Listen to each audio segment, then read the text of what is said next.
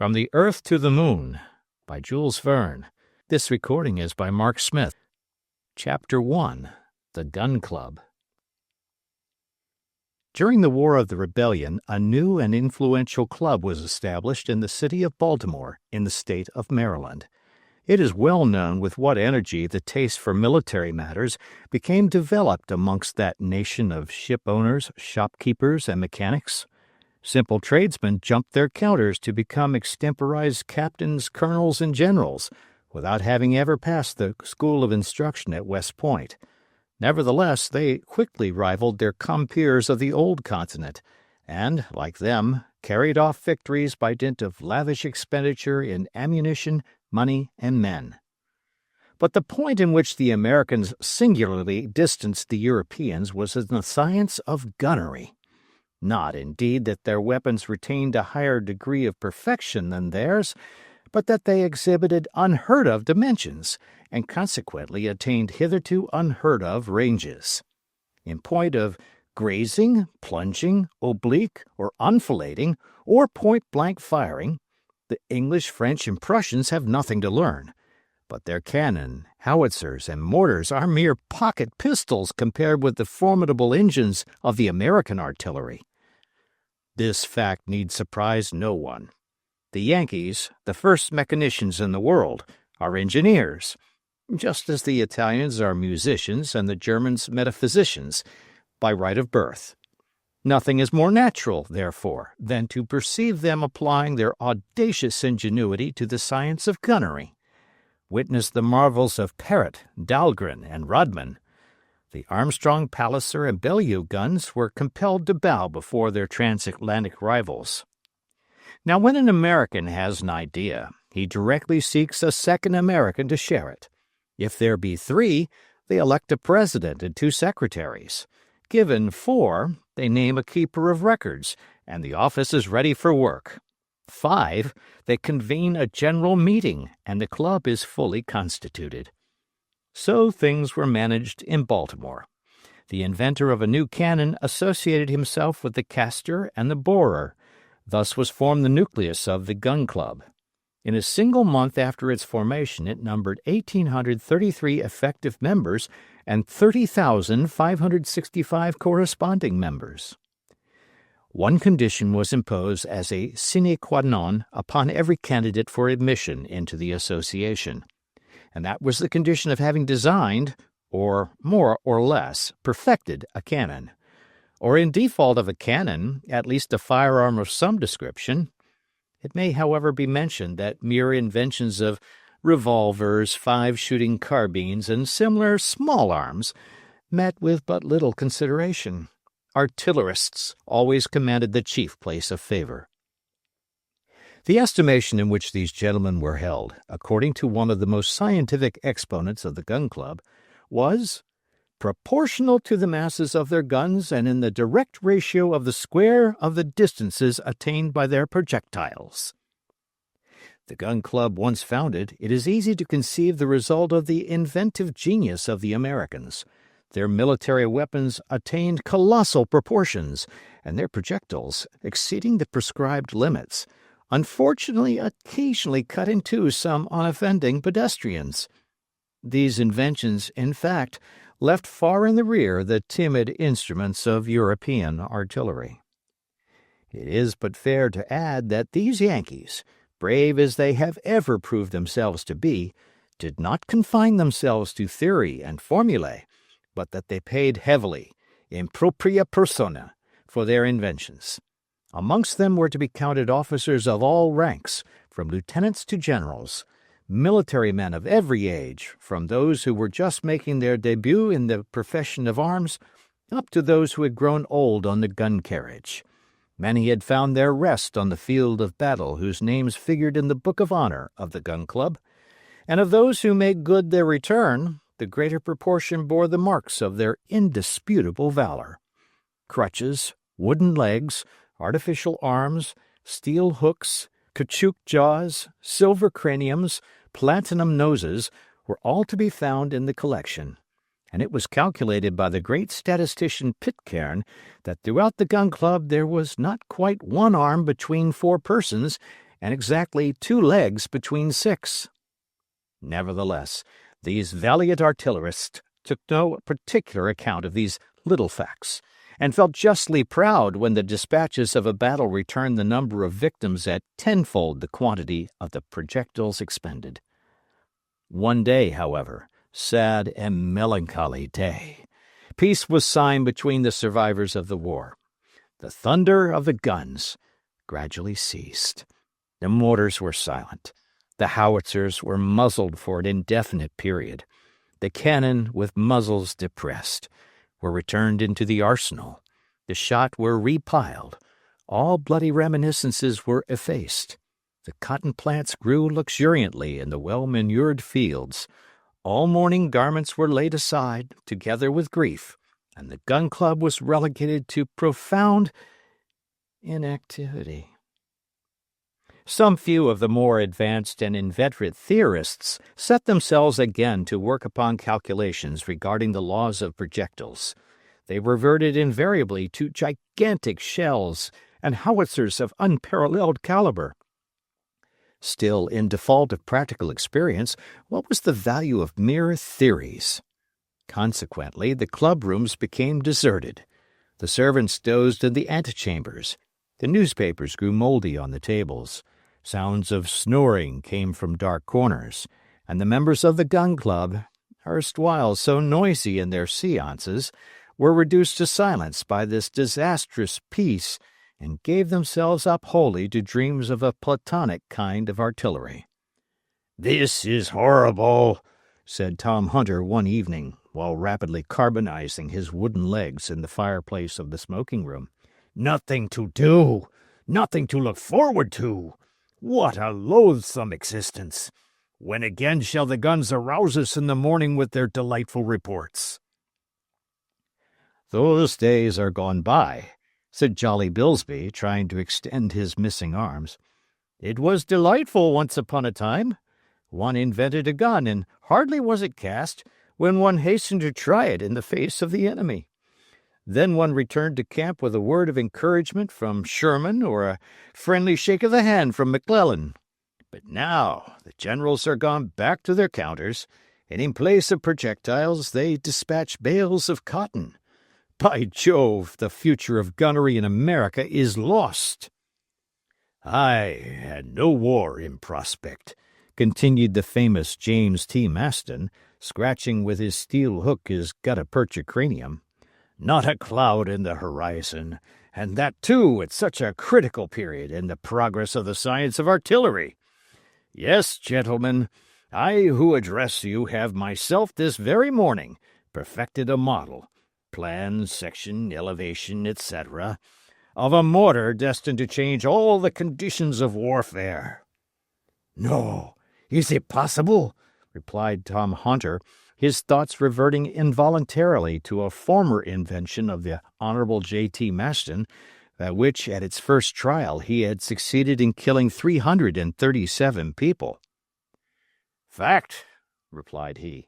"Still, what is the use of so many studies worked out, so many difficulties vanquished? It's mere waste of time. The New World seems to have made up its mind to live in peace, and our bellicose Tribune predicts some approaching catastrophes arising out of this scandalous increase of population." "Nevertheless," replied Colonel Blomsberry, "they're always struggling in Europe to maintain the principles of nationalities." "Well?" "Well, there might be some field for enterprise down there, and if they would accept our services—" "What are you dreaming of?" screamed Bilsby. "Work a gunnery for the benefit of foreigners." "That would be better than doing nothing here," returned the colonel. "Quite so," said J.T. Maston, "but still we need not dream of that expedient." "And why not?" demanded the colonel. "Because their ideas of progress in the Old World are contrary to our American habits of thought. Those fellows believe that one can't become a general without having served first as an ensign, which is as much as to say that one can't point a gun without having first cast it oneself." "Ridiculous!" replied Tom Hunter, whittling with his bowie knife the arms of his easy-chair. "But if that be the case there, all that is left for us is to plant tobacco and distill whale oil." "What?" roared J.T. Maston. "Shall we not employ these remaining years of our life in perfecting firearms? Shall there never be a fresh opportunity of trying the ranges of projectiles? Shall the air never again be lighted with the glare of our guns? No international difficulty ever arise to enable us to declare war against some transatlantic power? Shall not the French sink one of our steamers? Or the English, in defiance of the rights of nations, hang a few of our countrymen?" "No such luck," replied Colonel Blomsberry. "Nothing of the kind is likely to happen, and even if it did, we should not profit by it.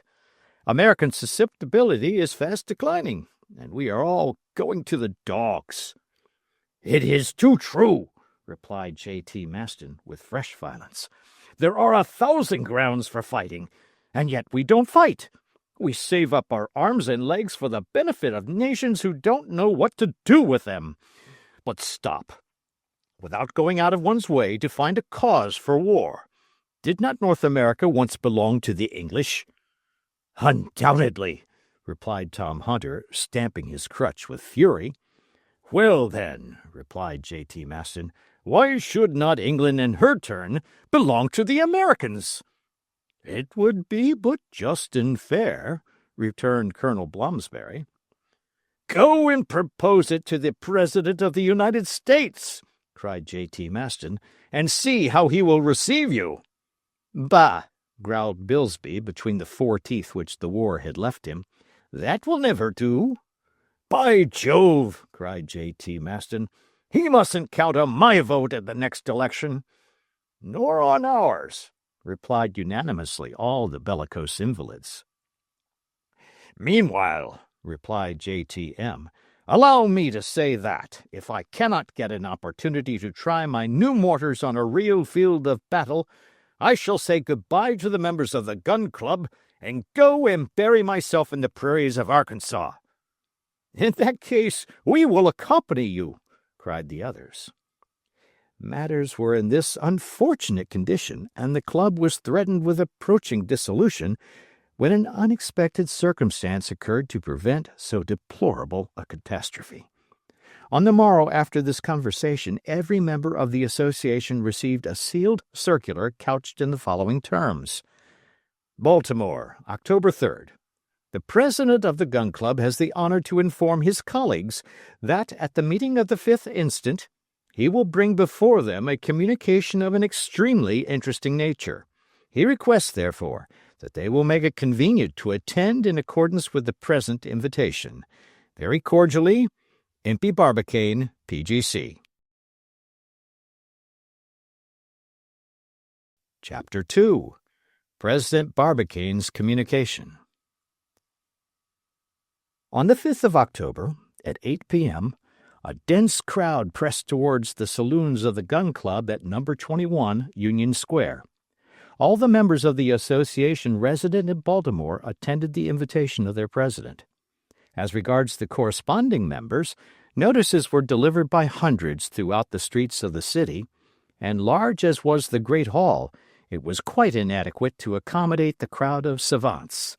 They overflowed into the adjoining rooms, down the narrow passages, into the outer courtyards. There they ran against the vulgar herd who pressed up to the doors, each struggling to reach the front ranks, all eager to learn the nature of the important communication of President Barbicane, all pushing, squeezing, crushing with that perfect freedom of action which is peculiar to the masses when educated in ideas of self-government. On that evening a stranger who might have chanced to be in Baltimore could not have gained admission for love or money into the great hall. That was reserved exclusively for resident or corresponding members. No one else could possibly have obtained a place, and the city magnates, municipal councilors, and selectmen were compelled to mingle with the mere townspeople in order to catch stray bits of news from the interior. Nevertheless, the vast hall presented a curious spectacle. Its immense area was singularly adapted to the purpose. Lofty pillars formed of cannon, superposed upon huge mortars as a base, supported the fine ironwork of the arches, a perfect piece of cast-iron lacework. Trophies of blunderbusses, matchlocks, arquebuses, carbines, all kinds of firearms, ancient and modern, were picturesquely interlaced against the walls. The gas lit up in full glare myriads of revolvers grouped in the form of lustres, while groups of pistols and candelabra formed of muskets bound together completed this magnificent display of brilliance. Models of cannon, bronze castings, sights covered with dents, plates battered by the shots of the gun club, assortments of rammers and sponges, chaplets of shells, wreaths of projectiles, garlands of howitzers, in short, all the apparatus of the artillerist, enchanted the eye by this wonderful arrangement and induced a kind of belief that their real purpose was ornamental rather than deadly. At the further end of the saloon the president, assisted by 4 secretaries, occupied a large platform. His chair, supported by a carved gun carriage, was modeled upon the ponderous proportions of a 32-inch mortar. It was pointed at an angle of 90 degrees, and suspended upon trunnions, so that the president could balance himself upon it as upon a rocking chair, a very agreeable fact in the very hot weather. Upon the table, a huge iron plate supported upon 6 carronades, stood an inkstand of exquisite elegance, made of a beautifully chased Spanish piece, and a sonnet, which, when required, could give forth a report equal to that of a revolver. During violent debates, this novel kind of bell scarcely sufficed to drown the clamor of these excitable artillerists. In front of the table, benches arranged in zigzag form, like the circumvallations of a retrenchment, formed a succession of bastions and curtains set apart for the use of the members of the club. And on this especial evening, one might say, all the world was on the ramparts. The president was sufficiently well known, however, for all to be assured that he would not put his colleagues to discomfort without some very strong motive. Impey Barbicane was a man of 40 years of age, calm, cold, austere, of a singularly serious and self-contained demeanor, punctual as a chronometer, of imperturbable temper and immovable character, by no means chivalrous, yet adventurous withal, and always bringing practical ideas to bear upon the very rashest enterprises. An essentially New Englander, a northern colonist, a descendant of the old anti-Stuart Roundheads, and the implacable enemy of the gentlemen of the South, those ancient cavaliers of the mother country. In a word, he was a Yankee to the backbone. Barbicane had made a large fortune as a timber merchant. Being nominated director of artillery during the war, he proved himself fertile in invention. Bold in his conceptions, he contributed powerfully to the progress of that arm and gave an immense impetus to experimental researches. He was a personage of the middle height, having, by a rare exception in the gun club, all his limbs complete. His strongly marked features seemed drawn by square and rule, and if it be true that, in order to judge of a man's character, one must look at his profile, Barbicane, so examined, exhibited the most certain indications of energy, audacity, and sang-froid. At this moment he was sitting in his armchair, silent, absorbed, lost in reflection, sheltered under his high-crowned hat, a kind of black silk cylinder which always seemed firmly screwed upon the head of an American. Just when the deep-toned clock in the great hall struck 8, Barbicane, as if he had been set in motion by a spring, raised himself up. A profound silence ensued, and the speaker, in his somewhat emphatic tone of voice, commenced as follows. My brave colleagues, too long already a paralyzing peace has plunged the members of the Gun Club in deplorable inactivity.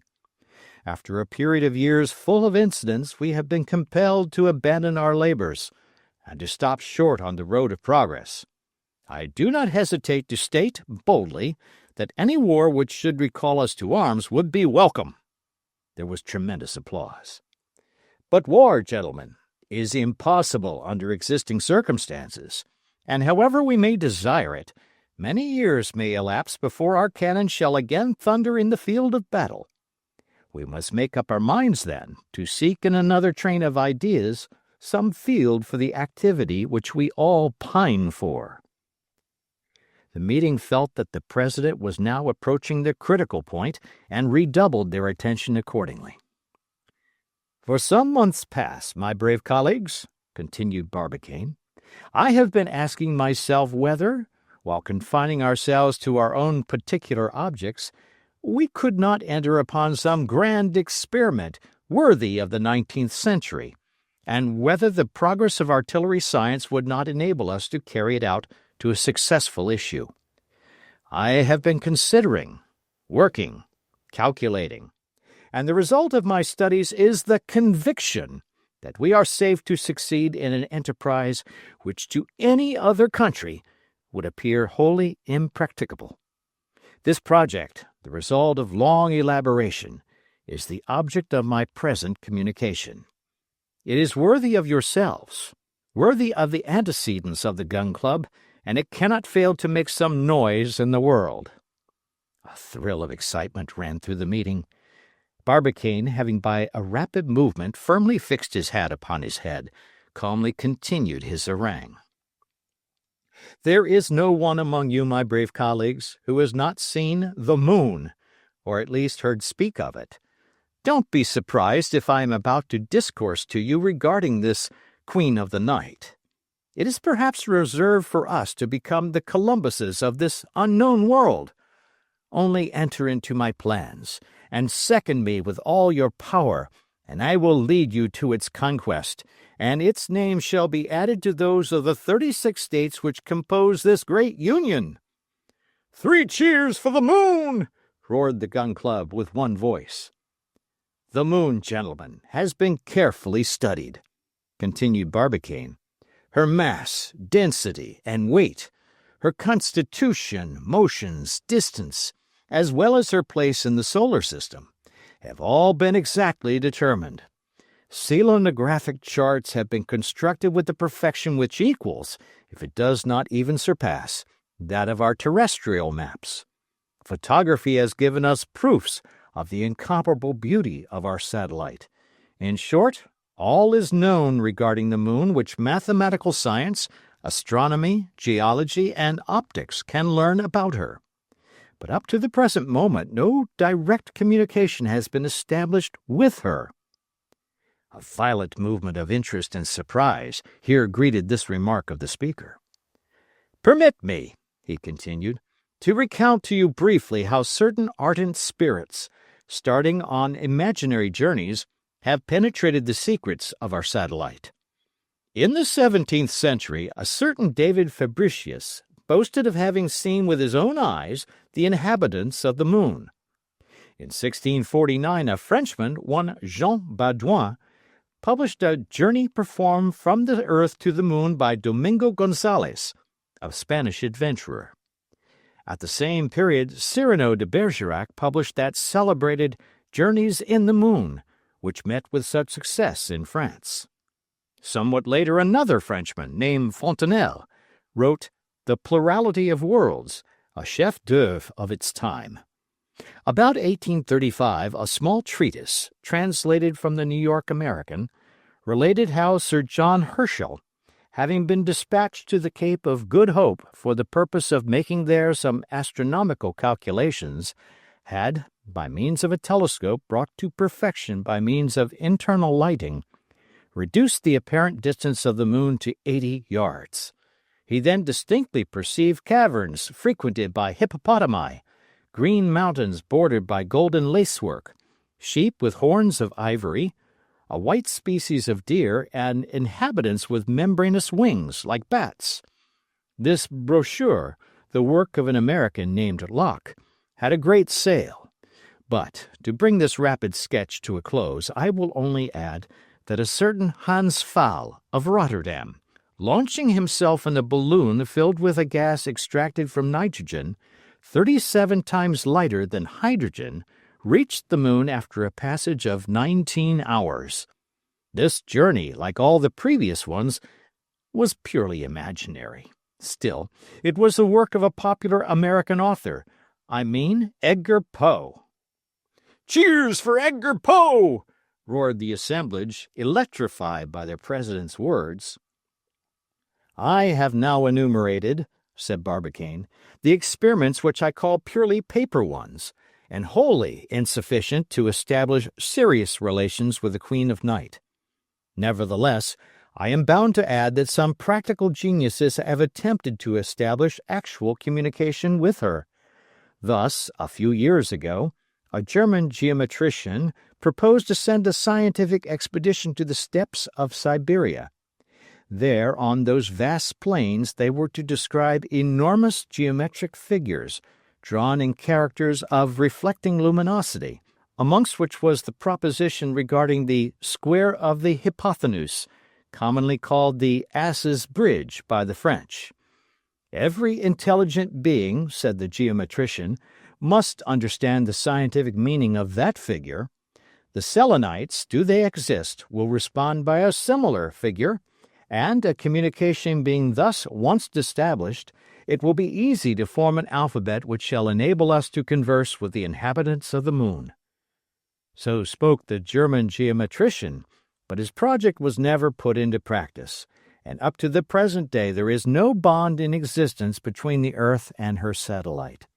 It is reserved for the practical genius of Americans to establish a communication with the sidereal world.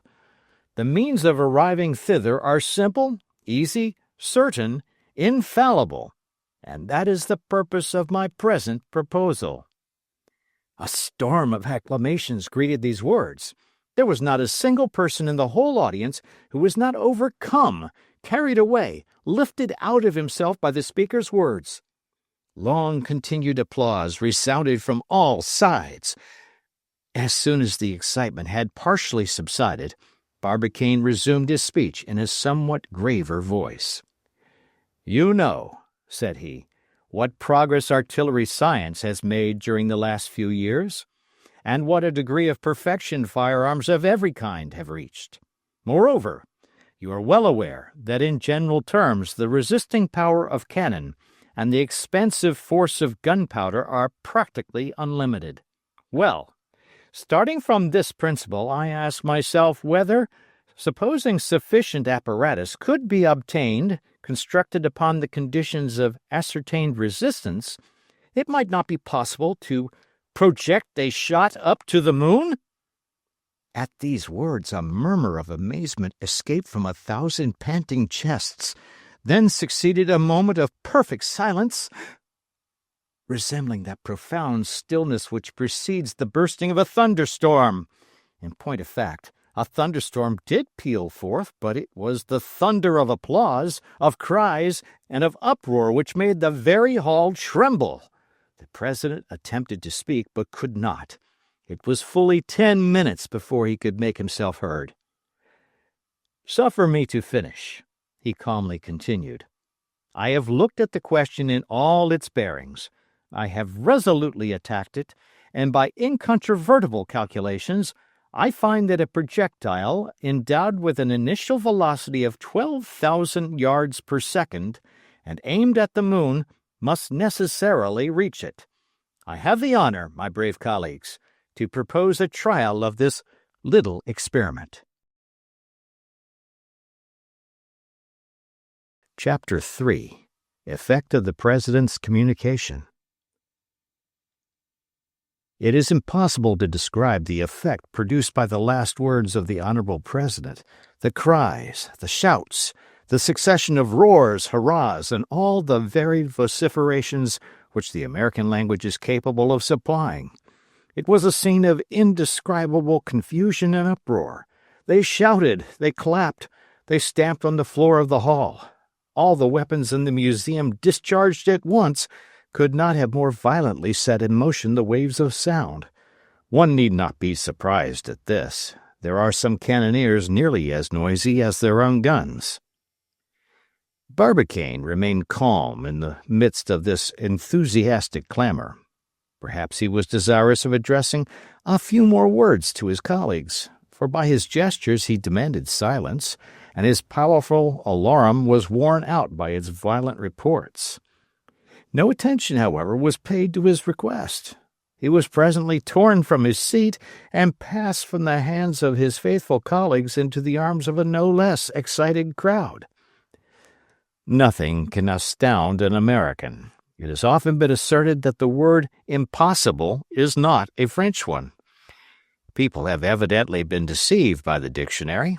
In America, all is easy, all is simple, and as for mechanical difficulties, they are overcome before they arise. Between Barbicane's proposition and its realization, no true Yankee would have allowed even the semblance of a difficulty to be possible. A thing with them is no sooner said than done. The triumphal progress of the President continued throughout the evening. It was a regular torchlight procession. Irish, Germans, French, Scotch, all the heterogeneous units which make up the population of Maryland, shouted in their respective vernaculars, and the vivas, hurrahs, and bravos were intermingled in an inexpressible enthusiasm. Just at this crisis, as though she comprehended all this agitation regarding herself, the moon shone forth with serene splendor, eclipsing by her intense illumination all the surrounding lights. The Yankees all turned their gaze towards her resplendent orb, kissed their hands, called her by all kinds of endearing names. Between 8 o'clock and midnight, one optician in Jones Falls Street made his fortune by the sale of opera glasses. Midnight arrived, and the enthusiasm showed no signs of diminution. It spread equally among all classes of citizens, men of science, shopkeepers, merchants, porters, chairmen, as well as greenhorns, were stirred in their innermost fibers. A national enterprise was at stake. The whole city, high and low, the quays bordering the Patapsco, the ships lying in the basins, disgorged a crowd drunk with joy, gin, and whiskey.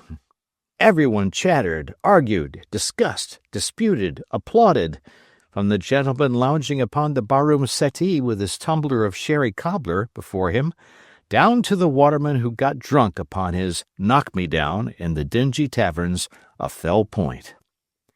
About 2 a.m., however, the excitement began to subside. President Barbicane reached his house, bruised, crushed, and squeezed almost to a mummy. A Hercules could not have resisted a similar outbreak of enthusiasm. The crowd gradually deserted the squares and streets. The 4 railways from Philadelphia and Washington, Harrisburg and Wheeling, which converge at Baltimore, whirled away the heterogeneous population to the 4 corners of the United States, and the city subsided into comparative tranquility. On the following day, thanks to the telegraphic wires, 500 newspapers and journals, daily, weekly, monthly, or bi-monthly, all took up the question. They examined it under all its different aspects, physical, meteorological, economical, or moral, up to its bearings on politics or civilization. They debated whether the moon was a finished world, or whether it was destined to undergo any further transformation. Did it resemble the earth at the period when the latter was destitute as yet of an atmosphere? What kind of spectacle would its hidden hemisphere present to our terrestrial spheroid? Granting that the question at present was simply that of sending a projectile up to the moon, everyone must see that that involved the commencement of a series of experiments. All must hope that some day America would penetrate the deepest secrets of that mysterious orb, and some even seem to fear lest its conquest should not sensibly derange the equilibrium of Europe. The project once under discussion, not a single paragraph suggested a doubt of its realization. All the papers, pamphlets, reports, all the journals published by the scientific, literary, and religious societies enlarged upon its advantages, and the Society of Natural History of Boston, the Society of Science and Art of Albany, the Geographical and Statistical Society of New York, the Philosophical Society of Philadelphia, and the Smithsonian of Washington sent innumerable letters of congratulations to the Gun Club, together with offers of immediate assistance and money. From that day forward, Impey Barbicane became one of the greatest citizens of the United States, a kind of Washington of science. A single trait of feeling, taken from many others, will serve to show the point which this homage of a whole people to a single individual attained. Some few days after this memorable meeting of the Gun Club, the manager of an English company announced, at the Baltimore Theatre, the production of Much Ado About Nothing. But the populace, seeing in that title an allusion damaging to Barbicane's project, broke into the auditorium, smashed the benches, and compelled the unlucky director to alter his playbill. Being a sensible man, he bowed to the public will and replaced the offending comedy by As You Like It, and for many weeks he realized fabulous profits. Chapter 4. Reply from the Observatory of Cambridge. Barbicane, however, lost not one moment amidst all the enthusiasm of which he had become the object. His first care was to reassemble his colleagues in the boardroom of the Gun Club. There, after some discussion, it was agreed to consult the astronomers regarding the astronomical part of the enterprise. Their reply once ascertained, they could then discuss the mechanical means, and nothing should be wanting to ensure the success of this great experiment. A note couched in precise terms, containing special interrogatories, was then drawn up and addressed to the Observatory of Cambridge in Massachusetts. This city, where the first university of the United States was founded, is justly celebrated for its astronomical staff. There are to be found assembled all the most eminent men of science. Here is to be seen at work that powerful telescope which enabled Bond to resolve the nebula of Andromeda, and Clark to discover the satellite of Sirius. This celebrated institution fully justified on all points the confidence reposed in it by the Gun Club. So after 2 days, the reply so impatiently awaited was placed in the hands of President Barbicane. It was couched in the following terms. The Director of the Cambridge Observatory to the President of the Gun Club at Baltimore. From Cambridge, October 7. On the receipt of your favor of the 6th instant, addressed to the Observatory of Cambridge in the name of the members of the Baltimore Gun Club, our staff was immediately called together, and it was judged expedient to reply as follows. The questions which have been proposed to it are these. 1. Is it possible to transmit a projectile up to the moon? 2. What is the exact distance which separates the Earth from its satellite? 3. What will be the period of transit of the projectile when endowed with sufficient initial velocity? And consequently, at what moment ought it to be discharged in order that it may touch the moon at a particular point? 4. At what precise moment will the moon present herself in the most favorable position to be reached by the projectile? 5. What point in the heavens ought the cannon to be aimed at which is intended to discharge the projectile? 6. What place will the moon occupy in the heavens at the moment of the projectile's departure? Regarding the first question, is it possible to transmit a projectile up to the moon? Answer. Yes, provided it possess an initial velocity of 1,200 yards per second. Calculations prove that to be sufficient. In proportion as we recede from the earth, the action of gravitation diminishes in the inverse ratio of the square of the distance. That is to say, at 3 times a given distance the action is 9 times less. Consequently, the weight of a shot will decrease and will become reduced to 0 at the instant that the attraction of the moon exactly counterpoises that of the earth. That is to say, at 47 50-seconds of its passage. At that instant the projectile will have no weight whatever, and if it passes that point, it will fall into the moon by the sole effect of the lunar attraction.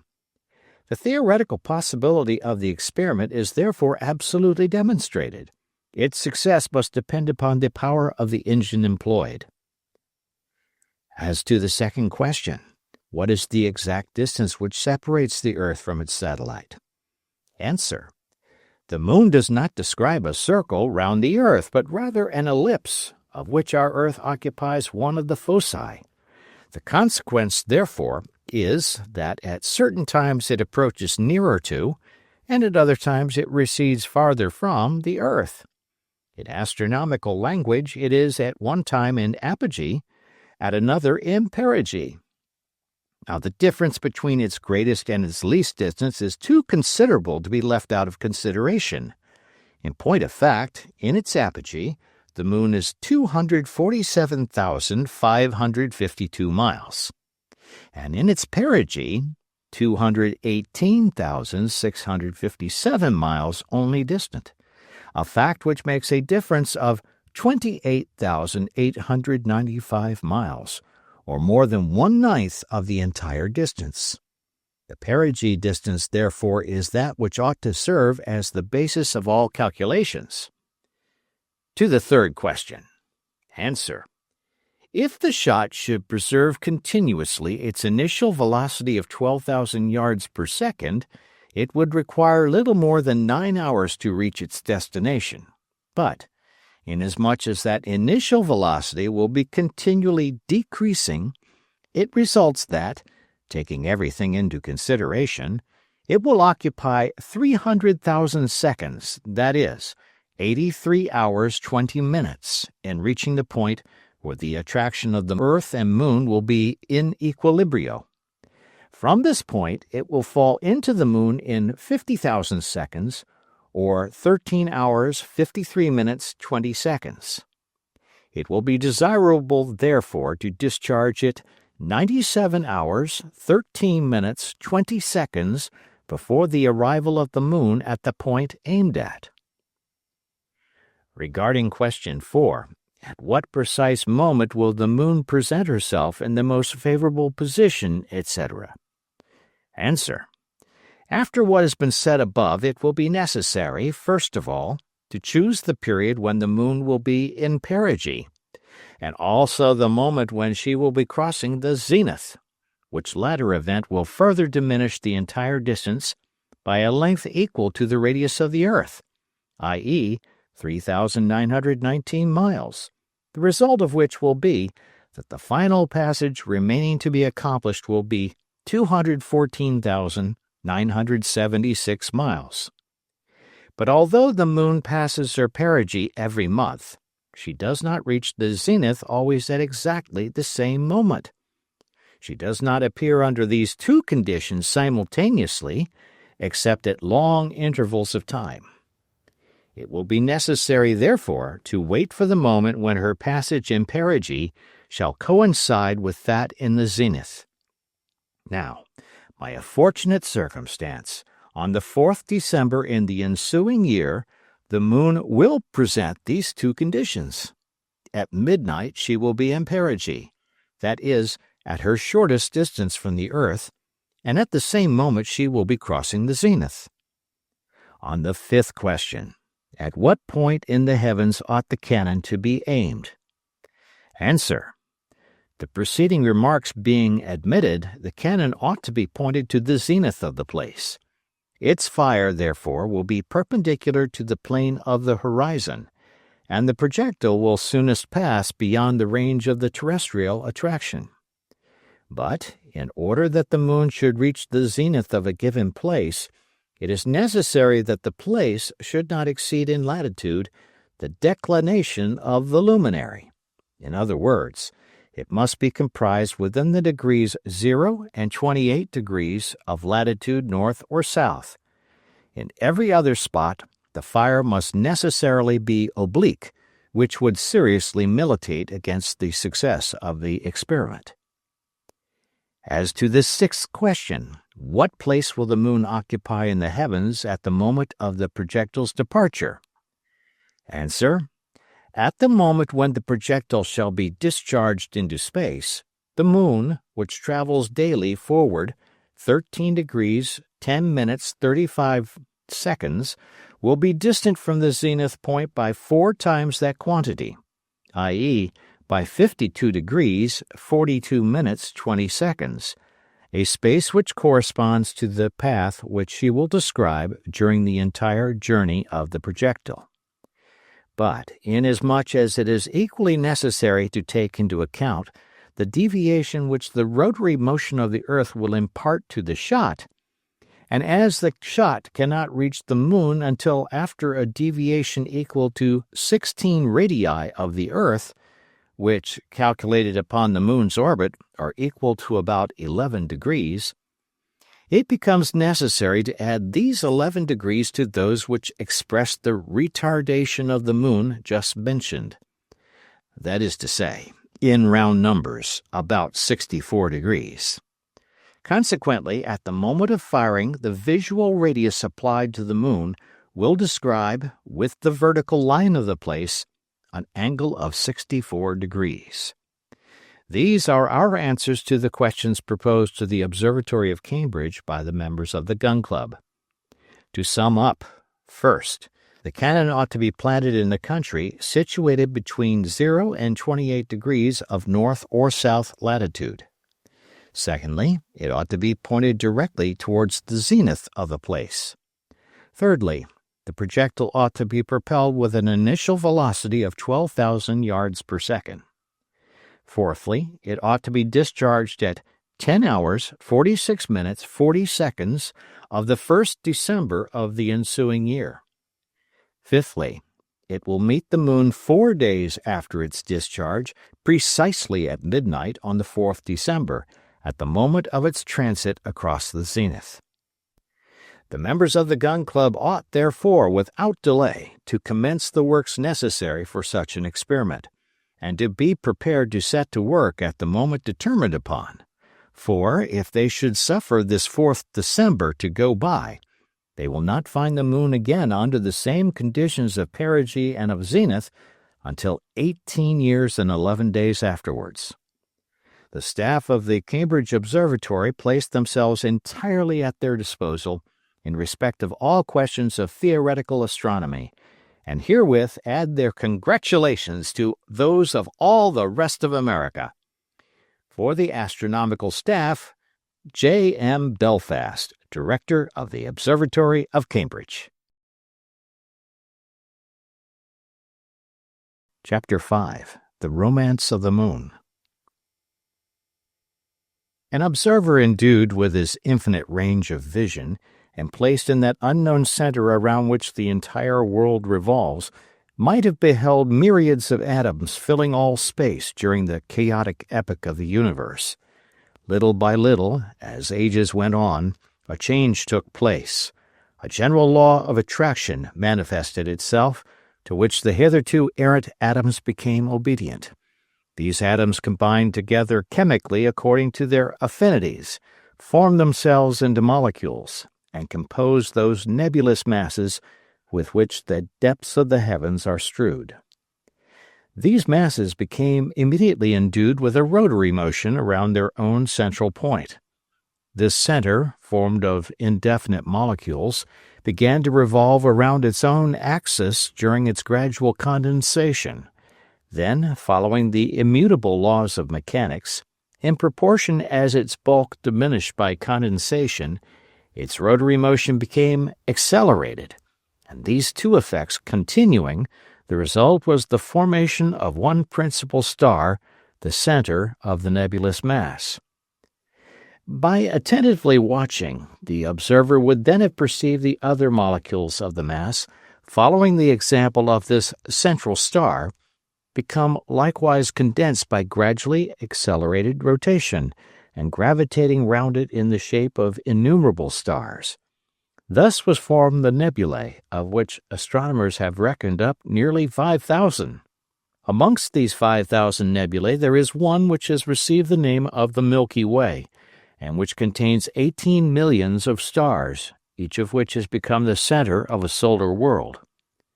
If the observer had then specially directed his attention to one of the more humble and less brilliant of these stellar bodies, a star of the fourth class, that which is arrogantly called the sun, all the phenomena to which the formation of the universe is to be ascribed would have been successfully fulfilled before his eyes. In fact, he would have perceived this sun as yet in the gaseous state and composed of moving molecules, revolving round its axis in order to accomplish its work of concentration. This motion, faithful to the laws of mechanics, would have been accelerated with the diminution of its volume, and a moment would have arrived when the centrifugal force would have overpowered the centripetal, which causes the molecules all to tend towards the center. Another phenomenon would now have passed before the observer's eye, and the molecules situated on the plane of the equator escaping, like a stone from a sling of which the cord had suddenly snapped, would have formed around the sun sundry concentric rings resembling that of Saturn. In their turn again, these rings of cosmical matter, excited by a rotary motion round the central mass, would have been broken up and decomposed into secondary nebulosities, that is to say, into planets. Similarly, he would have observed these planets throw off one or more rings each, which became the origin of the secondary bodies which we call satellites. Thus, then, advancing from atom to molecule, from molecule to nebulous mass, from that to a principal star, from star to sun, from sun to planet, and hence to satellite, we have the whole series of transformations undergone by the heavenly bodies during the first days of the world. Now, of those attendant bodies which the sun maintains in their elliptical orbits by the great law of gravitation, some few in their turn possess satellites. Uranus has 8, Saturn 8, Jupiter 4, Neptune possibly 3, and the Earth 1. This last, one of the least important of the entire solar system, we call the Moon, and it is she whom the daring genius of the Americans professed their intention of conquering. The Moon, by her comparative proximity and the constantly varying appearances produced by her several phases, has always occupied a considerable share of the attention of the inhabitants of the earth. From the time of Thales of Miletus in the 5th century B.C. down to that of Copernicus in the 15th and Tycho Brahe in the 16th century A.D., observations have been from time to time carried on with more or less correctness, until in the present day the altitudes of the lunar mountains have been determined with exactitude. Galileo explained the phenomena of the lunar light produced during certain of her phases by the existence of mountains, to which he assigned a mean altitude of 27,000 feet. After him, Hevelius, an astronomer of Danzig, reduced the highest elevations to 15,000 feet, but the calculations of Riccioli brought them up again to 21,000 feet. At the close of the 18th century, Herschel, armed with a powerful telescope, considerably reduced the preceding measurements. He assigned a height of 11,400 feet to the maximum elevations, and reduced the mean of the different altitudes to little more than 2,400 feet. But Herschel's calculations were in their turn corrected by the observations of Halley, Naismith, Bianchini, Grithuysen, and others, but it was reserved for the labors of Bohr and of Mädler finally to solve the question.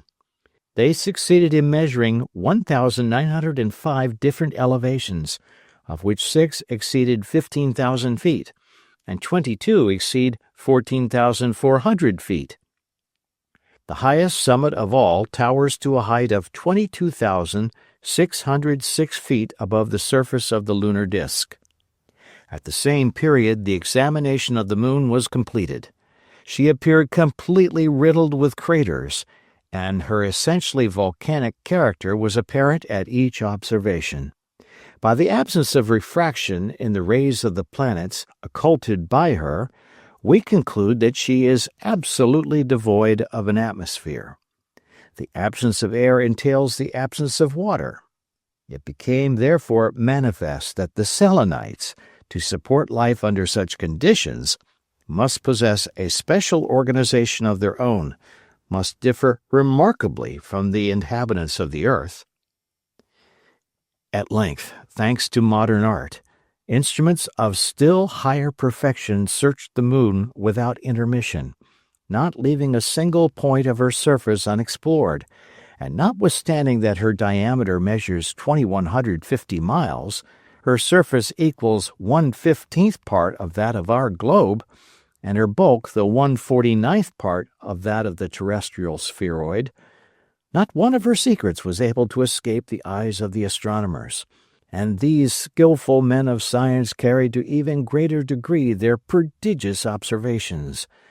Thus they remarked that, during full moon, the disk appeared scored in certain parts with white lines, and, during the phases, with black. On prosecuting the study of these with still greater precision, they succeeded in obtaining an exact account of the nature of these lines. They were long and narrow furrows sunk between parallel ridges, bordering generally upon the edges of the craters. Their length varied between 10 and 100 miles, and their width was about 1,600 yards. Astronomers called them chasms, but they could not get any farther. Whether these chasms were the dried-up beds of ancient rivers or not, they were unable thoroughly to ascertain. The Americans, amongst others, hoped one day or other to determine this geological question. They also undertook to examine the true nature of that system of parallel ramparts discovered on the moon's surface by Grithson, a learned professor of Munich, who considered them to be a system of fortifications thrown up by the Selenitic engineers. These 2 points, yet obscure, as well as others, no doubt, could not be definitively settled except by direct communication with the moon. Regarding the degree of intensity of its light, there was nothing more to learn on this point. It was known that it is 300,000 times weaker than that of the sun, and that its heat has no appreciable effect upon the thermometer. As to the phenomenon known as the ashy light, it is explained naturally by the effect of the transmission of the solar rays from the earth to the moon, which give the appearance of completeness to the lunar disk, while it presents itself under the crescent form during its first and last phases. Such was the state of knowledge acquired regarding the earth's satellite, which the Gun Club undertook to perfect in all its aspects, cosmographic, geological, political, and moral. Chapter 6. The Permissive Limits of Ignorance and Belief in the United States. The immediate result of Barbicane's proposition was to place upon the orders of the day all the astronomical facts relative to the Queen of Night. Everybody set to work to study assiduously. One would have thought that the moon had just appeared for the first time, and that no one had ever before caught a glimpse of her in the heavens. The papers revived all the old anecdotes in which the son of the wolves played a part. They recalled the influences which the ignorance of past ages ascribed to her. In short, all America was seized with selenomania, or had become moon-mad. The scientific journals, for their part, dealt more especially with the questions which touched upon the enterprise of the Gun Club. The letter of the Observatory of Cambridge was published by them, and commented upon with unreserved approval. Until that time most people had been ignorant of the mode in which the distance which separates the moon from the earth is calculated. They took advantage of this fact to explain to them that this distance was obtained by measuring the parallax of the moon. The term parallax proving caviar to the general, they further explained that it meant the angle formed by the inclination of two straight lines drawn from either extremity of the earth's radius to the moon. On doubts being expressed as to the correctness of this method, they immediately proved that not only was the mean distance 234,347 miles, but that astronomers could not possibly be in error in their estimate by more than 70 miles either way. To those who were not familiar with the motions of the moon, they demonstrated that she possesses two distinct motions, the first being that of rotation upon her axis, the second that of revolution round the earth, accomplishing both together in an equal period of time, that is to say, in 27 1/3 days. The motion of rotation is that which produces day and night on the surface of the moon, save that there is only 1 day and 1 night in the lunar month, each lasting 354 1/3 hours. But happily for her, the face turned towards the terrestrial globe is illuminated by it with an intensity equal to the light of 14 moons. As to the other face, always invisible to us, it has of necessity 354 hours of absolute night, tempered only by that pale glimmer which falls upon it from the stars.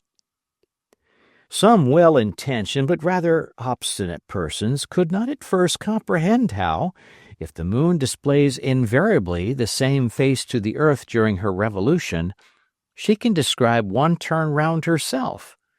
To such they answered, "Go into your dining room, and walk round the table in such a way as always to keep your face turned towards the center.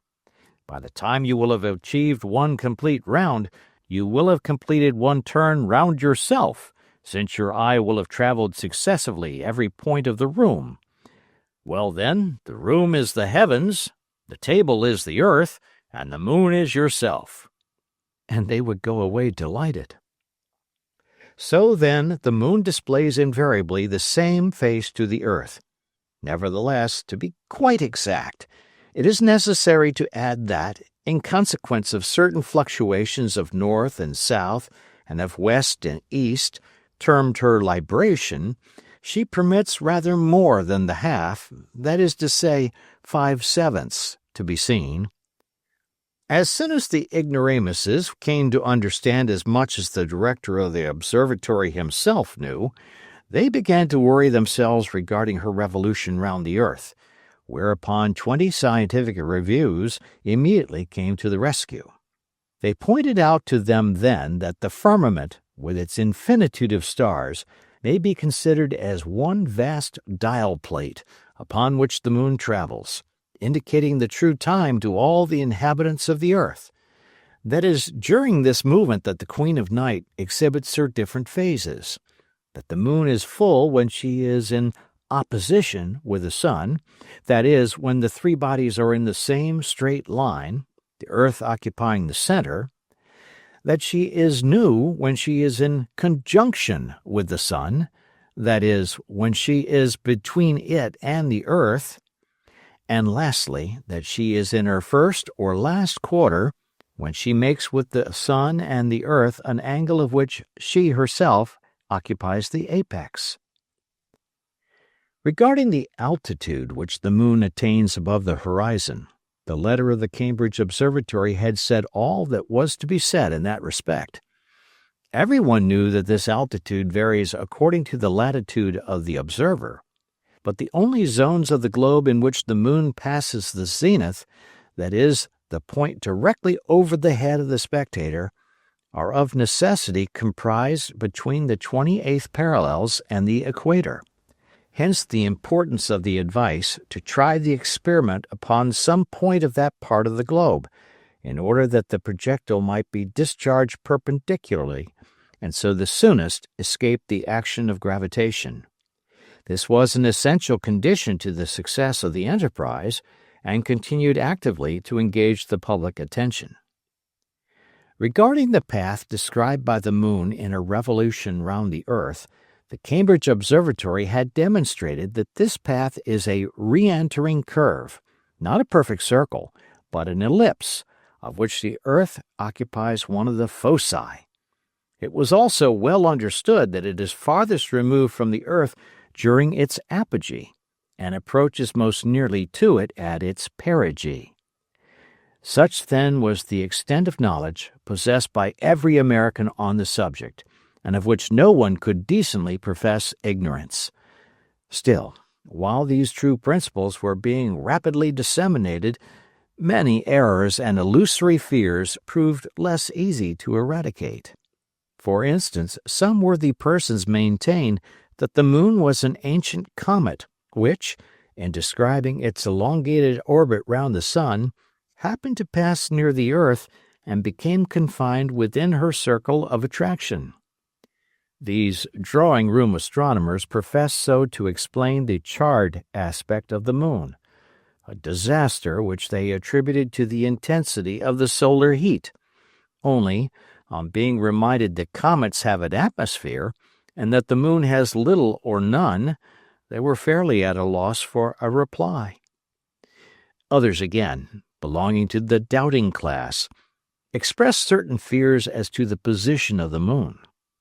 They had heard it said that, according to observations made in the time of the caliphs, her revolution had become accelerated in a certain degree. Hence they concluded, logically enough, that an acceleration of motion ought to be accompanied by a corresponding diminution in the distance separating the two bodies, and that, supposing the double effect to be continued to infinity, the moon would end by one day falling into the earth. However, they became reassured as to the fate of future generations on being apprised that, according to the calculations of Laplace, this acceleration of motion is confined within very restricted limits, and that a proportional diminution of speed will be certain to succeed it. So then the stability of the solar system would not be deranged in ages to come. There remains but the third class, the superstitious. These worthies were not content merely to rest in ignorance. They must know all about things which had no existence whatever. And as to the moon, they had long known all about her. One set regarded her disk as a polished mirror, by means of which people could see each other from different points of the earth and interchange their thoughts. Another set pretended that out of 1,000 new moons that had been observed, 950 had been attended with remarkable disturbances, such as cataclysms, revolutions, earthquakes, the deluge, etc. Then they believed in some mysterious influence exercised by her over human destinies, that every Selenite was attached to some inhabitant of the earth by a tie of sympathy. They maintain that the entire vital system is subject to her control, etc., etc. But in time the majority renounced these vulgar errors and espoused the true side of the question. As for the Yankees, they had no other ambition than to take possession of this new continent of the sky and to plant upon the summit of its highest elevation the star-spangled banner of the United States of America. Chapter 7. The Hymn of the Cannonball. The Observatory of Cambridge in its memorable letter had treated the question from a purely astronomical point of view. The mechanical part still remained. President Barbicane had, without loss of time, nominated a working committee of the Gun Club. The duty of this committee was to resolve the three grand questions of the cannon, the projectile, and the powder. It was composed of 4 members of great technical knowledge: Barbicane, with a casting vote in case of equality, General Morgan, Major Elphinstone, and J.T. Maston, to whom were confided the functions of a secretary. On the 8th of October the committee met at the house of President Barbicane, 3 Republican Street. The meeting was opened by the President himself. "Gentlemen," said he, "we have to resolve one of the most important problems in the whole of the noble science of gunnery. It might appear, perhaps, the most logical course to devote our first meeting to the discussion of the engine to be employed. Nevertheless, after mature consideration, it has appeared to me that the question of the projectile must take precedence of that of the cannon, and that the dimensions of the latter must necessarily depend upon those of the former." "Suffer me to say a word," here broke in J.T. Maston, permission having been granted. "Gentlemen," said he with an inspired accent, "our president is right in placing the question of the projectile above all others. The ball we are about to discharge at the moon is our ambassador to her, and I wish to consider it from a moral point of view. The cannonball, gentlemen, to my mind, is the most magnificent manifestation of human power. If Providence has created the stars and the planets, man has called the cannonball into existence. Let Providence claim the swiftness of electricity and of light, of the stars, the comets, and the planets, of wind and sound. We claim to have invented the swiftness of the cannonball, 100 times superior to that of the swiftest horses or railway train. How glorious will be the moment when, infinitely exceeding all hitherto attained velocities, we shall launch our new projectile with the rapidity of 7 miles a second! Shall it not, gentlemen, shall it not be received up there with the honors due to a terrestrial ambassador?"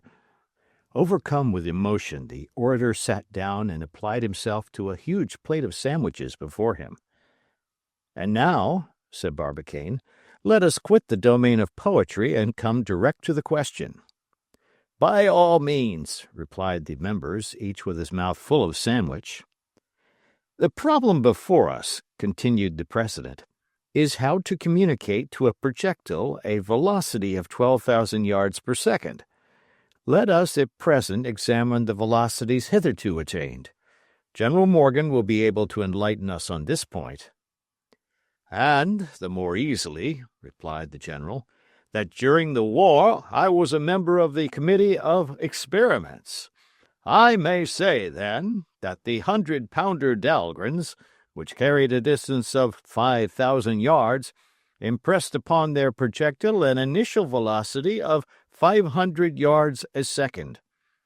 The Rodman Columbiad threw a shot weighing half a ton, a distance of 6 miles, with a velocity of 800 yards per second, a result which Armstrong and Palliser have never obtained in England." "This," replied Barbicane, "is, I believe, the maximum velocity ever attained?" "It is so," replied the general. "Ah," groaned J.T. Maston, "if my mortar had not burst!" "Yes," quietly replied Barbicane, "but it did burst. We must take, then, for our starting point this velocity of 800 yards. We must increase it 20-fold.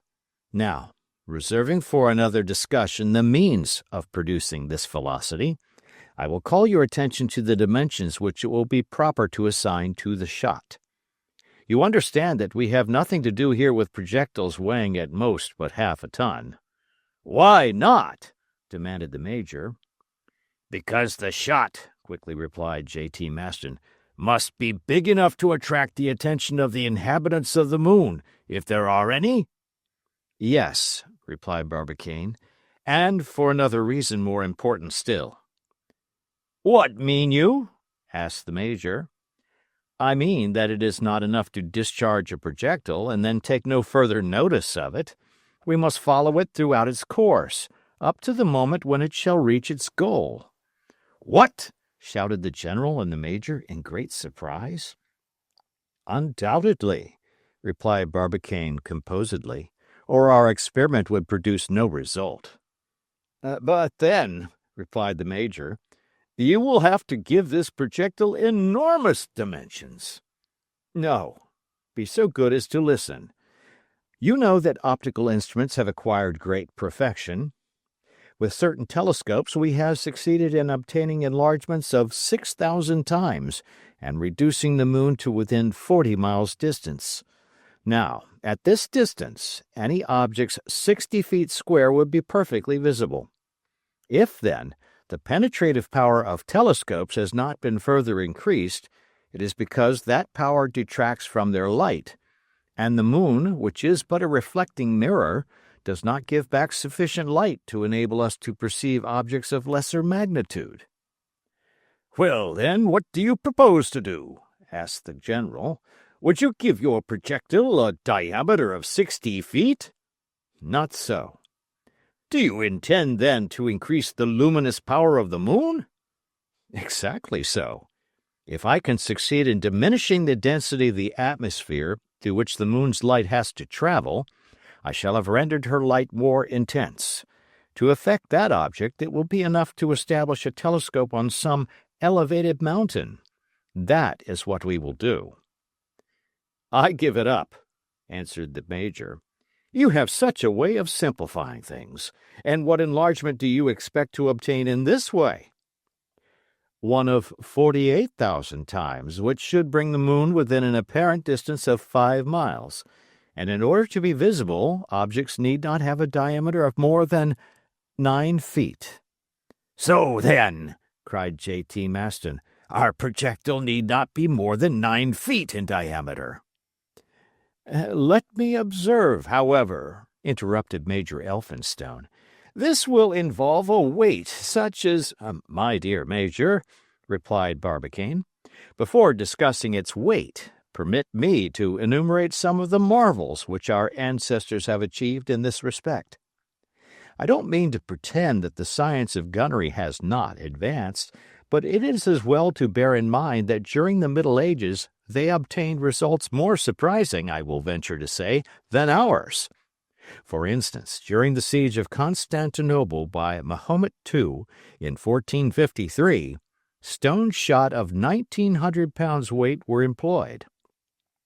At Malta, in the time of the Knights, there was a gun of the fortress of St. Elmo which threw a projectile weighing 2,500 pounds. And now, what is the extent of what we have seen ourselves? Armstrong guns discharging shot of 500 pounds, and the Rodman guns projectiles of half a ton. It seems, then, that if our projectiles have gained in range, they have lost far more in weight. Now, if we turn our efforts in that direction, we ought to arrive, with the progress of science, at 10 times the weight of the shot of Mahomet II and the Knights of Malta." "Clearly," replied the Major, "but what metal do you calculate upon employing?" "Simply cast iron," said General Morgan. "But," interrupted the Major, "since the weight of the shot is proportionate to its volume, an iron ball of 9 feet in diameter would be of tremendous weight." "Yes, if it were solid, not if it were hollow." "Hollow? Then it would be a shell?" "Yes, a shell," replied Barbicane. "Decidedly it must be. A solid shot of 108 inches should weigh more than 200,000 pounds, a weight evidently far too great. Still, as we must reserve a certain stability for our projectile, I propose to give it a weight of 20,000 pounds. "What, then, will be the thickness of the sides?" asked the Major. "If we follow the usual proportion," replied Morgan, "a diameter of 108 inches would require sides of 2 feet thickness, or less." "That would be too much," replied Barbicane, "for you will observe that the question is not that of a shot intended to pierce an iron plate. It will suffice, therefore, to give its sides strong enough to resist the pressure of the gas. The problem, therefore, is this: what thickness ought a cast-iron shell to have in order not to weigh more than 20,000 pounds? Our clever secretary will soon enlighten us upon this point." "Nothing easier," replied the worthy secretary of the committee, and rapidly tracing a few algebraical formulae upon paper, among which n square and x square frequently appeared, he presently said, "The sides will require a thickness of less than 2 inches." "Will that be enough?" asked the Major doubtfully. "Clearly not," replied the President. "What is to be done, then?" said Elphinstone with a puzzled air. Employ another metal instead of iron." "Copper?" said Morgan. "No, that would be too heavy. I have better than that to offer." "What then?" asked the Major. "Aluminium," replied Barbicane. "Aluminium!" cried his three colleagues in chorus.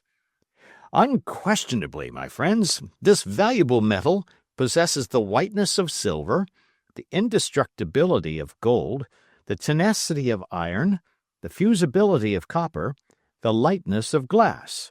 It is easily wrought. It is very widely distributed, forming the base of most of the rocks, is 3 times lighter than iron, and seems to have been created for the express purpose of furnishing us with the material for our projectile."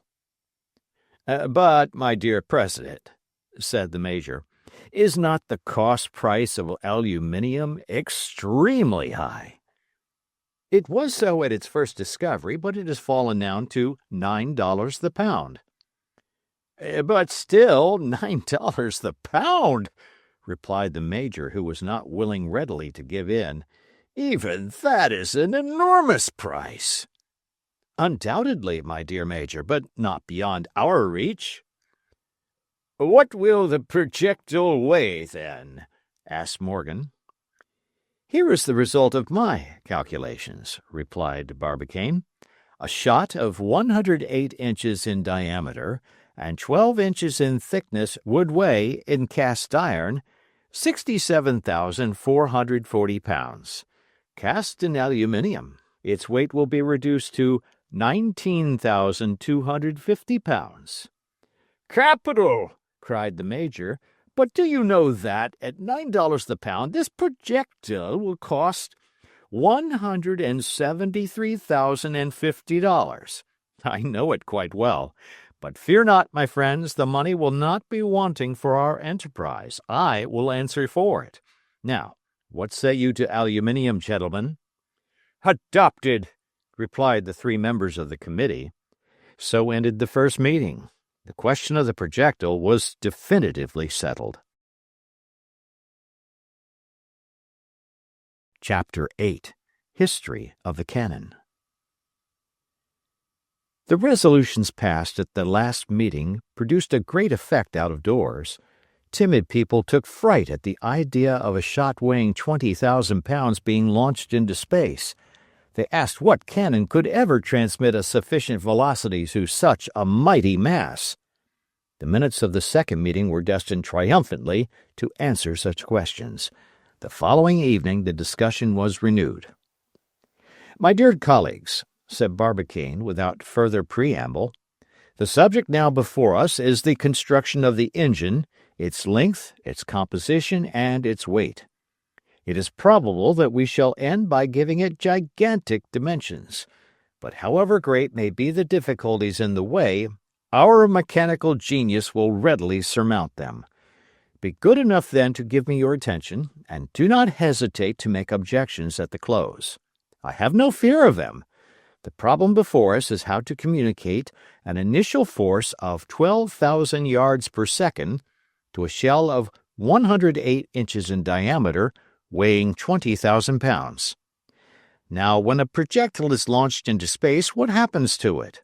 It is acted upon by 3 independent forces: the resistance of the air, the attraction of the earth, and the force of impulsion with which it is endowed.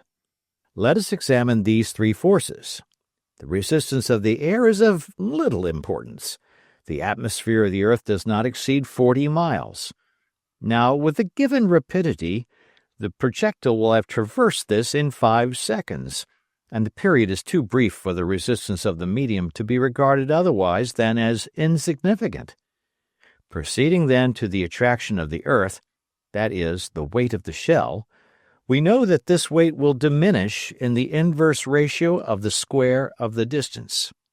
When a body left to itself falls to the surface of the earth, it falls 5 feet in the first second, and if the same body were removed 257,542 miles farther off, in other words, to the distance of the moon, its fall would be reduced to about half a line in the first second. That is almost equivalent to a state of perfect rest. Our business, then, is to overcome progressively this action of gravitation. The mode of accomplishing that is by the force of impulsion.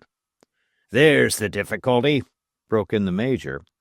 True, replied the President, but we will overcome that, for this force of impulsion will depend upon the length of the engine and the powder employed, the latter being limited only by the resisting power of the former. Our business, then, today, is with the dimensions of the cannon. Now, up to the present time, said Barbicane, our longest guns have not exceeded 25 feet in length. We shall therefore astonish the world by the dimensions we shall be obliged to adopt. It must evidently be, then, a gun of great range, since the length of the piece will increase the detention of the gas accumulated behind the projectile, but there is no advantage in passing certain limits. Quite so, said the Major. What is the rule in such a case? Ordinarily, the length of a gun is 20 to 25 times the diameter of the shot, and its weight 235 to 240 times that of the shot. That is not enough, cried J.T. Maston impetuously. I agree with you, my good friend, and in fact, following this proportion for a projectile 9 feet in diameter, weighing 30,000 pounds, the gun would only have a length of 225 feet and a weight of 7,200,000 pounds. Ridiculous, rejoined Maston. As well take a pistol.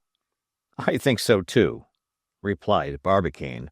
That is why I propose to quadruple that length and to construct a gun of 900 feet.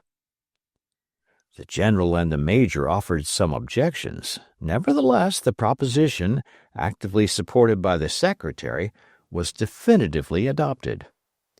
But, said Elphinstone, what thickness must we give it? A thickness of 6 feet, replied Barbicane. You surely don't think of mounting a mast like that upon a carriage? Asked the Major. It would be a superb idea, though, said Maston. But impracticable, replied Barbicane. No, I think of sinking this engine in the earth alone, binding it with hoops of wrought iron, and finally surrounding it with a thick mass of masonry of stone and cement. The piece once cast, it must be bored with great precision, so as to preclude any possible windage. So there will be no loss whatever of gas, and all the expansive force of the powder will be employed in the propulsion. One simple question, said Elphinstone. Is our gun to be rifled? No, certainly not, replied Barbicane. We require an enormous initial velocity, and you are well aware that a shot quits a rifled gun less rapidly than it does a smoothbore. True, rejoined the Major. The committee here adjourned for a few minutes to tea and sandwiches. On the discussion being renewed, "Gentlemen," said Barbicane, "we must now take into consideration the metal to be employed. Our cannon must be possessed of great tenacity, great hardness, be infusible by heat, indissoluble, and inoxidable by the corrosive action of acids." "There is no doubt about that," replied the Major, "and as we shall have to employ an enormous quantity of metal, we shall not be at a loss for choice." "Well, then," said Morgan, "I propose the best alloy hitherto known, which consists of 100 parts of copper, 12 of tin, and 6 of brass." "I admit," replied the President, "that this composition has yielded excellent results, but in the present case it would be too expensive and very difficult to work. I think, then, that we ought to adopt a material excellent in its way and of low price, such as cast iron. What is your advice, Major?" "I quite agree with you," replied Elphinstone. "In fact," continued Barbicane, "cast iron costs 10 times less than bronze. It is easy to cast. It runs readily from the molds of sand. It is easy of manipulation. It is at once economical of money and of time. In addition, it is excellent as a material, and I well remember that during the war, at the siege of Atlanta, some iron guns fired 1,000 rounds at intervals of 20 minutes without injury. Cast iron is very brittle, though, replied Morgan. Yes, but it possesses great resistance. I will now ask our worthy secretary to calculate the weight of a cast iron gun with a bore of 9 feet and a thickness of 6 feet of metal. In a moment, replied Maston.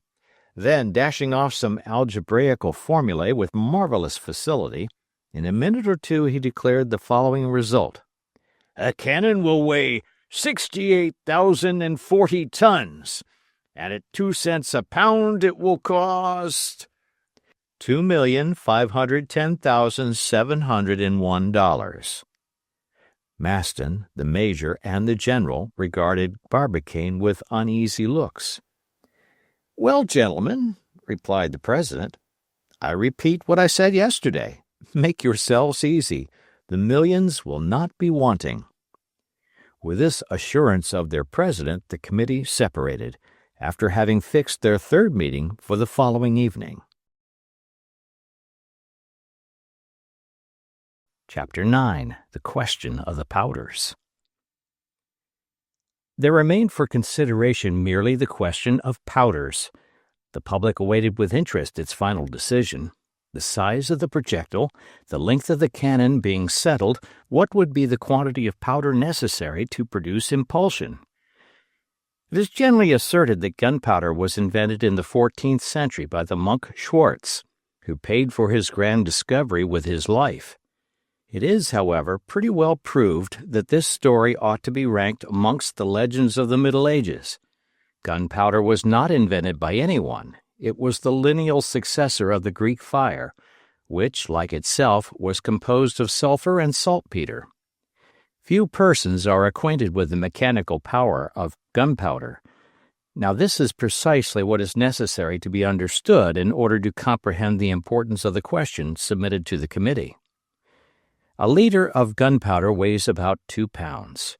During combustion it produces 400 liters of gas. This gas, on being liberated and acted upon by a temperature raised to 2400 degrees, occupies a space of 4,000 liters. Consequently, the volume of powder is to the volume of gas produced by its combustion as 1 to 4,000.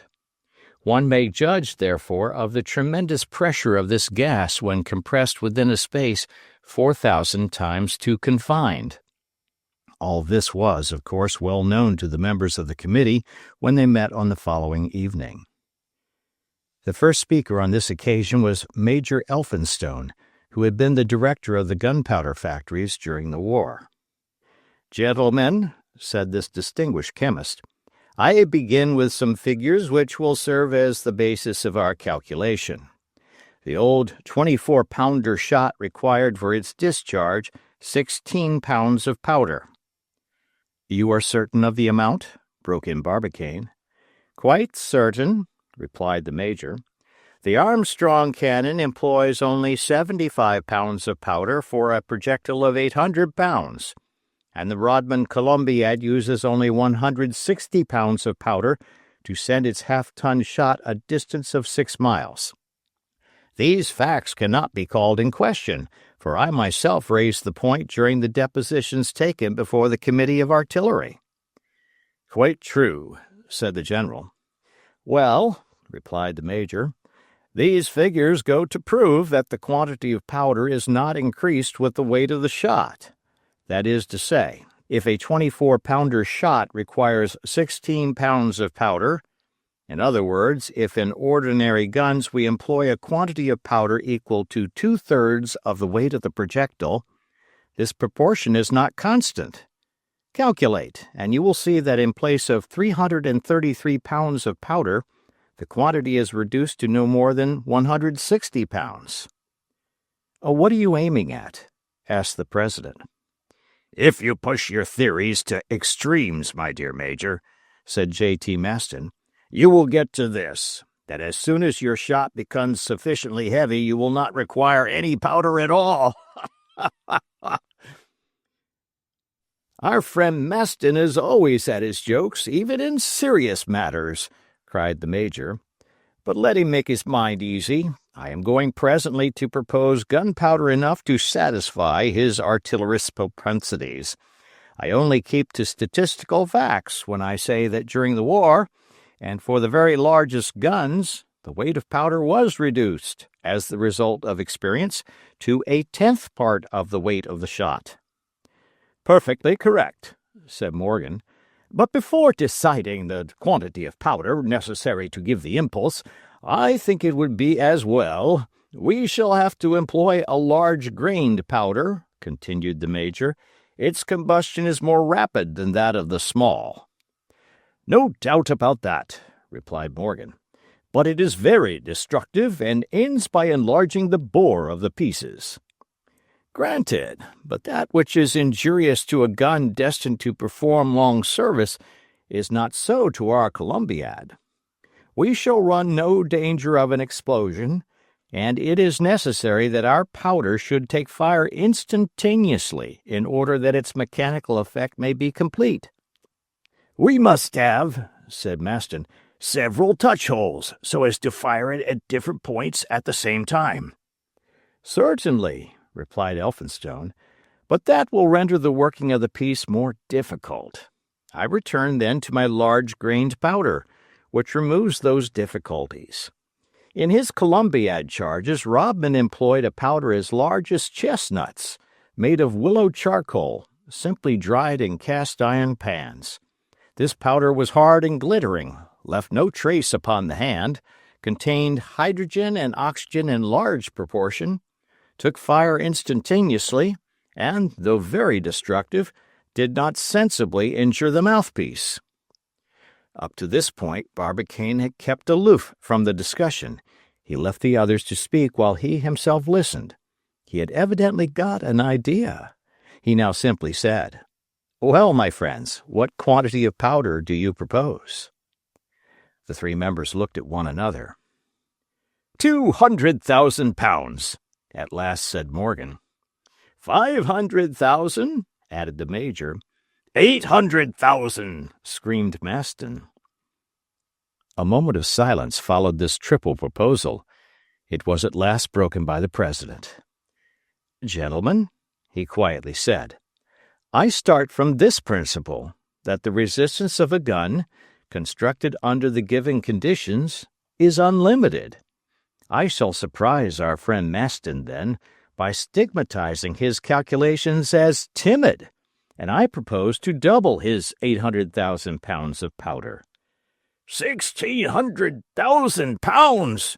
shouted Maston, leaping from his seat. "Just so.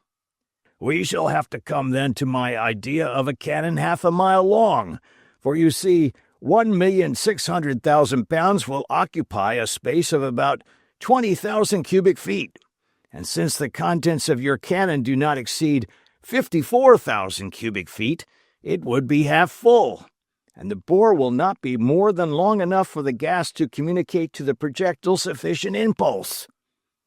"Nevertheless," said the President, "I hold to that quantity of powder. Now, 1,600,000 pounds of powder will create 6 billion of liters of gas. 6,000 millions. You quite understand?" "What is to be done, then?" said the General. "The thing is very simple. We must reduce this enormous quantity of powder, while preserving to it its mechanical power." "Good, but by what means?" "I am going to tell you," replied Barbicane quietly. "Nothing is more easy than to reduce this mass to 1/4 of its bulk. You know that curious cellular matter which constitutes the elementary tissues of vegetables? This substance is found quite pure in many bodies, especially in cotton, which is nothing more than the down of the seeds of the cotton plant. Now cotton, combined with cold nitric acid, becomes transformed into a substance eminently insoluble, combustible, and explosive. It was first discovered in 1832 by Baconnot, a French chemist, who called it xyloidine. In 1838, another Frenchman, Pelleuse, investigated its different properties, and finally, in 1846, Schonbein, professor of chemistry at Bâle, proposed its employment for purposes of war. This powder, now called pyroxyle, or fulminating cotton, is prepared with great facility by simply plunging cotton for 15 minutes in nitric acid, then washing it in water, then drying it, and it is ready for use. Nothing could be more simple, said Morgan. Moreover, pyroxyle is unaltered by moisture, a valuable property to us, inasmuch as it would take several days to charge the cannon. It ignites at 170 degrees in place of 240, and its combustion is so rapid that one may set light to it on top of the ordinary powder without the latter having time to ignite. Perfect, exclaimed the Major. Only it is more expensive. What matter? Cried J.T. Maston. Finally, it imparts to projectiles a velocity 4 times superior to that of gunpowder. I will even add that if we mix with it 1/8 of its own weight of nitrate of potash, its expansive force is again considerably augmented. Will that be necessary? Asked the Major. I think not, replied Barbicane. So then, in place of 1,600,000 pounds of powder, we shall have but 400,000 pounds of fulminating cotton, and since we can, without danger, compress 500 pounds of cotton into 27 cubic feet, the whole quantity will not occupy a height of more than 180 feet within the bore of the Columbiad. In this way the shot will have more than 700 feet of bore to traverse under a force of 6 billion liters of gas before taking its flight towards the moon. At this junction J.T. Maston could not repress his emotion. He flung himself into the arms of his friend with the violence of a projectile, and Barbicane would have been stove in if he had not been bomb-proof. This incident terminated the third meeting of the committee. Barbicane and his bold colleagues, to whom nothing seemed impossible, had succeeded in solving the complex problems of projectile, cannon, and powder. Their plan was drawn up, and it only remained to put it in execution. A mere matter of detail, a bagatelle, said J.T. Maston.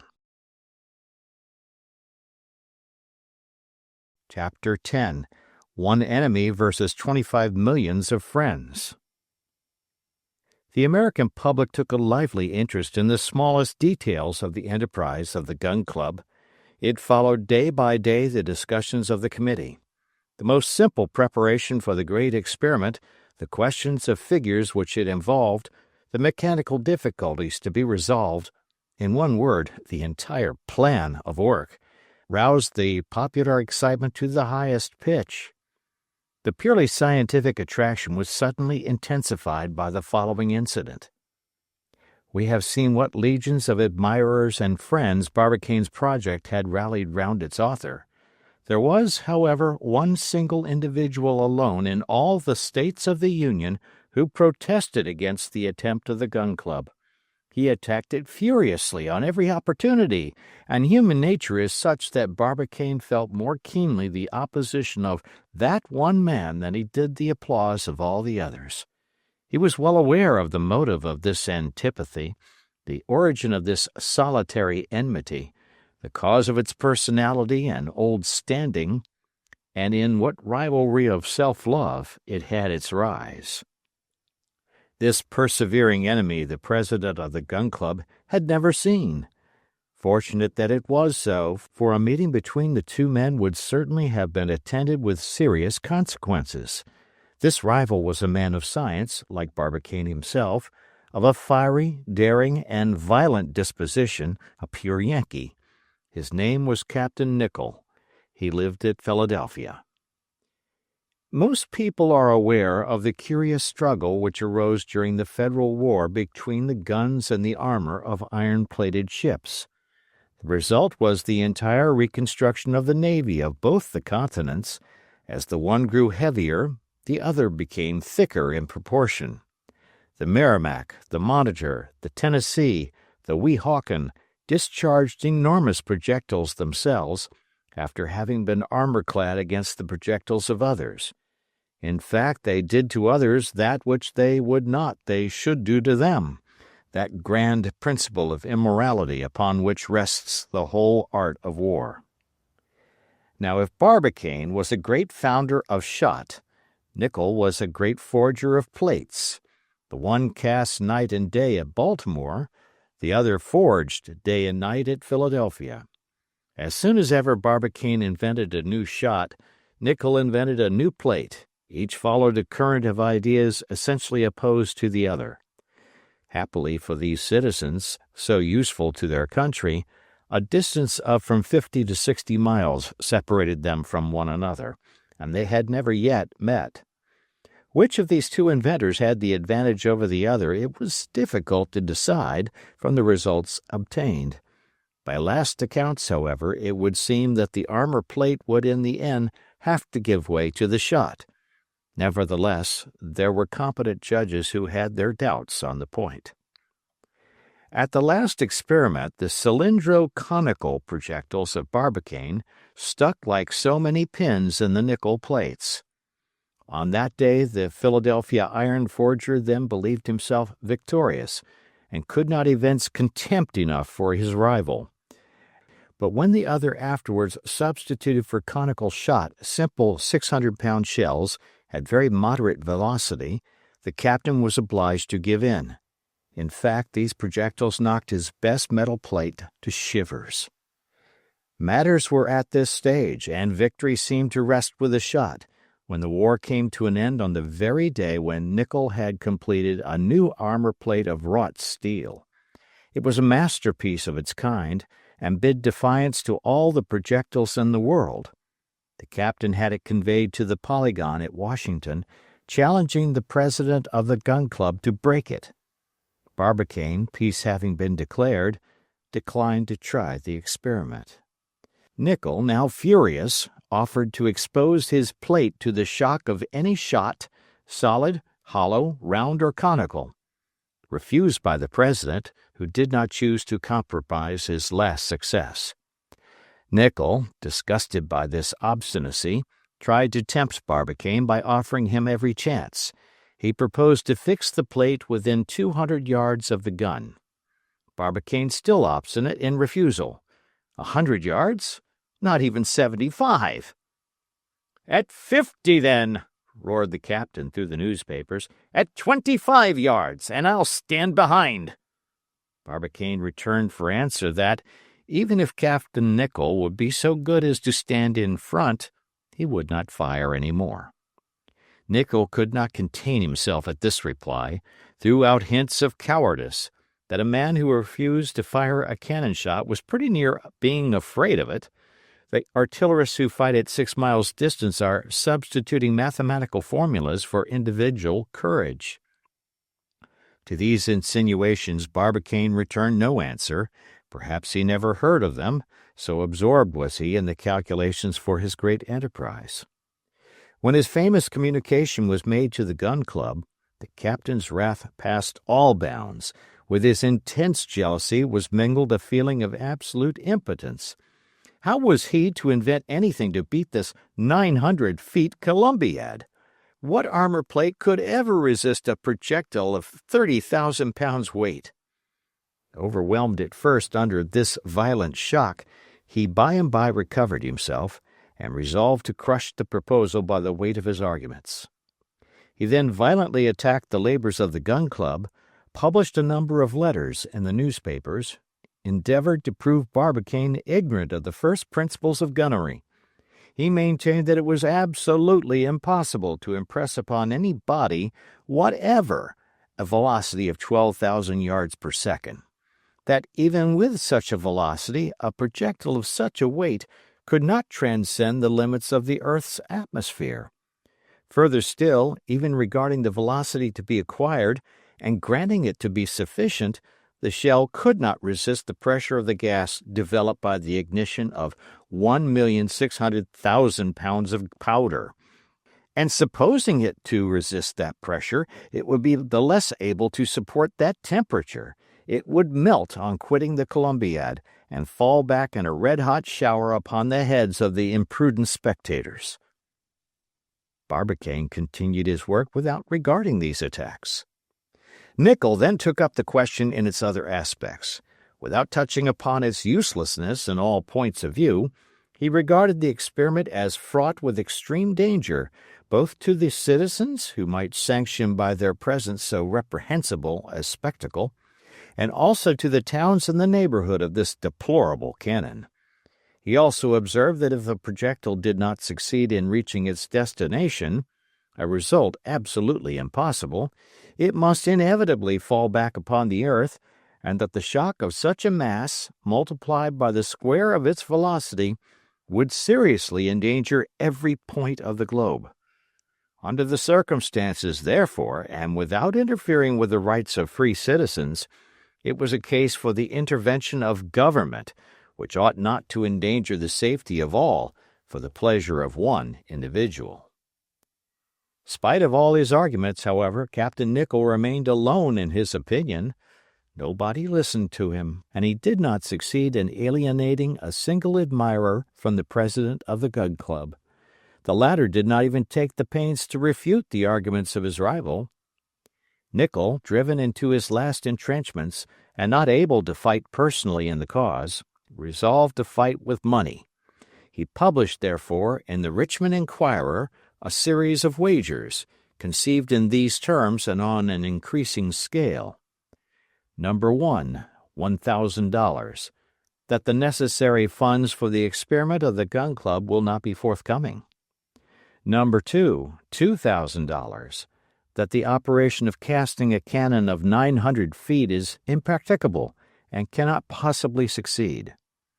Number 3, $3,000, that it is impossible to load the Columbiad, and that the peroxide will take fire spontaneously under the pressure of the projectile.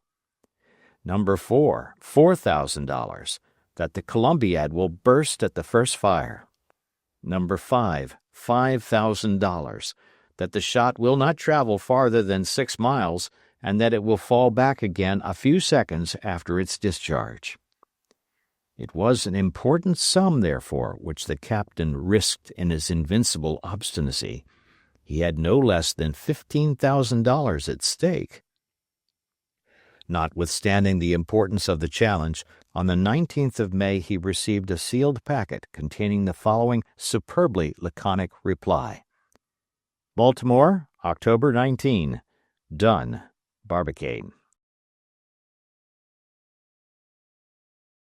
Chapter 11. Florida and Texas. One question yet remained to be decided. It was necessary to choose a favorable spot for the experiment. According to the advice of the Observatory of Cambridge, the gun must be fired perpendicularly to the plane of the horizon, that is to say, towards the zenith. Now, the moon does not traverse the zenith except in places situated between 0 and 28 degrees of latitude. It became, then, necessary to determine exactly that spot on the globe where the immense Columbiad should be cast. On the 20th of October, at a general meeting of the Gun Club, Barbicane produced a magnificent map of the United States. "Gentlemen," said he, in opening the discussion, "I presume that we are all agreed that this experiment cannot and ought not to be tried anywhere but within the limits of the soil of the Union. Now, by good fortune, certain frontiers of the United States extend downwards as far as the 28th parallel of the north latitude. If you will cast your eye over this map, you will see that we have at our disposal the whole of the southern portion of Texas and Florida." It was finally agreed, then, that the Columbiad must be cast on the soil of either Texas or Florida. The result, however, of this decision was to create a rivalry entirely without precedent between the different towns of these two states. The 28th parallel, on reaching the American coast, traverses the peninsula of Florida, dividing it into two nearly equal portions. Then, plunging into the Gulf of Mexico, It subtends the arc formed by the coast of Alabama, Mississippi, and Louisiana. Then, skirting Texas, off which it cuts an angle, it continues its course over Mexico, crosses the Sonora, Old California, and loses itself in the Pacific Ocean. It was, therefore, only those portions of Texas and Florida which were situated below this parallel which came within the prescribed conditions of latitude. Florida, in its southern part, reckons no cities of importance.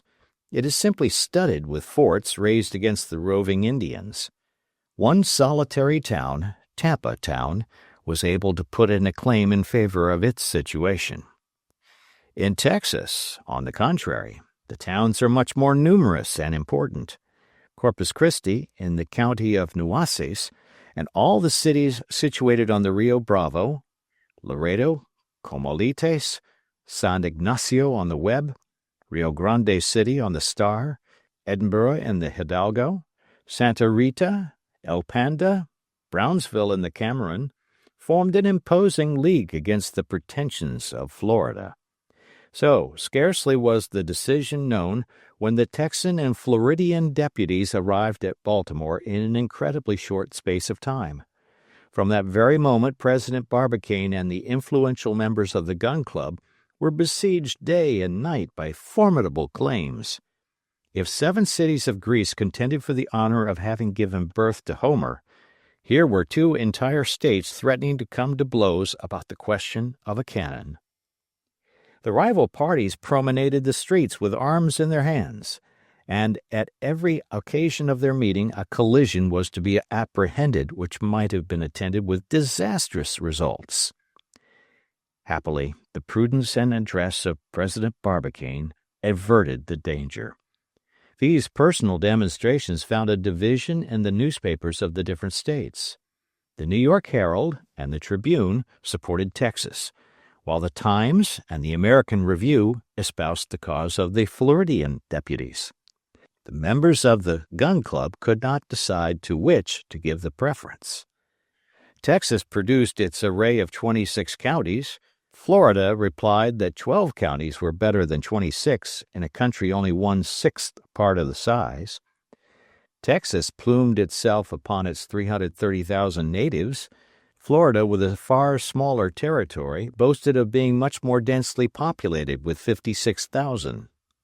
The Texians, through the columns of the Herald, claimed that some regard should be had to a state which grew the best cotton in all America, produced the best green oak for the service of the Navy, and contained the finest oil, besides iron mines, in which the yield was 50% of pure metal. To this the American Review replied that the soil of Florida, although not equally rich, afforded the best conditions for the molding and casting of the Columbiad, consisting as it did of sand and argillaceous earth. "That may be all very well," replied the Texians, "but you must first get to this country. Now, the communications with Florida are difficult, while the coast of Texas offers the Bay of Galveston, which possesses a circumference of 14 leagues, and is capable of containing the navies of the entire world."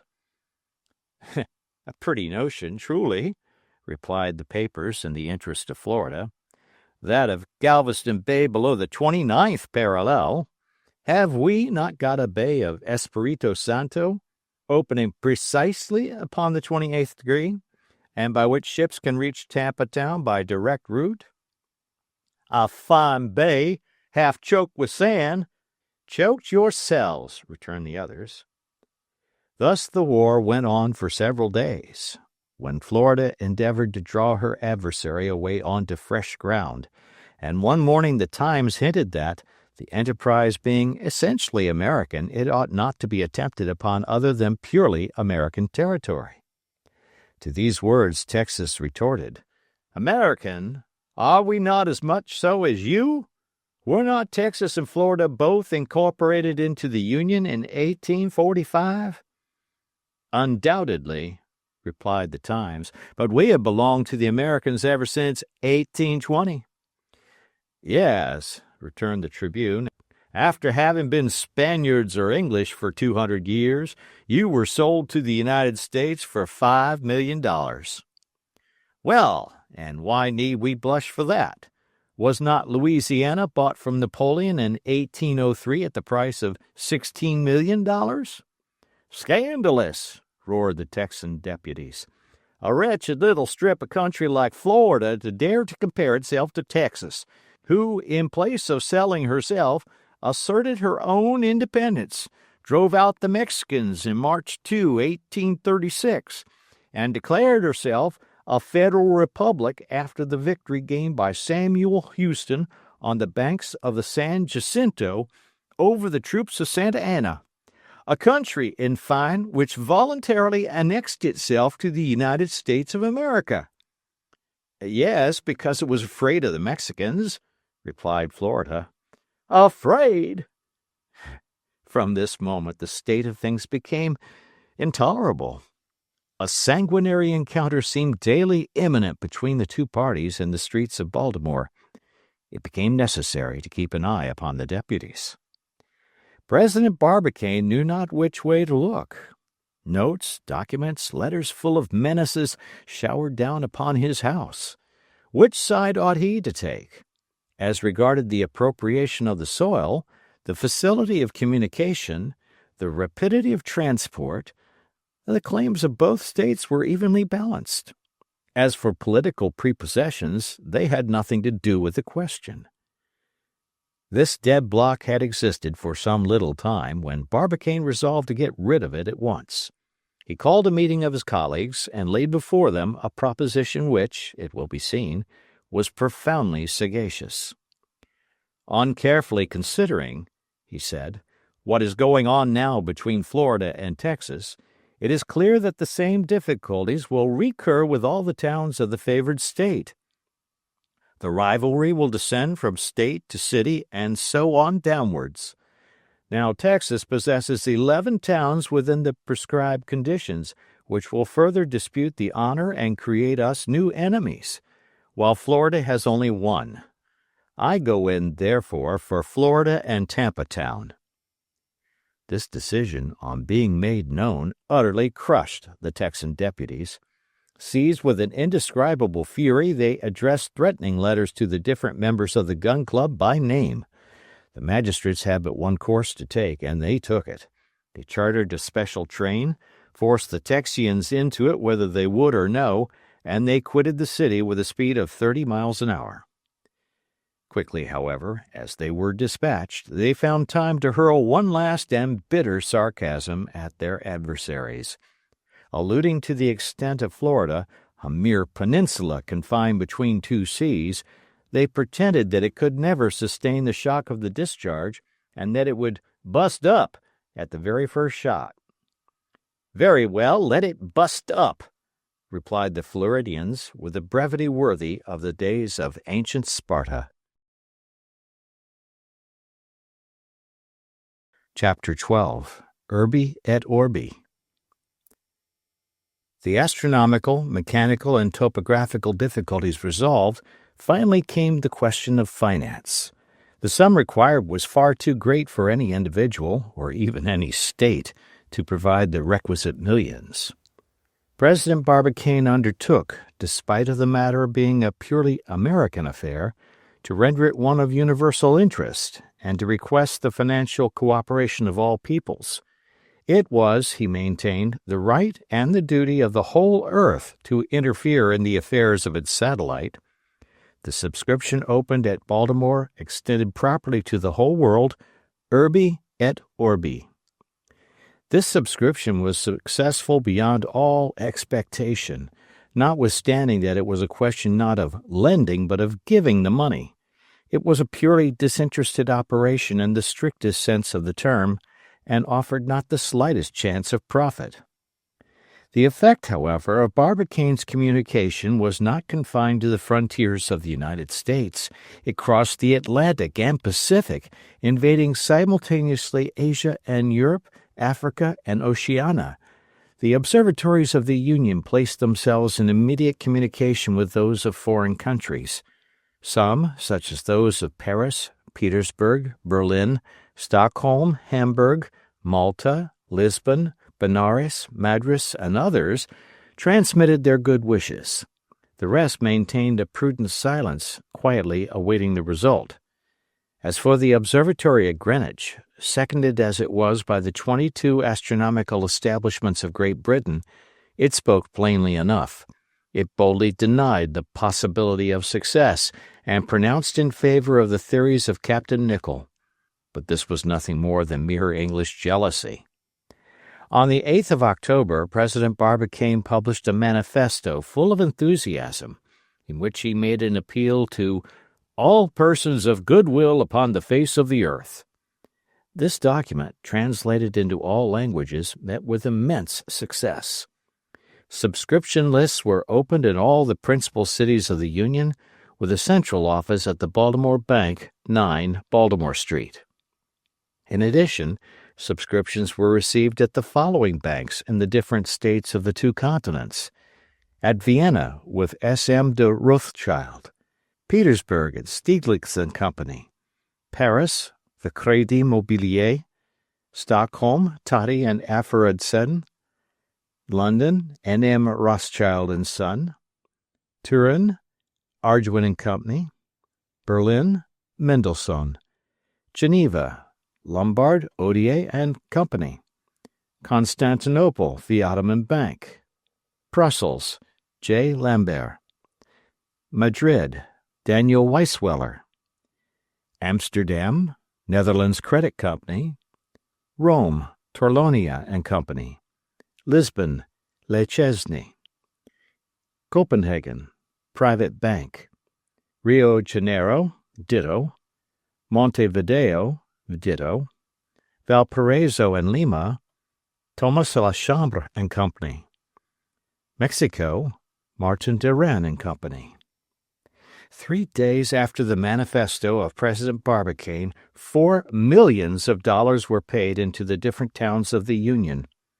With such a balance, the gun club might begin operations at once. But some days later, advices were received to the effect that the foreign subscriptions were being eagerly taken up. Certain countries distinguished themselves by their liberality. Others untied their purse strings with less faculty, matter of temperament. Figures are, however, more eloquent than words, and here is the official statement of the sums which were paid in to the credit of the Gun Club at the close of the subscription.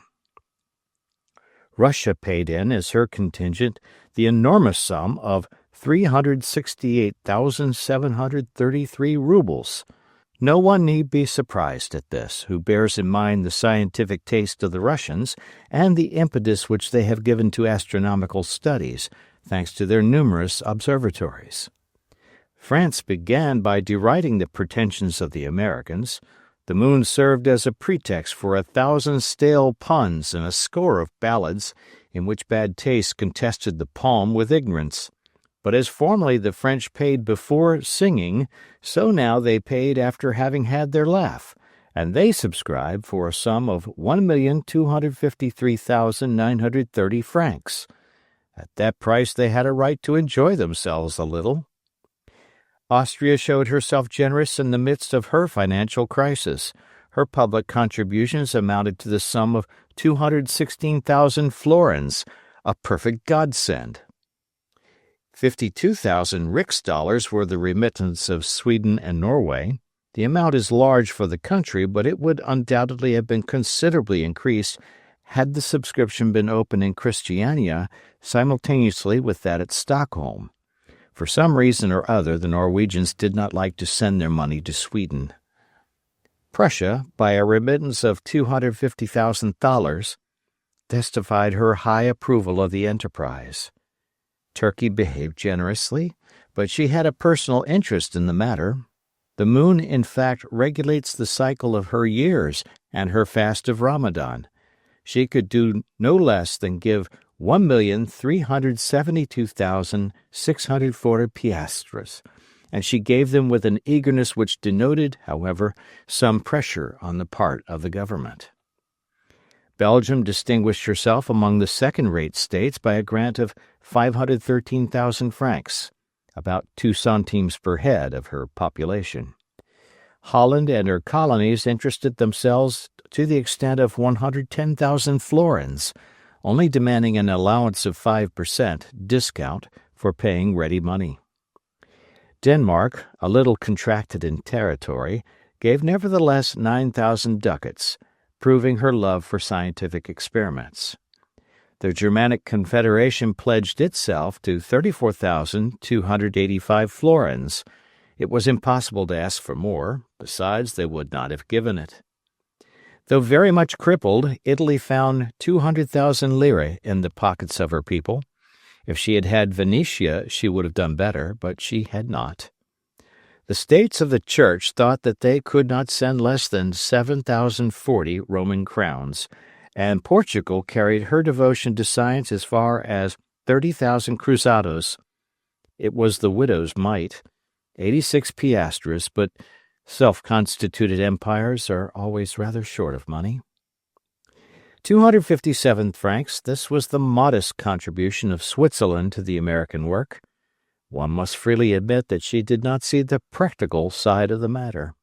It did not seem to her that the mere dispatch of a shot to the moon could possibly establish any relation of affairs with her, and it did not seem prudent to her to embark her capital in so hazardous an enterprise. After all, perhaps she was right. As to Spain, she could not scrape together more than 110 reals. She gave as an excuse that she had her railways to finish.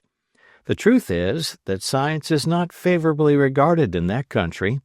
It is still in a backward state, and moreover, certain Spaniards, not by any means the least educated, did not form a correct estimate of the bulk of the projectile compared with that of the moon. They feared that it would disturb the established order of things. In that case it were better to keep aloof, which they did to the tune of some reals. There remained but England, and we know the contemptuous antipathy with which she received Barbicane's proposition. The English have but one soul for the whole 26 millions of inhabitants which Great Britain contains. They hinted that the enterprise of the Gun Club was contrary to the principle of non-intervention, and they did not subscribe a single farthing. At this intimation the Gun Club merely shrugged its shoulders and returned to its great work. When South America, that is to say, Peru, Chile, Brazil, the provinces of La Plata and Colombia, had poured forth their quota into their hands, the sum of $300,000, it found itself in possession of a considerable capital, of which the following is a statement. United States subscriptions, $4 million. Foreign subscriptions, $1,446,675. Total, $5,446,675. Such was the sum which the public poured into the treasury of the Gun Club. Let no one be surprised at the vastness of the amount. The work of casting, boring, masonry, the transport of workmen, their establishment in an almost uninhabited country, the construction of furnaces and workshops, the plant, the powder, the projectile, and incidental expenses would, according to the estimates, absorb nearly the whole. Certain cannon shots in the Federal War cost $1,000 apiece. This one of President Barbicane, unique in the annals of gunnery, might well cost 5,000 times more. On the 20th of October, a contract was entered into with the manufactory at Cold Spring, near New York, which during the war had furnished the largest Parrott cast-iron guns. It was stipulated between the contracting parties that the manufactory of Cold Spring should engage to transport to Tampa Town in southern Florida the necessary materials for casting the Columbiad. The work was bound to be completed at latest by the 15th of October following, and the cannon delivered in good condition under penalty of a forfeit of $100 a day to the moment when the moon should again present herself under the same conditions, that is to say, in 18 years and 11 days. The engagement of the workmen, their pay, and all the necessary details of the work devolved upon the Gold Spring Company. This contract, executed in duplicate, was signed by Barbicane, president of the Gun Club, of the one part, and T. Murfison, director of the Cold Spring Manufactory, of the other, who thus executed the deed on behalf of their respective principals. Chapter 13. Stones Hill. When the decision was arrived at by the Gun Club, to the disparagement of Texas, every one in America, where reading is an universal acquirement, set to work to study the geography of Florida. Never before had there been such a sale for works like Bertram's Travels in Florida, Roman's Natural History of East and West Florida, William's Territory of Florida, and Cleland on the cultivation of the sugar cane in Florida. It became necessary to issue fresh editions of these works. Barbicane had something better to do than to read. He desired to see things with his own eyes, and to mark the exact position of the proposed gun. So without a moment's loss of time, he placed at the disposal of the Cambridge Observatory the funds necessary for the construction of a telescope, and entered into negotiations with the House of Breadwill and Company of Albany for the construction of an aluminium projectile of the required size. He then quitted Baltimore, accompanied by J.T. Maston, Major Elphinstone, and the manager of the Cold Spring factory. On the following day the four fellow travelers arrived at New Orleans. There they immediately embarked on board the Tampico, a dispatch boat belonging to the Federal Navy, which the government had placed at their disposal, and, getting up steam, the banks of the Louisiana speedily disappeared from sight. The passage was not long. 2 days after starting, the Tampico, having made 480 miles, came in sight of the coast of Florida. On a nearer approach, Barbicane found himself in view of a low, flat country of somewhat barren aspect. After coasting along a series of creeks abounding in lobsters and oysters, the Tampico entered the bay of Espiritu Santo, where she finally anchored in a small natural harbor formed by the embouchure of the river Hillsborough at 7 p.m. on the 22nd October. Our four passengers disembarked at once. "Gentlemen," said Barbicane, "we have no time to lose. Tomorrow we must obtain horses and proceed to reconnoiter the country." Barbicane had scarcely set his foot on shore when 3,000 of the inhabitants of Tampa Town came forth to meet him, an honor due to the President who had signalized their country by his choice. Declining, however, every kind of ovation, Barbicane ensconced himself in a room at the Franklin Hotel. On the morrow, some of those small horses of the Spanish breed, full of vigor and of fire, stood snorting under his windows, but instead of 4 steeds there were 50, together with their riders. Barbicane descended with his 3 fellow travelers, and much astonished were they all to find themselves in the midst of such a cavalcade. He remarked that every horseman carried a carbine slung across his shoulders and pistols in his holsters. On expressing his surprise at these preparations, he was speedily enlightened by a young Floridian, who quietly said, "Sir, there are Seminoles there." "What do you mean by Seminoles?" "Savages who scour the prairies. We thought it best, therefore, to escort you on your road." "Pooh!" cried J.T. Maston, mounting his steed. "All right," said the Floridian, "but it is true enough, nevertheless." "Gentlemen," answered Barbicane, "I thank you for your kind attention, but it is time to be off."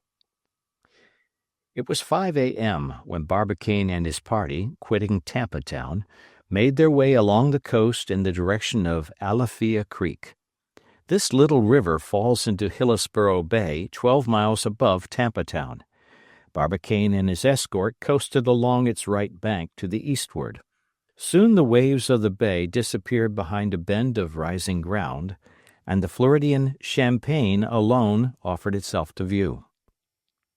Florida, discovered on Palm Sunday in 1512 by Juan Ponce de Leon, was originally named Pascia, Florida. It little deserved that designation with its dry and parched coasts, but after some few miles of tract the nature of the soil gradually changes, and the country shows itself worthy of the name. Cultivated plains soon appear, where are united all the productions of the northern and tropical floras, terminating in prairies abounding with pineapples and yams, tobacco, rice, cotton plants, and sugar canes, which extend beyond reach of sight, flinging their riches broadcast with careless prodigality. Barbicane appeared highly pleased on observing the progressive elevation of the land, and in answer to a question of J.T. Maston replied, "My worthy friend, we cannot do better than sink our Columbiad in these high grounds." "To get nearer to the moon, perhaps?" said the secretary of the Gun Club. "Not exactly," replied Barbicane, smiling. "Do you not see that amongst these elevated plateaus we shall have a much easier work of it? No struggles with the water springs, which will save us long and expensive tubings, and we shall be working in daylight instead of down a deep and narrow well. Our business, then, is to open our trenches upon ground some hundreds of yards above the level of the sea." "You are right, sir," struck in Murchison, the engineer, "and, if I mistake not, we shall ere long find a suitable spot for our purpose." "I wish we were at the first stroke of the pickaxe," said the president. "And I wish we were at the last," cried J.T. Maston. About 10 a.m. the little band had crossed a dozen miles. To fertile plains succeeded a region of forests. There perfumes of the most varied kinds mingled together in tropical profusion. These almost impenetrable forests were composed of pomegranates, orange trees, citrons, figs, olives, apricots, bananas, huge vines whose blossoms and fruits rivaled each other in color and perfume. Beneath the odorous shade of these magnificent trees fluttered and warbled a little world of brilliantly plumaged birds. J.T. Maston and the Major could not repress their admiration on finding themselves in presence of the glorious beauties of this wealth of nature. President Barbicane, however, less sensitive to these wonders, was in haste to press forward. The very luxuriance of the country was displeasing to him. They hastened onwards, therefore, and were compelled to ford several rivers, not without danger, for they were infested with huge alligators from 15 to 18 feet long. Maston courageously menaced them with his steel hook, but he only succeeded in frightening some pelicans and teal, while tall flamingos stared stupidly at the party. At length these denizens of the swamps disappeared in their turn. Smaller trees became thinly scattered amongst less dense thickets, a few isolated groups detached in the midst of endless plains over which ranged herds of startled deer. "At last," cried Barbicane, rising in his stirrups, "here we are at the region of pines." "Yes, and of savages, too," replied the Major. In fact, some Seminoles had just come in sight upon the horizon. They rode violently backwards and forwards on their fleet horses, brandishing their spears or discharging their guns with a dull report. These hostile demonstrations, however, had no effect upon Barbicane and his companions. They were then occupying the center of a rocky plain, which the sun scorched with its parching rays. This was formed by a considerable elevation of the soil, which seemed to offer to the members of the Gun Club all the conditions requisite for the construction of their Columbiad. "Halt!" said Barbicane, reining up. "Has this place any local appellation?" "It's called Stone's Hill," replied one of the Floridians. Barbicane, without saying a word, dismounted, seized his instruments, and began to note his position with extreme exactness. The little band, drawn up in rear, watched his proceedings in profound silence. At this moment the sun passed the meridian. Barbicane, after a few moments, rapidly wrote down the result of his observations and said, "This spot is situated 1,800 feet above the level of the sea, in 27 degrees 7 minutes north latitude and 5 degrees 7 minutes west longitude of the meridian of Washington. It appears to me by its rocky and barren character to offer all the conditions requisite for our experiment. On that plain will be raised our magazines, workshops, furnaces, and workman huts.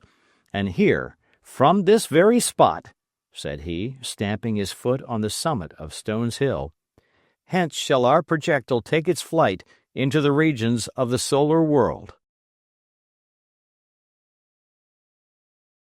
Chapter 14. Pickaxe and Trowel. The same evening Barbicane and his companions returned to Tampa Town, and Murchison, the engineer, re-embarked on board the Tampico for New Orleans. His object was to enlist an army of workmen, and to collect together the greater part of the materials. The members of the Gun Club remained at Tampa Town for the purpose of setting on foot the preliminary works by the aid of the people of the country. 8 days after its departure, the Tampico returned into the bay of Espiritu Santo with a whole flotilla of steamboats. Murchison had succeeded in assembling together 1,500 artisans.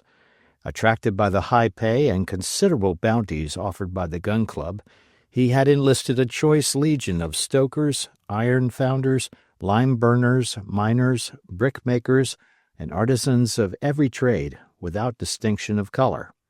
As many of these people brought their families with them, their departure resembled a perfect emigration. On the 31st October, at 10 o'clock in the morning, the troop disembarked on the quays of Tampa Town, and one may imagine the activity which pervaded that little town, whose population was thus doubled in a single day. During the first few days they were busy discharging the cargo brought by the flotilla, the machines and the rations, as well as a large number of huts constructed of iron plates, separately pieced and numbered. At the same period Barbicane laid the first sleepers of a railway 15 miles in length intended to unite Stones Hill with Tampa Town. On the 1st of November, Barbicane quitted Tampa Town with a detachment of workmen, and on the following day the whole town of huts was erected round Stones Hill. This they enclosed with palisades, and in respect of energy and activity, it might have shortly been mistaken for one of the great cities of the Union. Everything was placed under a complete system of discipline, and the works were commenced in most perfect order. The nature of the soil having been carefully examined, by means of repeated borings, the work of excavation was fixed for the 4th of November. On that day Barbicane called together his foremen and addressed them as follows. "You are well aware, my friends, of the object with which I have assembled you together in this wild part of Florida. Our business is to construct a cannon measuring 9 feet in its interior diameter, 6 feet thick, and with a stone revetment of 19½ feet in thickness. We have, therefore, a well of 60 feet in diameter to dig down to a depth of 900 feet. This great work must be completed within 8 months, so you have 2,543,400 cubic feet of earth to excavate in 255 days. That is to say, in round numbers, 2,000 cubic feet per day. That which would present no difficulty to 1,000 navvies working in open country will be of course more troublesome in a comparatively confined space. However, the thing must be done, and I reckon for its accomplishment upon your courage as much as upon your skill." At 8 o'clock in the morning the first stroke of the pickaxe was struck upon the soil of Florida, and from that moment that prince of tools was never inactive for one moment in the hands of the excavators.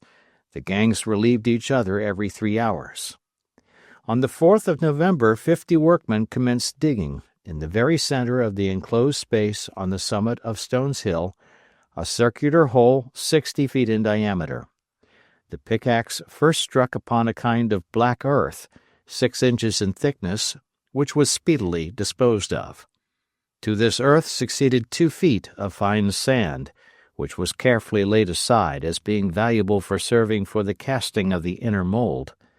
After the sand appeared some compact white clay, resembling the chalk of Great Britain, which extended down to a depth of 4 feet. Then the iron of the picks struck upon the hard bed of the soil, a kind of rock formed of petrified shells, very dry, very solid, and which the picks could with difficulty penetrate. At this point the excavation exhibited a depth of 6 feet and a half, and the work of the masonry was begun. At the bottom of this excavation they constructed a wheel of oak, a kind of circle strongly bolted together, and of immense strength. The center of this wooden disc was hollowed out to a diameter equal to the exterior diameter of the Columbiad.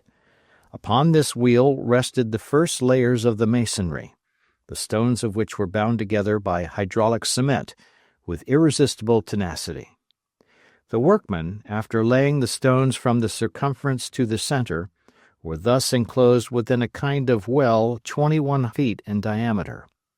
When this work was accomplished, the miners resumed their picks and cut away the rock from underneath the wheel itself, taking care to support it as they advanced upon blocks of great thickness. At every 2 feet which the hole gained in depth, they successively withdrew the blocks.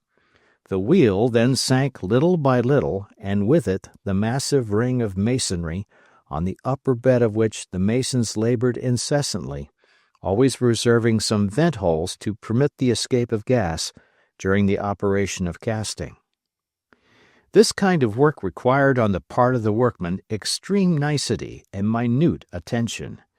More than one, in digging underneath the wheel, was dangerously injured by the splinters of stone, but their ardor never relaxed, night or day. By day they worked under the rays of the scorching sun. By night under the gleam of the electric light. The sounds of the picks against the rock, the bursting of mines, the grinding of the machines, the wreaths of smoke scattered through the air, traced around Stone's Hill a circle of terror which the herds of buffaloes and the war parties of the Seminoles never ventured to pass. Nevertheless, the works advanced regularly as the steam cranes actively removed the rubbish. Of unexpected obstacles there was little account, and with regard to foreseen difficulties, they were speedily disposed of. At the expiration of the first month the well had attained the depth assigned for that lapse of time, that is, 112 feet. This depth was doubled in December and trebled in January. During the month of February the workmen had to contend with a sheet of water which made its way right across the outer soil. It became necessary to employ very powerful pumps and compressed engines to drain it off, so as to close up the orifice from whence it issued, just as one stops a leak on board ship.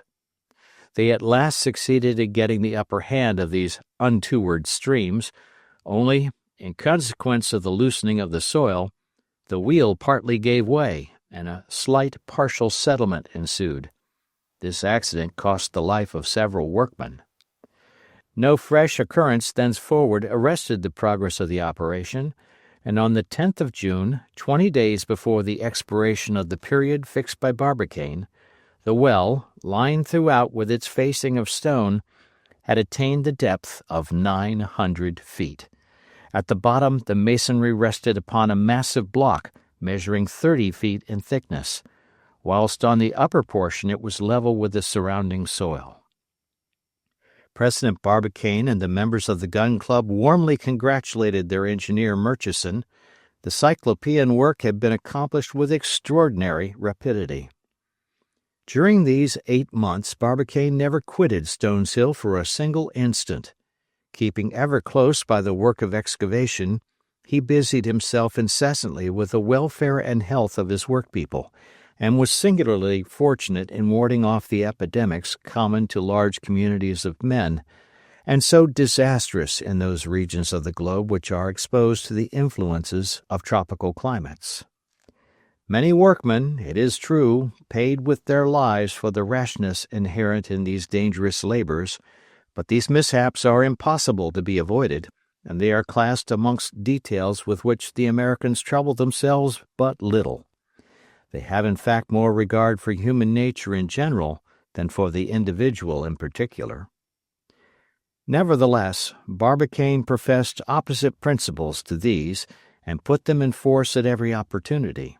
So, thanks to his care, his intelligence, his useful intervention in all difficulties, his prodigious and humane sagacity, the average of accidents did not exceed that of transatlantic countries, noted for their excessive precautions, France, for instance, among others, where they reckon about one accident for every 200,000 francs of work.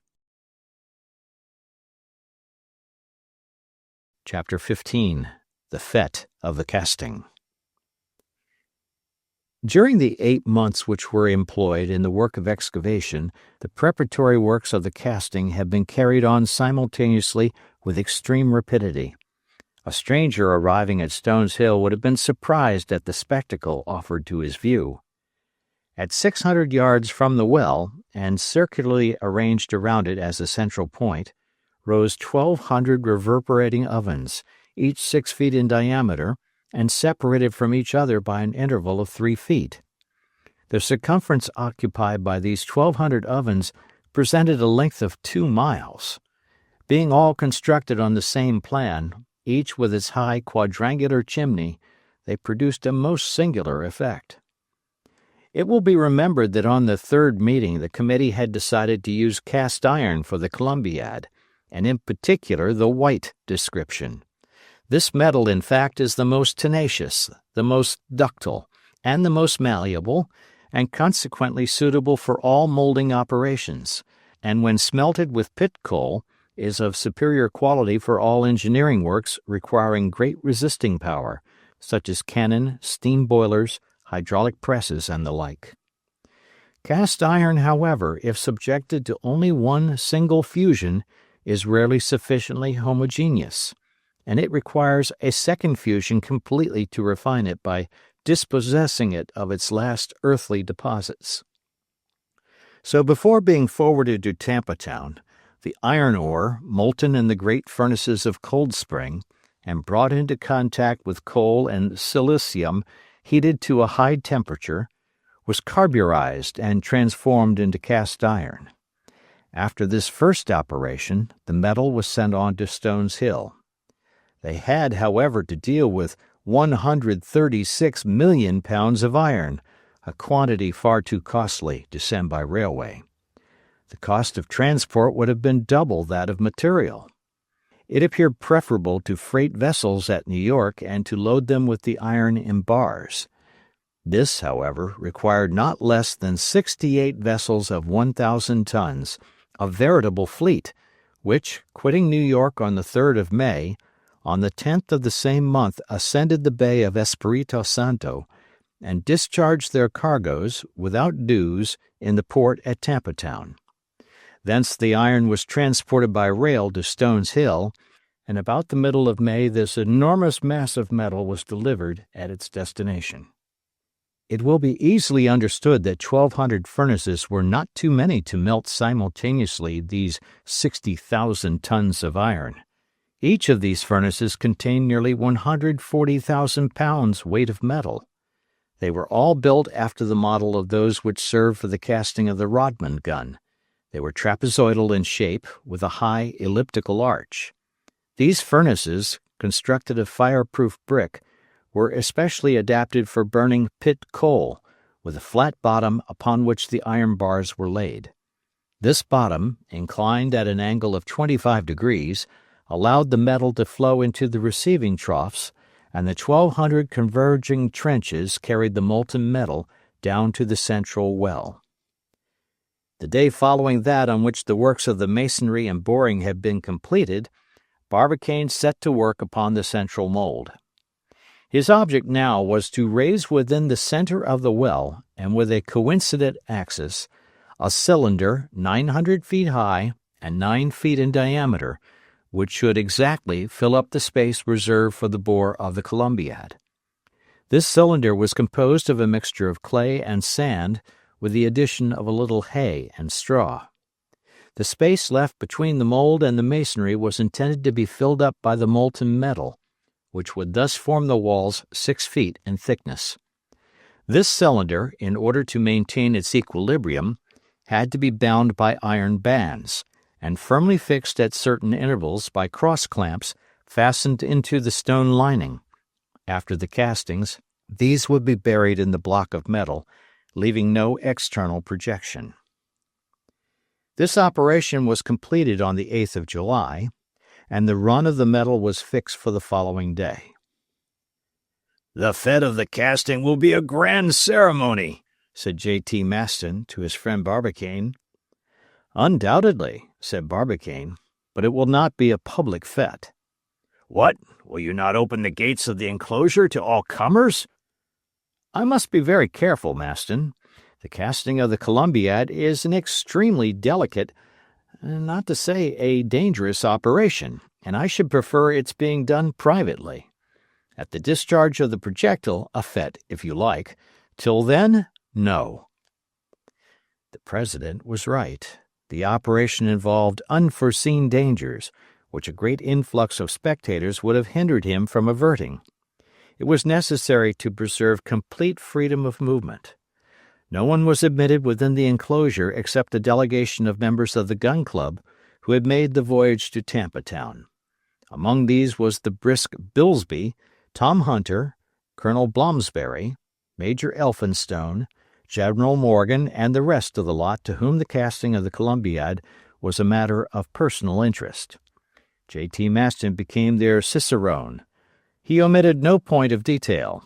He conducted them throughout the magazines, workshops, through the midst of the engines, and compelled them to visit the whole 1,200 furnaces one after the other.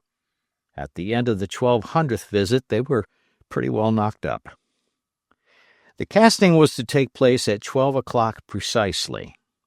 The previous evening each furnace had been charged with 114,000 pounds weight of metal in bars disposed crossways to each other so as to allow the hot air to circulate freely between them.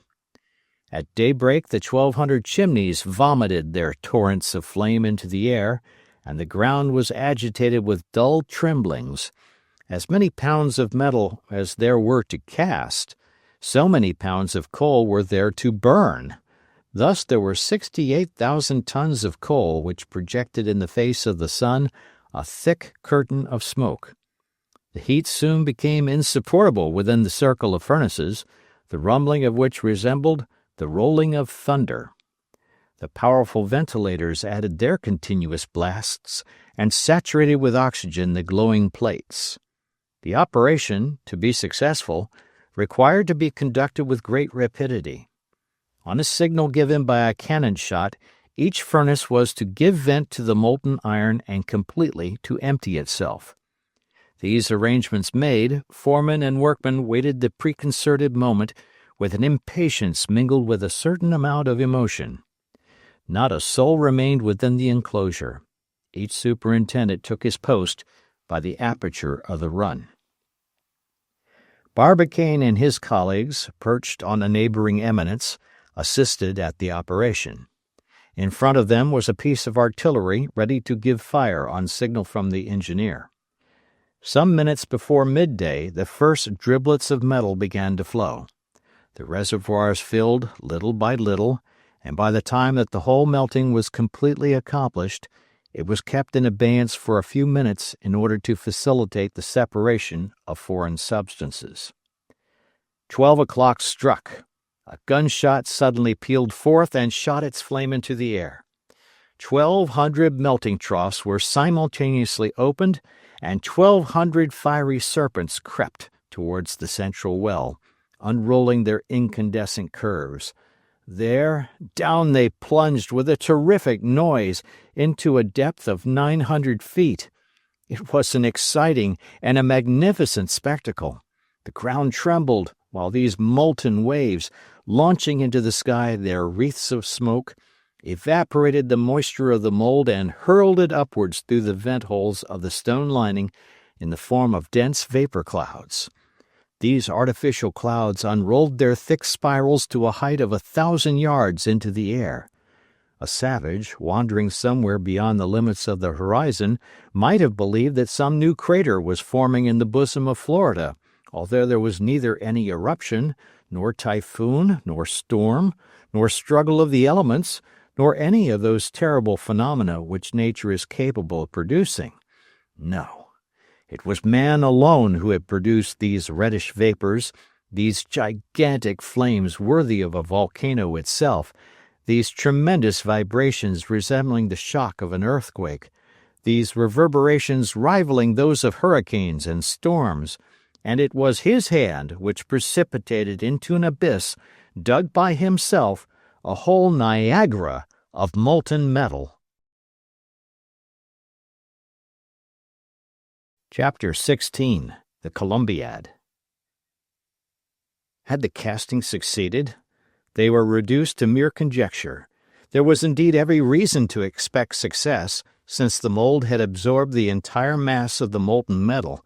Still some considerable time must elapse before they could arrive at any certainty upon the matter.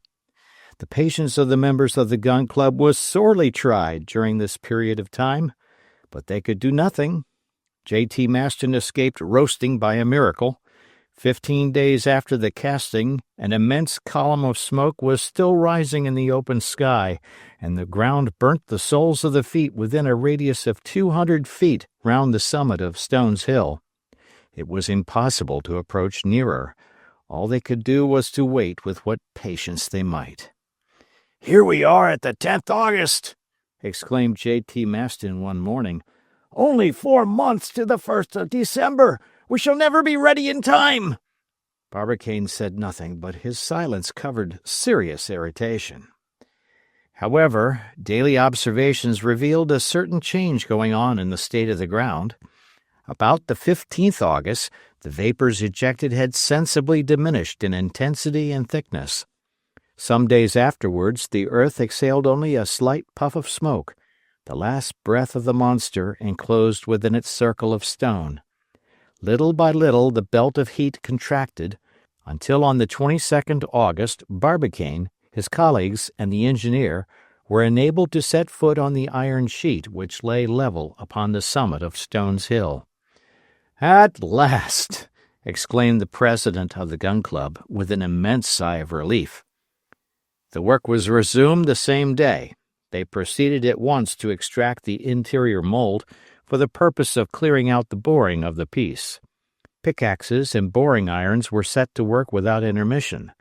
The clayey and sandy soils had acquired extreme hardness under the action of the heat, but by the aid of the machines, the rubbish on being dug out was rapidly carted away on railway wagons, and such was the ardor of the work, so persuasive the arguments of Barbicane's dollars, that by the 3rd of September all traces of the mold had entirely disappeared.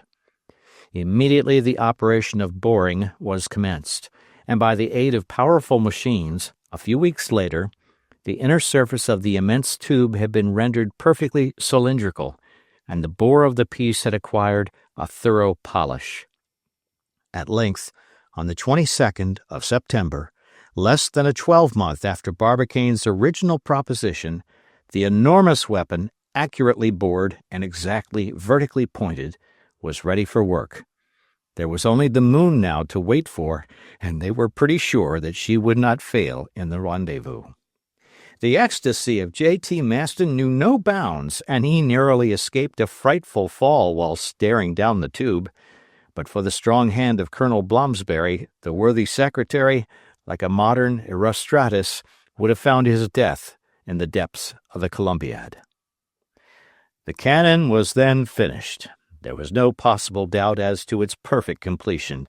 So on the 6th of October, Captain Nicholl opened an account between himself and President Barbicane, in which he debited himself to the latter in the sum of $2,000. One may believe that the captain's wrath was increased to its highest point, and must have made him seriously ill. However, he had still 3 bets of $3,000, $4,000, and $5,000 respectively, and if he gained 2 out of these, his position would not be very bad. But the money question did not enter into his calculations. It was the success of his rival in casting a cannon against which iron plates 60 feet thick would have been ineffectual that dealt him a terrible blow. After the 23rd of September, the enclosure of Stone's Hill was thrown open to the public, and it will be easily imagined what was the concourse of visitors to this spot. There was an incessant flow of people to and from Tampa Town and the place, which resembled a procession, or rather, in fact, a pilgrimage. It was already clear to be seen that, on the day of the experiment itself, the aggregate of spectators would be counted by millions, for they were already arriving from all parts of the earth upon this narrow strip of promontory. Europe was emigrating to America. Up to that time, however, it must be confessed, the curiosity of the numerous comers was but scantily gratified. Most had counted upon witnessing the spectacle of the casting, and they were treated to nothing but smoke. This was sorry food for hungry eyes, but Barbicane would admit no one to that operation. Then ensued grumbling, discontent, murmurs. They blamed the president, taxed him with dictatorial conduct. His proceedings were declared un-American. There was very nearly a riot round Stone's Hill, but Barbicane remained inflexible. When, however, the Columbiad was entirely finished, this state of closed doors could no longer be maintained. Besides, it would have been bad taste, and even imprudence, to affront the public feeling. Barbicane therefore opened the enclosure to all comers, but, true to his practical disposition, he determined to coin money out of the public curiosity. It was something, indeed, to be enabled to contemplate this immense Columbiad, but to descend into its depths, this seemed to the Americans the ne plus ultra of earthly felicity. Consequently, there was not one curious spectator who was not willing to give himself the treat of visiting the interior of this metallic abyss. Baskets suspended from steam cranes permitted them to satisfy their curiosity.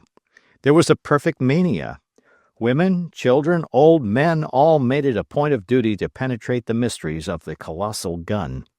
The fare for the descent was fixed at $5 per head, and despite this high charge, during the 2 months which preceded the experiment, the influx of visitors enabled the Gun Club to pocket nearly $500,000. It is needless to say that the first visitors of the Columbiad were the members of the Gun Club. This privilege was justly reserved for that illustrious body. The ceremony took place on the 25th September. A basket of honor took down the President, J.T. Maston, Major Elphinstone, General Morgan, Colonel Blomsberry, and other members of the club, to the number of 10 in all. How hot it was at the bottom of that long tube of metal! They were half suffocated. But what delight! What ecstasy! A table had been laid with 6 covers on the massive stone which formed the bottom of the Columbiad, and lighted by a jet of electric light resembling that of day itself. Numerous exquisite dishes, which seemed to descend from heaven, were placed successively before the guests, and the richest wines of France flowed in profusion during this splendid repast, served 900 feet beneath the surface of the earth. The festival was animated, not to say somewhat noisy. Toasts flew backwards and forwards. They drank to the earth and to her satellite, to the Gun Club, the Union, the Moon, Diana, Phoebe, Selene, the peaceful courier of the night. All the hurrahs carried upwards upon the sonorous waves of the immense acoustic tube arrived with the sound of thunder at its mouth, and the multitude ranged round Stone's Hill heartily united their shouts with those of the 10 revelers hidden from view at the bottom of the gigantic Columbiad. J.T. Maston was no longer master of himself. Whether he shouted or gesticulated, ate or drank most, would be a difficult matter to determine. At all events, he would not have given his place up for an empire, not even if the cannon, loaded, primed, and fired at that very moment, were to blow him to pieces into the planetary world. Chapter 17. A Telegraphic Dispatch. The great works undertaken by the Gun Club had now virtually come to an end, and 2 months still remained before the day for the discharge of the shot to the moon. To the general impatience these 2 months appeared as long as years. Hitherto the smallest details of the operation had been daily chronicled by the journals, which the public devoured with eager eyes. Just at this moment a circumstance, the most unexpected, the most extraordinary and incredible, occurred to rouse afresh their panting spirits and to throw every mind into a state of the most violent excitement. One day, the 30th September, at 3:47 p.m., a telegram, transmitted by cable from Valentia, Ireland, to Newfoundland and the American mainland, arrived at the address of President Barbicane. The President tore open the envelope, read the dispatch, and despite his remarkable powers of self-control, his lips turned pale and his eyes grew dim on reading the 20 words of this telegram. Here is the text of the dispatch, which figures now in the archives of the Gun Club. France, Paris, 30 September, 4 a.m. Barbicane, Tampa Town, Florida, United States. Substitute for your spherical shell a cylindro-conical projectile. I shall go inside. Shall arrive by steamer Atlanta. Michel Ardan. Chapter 18. The Passenger of the Atlanta. If this astounding news, instead of flying through the electric wires, had simply arrived by post in the ordinary sealed envelope, Barbicane would not have hesitated a moment. He would have held his tongue about it, both as a measure of prudence and in order not to have to reconsider his plans. This telegram might be a cover for some jest, especially as it came from a Frenchman. What human being would ever have conceived the idea of such a journey? And if such a person really existed, he must be an idiot, whom one would shut up in a lunatic ward rather than within the walls of the projectile. The contents of the dispatch, however, speedily became known, for the telegraphic officials possessed but little discretion, and Michel Ardan's proposition ran at once throughout the several states of the Union. Barbicane had, therefore, no further motive for keeping silence. Consequently, he called together such of his colleagues as were at the moment in Tampa Town, and without any expression of his own opinions simply read to them the laconic text itself. It was received with every possible variety of expressions of doubt, incredulity, and derision from everyone, with the exception of J.T. Maston, who exclaimed, "It is a grand idea, however." When Barbicane originally proposed to send a shot to the moon, everyone looked upon the enterprise as simple and practicable enough, a mere question of gunnery. But when a person, professing to be a reasonable being, offered to take passage within the projectile, the whole thing became a farce, or in plainer language, a humbug. One question, however, remained. Did such a being exist? This telegram flashed across the depths of the Atlantic. The designation of the vessel on board which he was to take his passage, the date assigned for his speedy arrival, all combined to impart a certain character of reality to the proposal. They must get some clearer notion of the matter. Scattered groups of inquirers at length condensed themselves into a compact crowd, which made straight for the residence of President Barbicane. That worthy individual was keeping quiet with the intention of watching events as they arose. But he had forgotten to take into account the public impatience, and it was with no pleasant countenance that he watched the population of Tampa Town gathering under his windows. The murmurs and vociferations below presently obliged him to appear. He came forward, therefore, and on silence being procured, a citizen put point-blank to him the following question. "Is the person mentioned in the telegram, under the name of Michel Ardan, on his way here, yes or no?" "Gentlemen," replied Barbicane, "I know no more than you do." "We must know!" roared the impatient voices. "Time will show," calmly replied the President. "Time has no business to keep a whole country in suspense," replied the orator. "Have you altered the plans of the projectile according to the request of the telegram?" "Not yet, gentlemen, but you are right. We must have better information to go by. The telegraph must complete its information." To the telegraph!" roared the crowd. Barbicane descended, and heading the immense assemblage, led the way to the telegraph office. A few minutes later a telegram was dispatched to the secretary of the underwriters at Liverpool, requesting answers to the following queries. About the ship Atlanta, when did she leave Europe? Had she on board a Frenchman named Michel Ardan? 2 hours afterwards Barbicane received information too exact to leave room for the smallest remaining doubt. The steamer Atlanta from Liverpool put to sea on the 2nd October, bound for Tampa Town, having on board a Frenchman born on the list of passengers by the name of Michel Ardan. That very evening he wrote to the house of Breadwell and Company, requesting them to suspend the casting of the projectile until the receipt of further orders.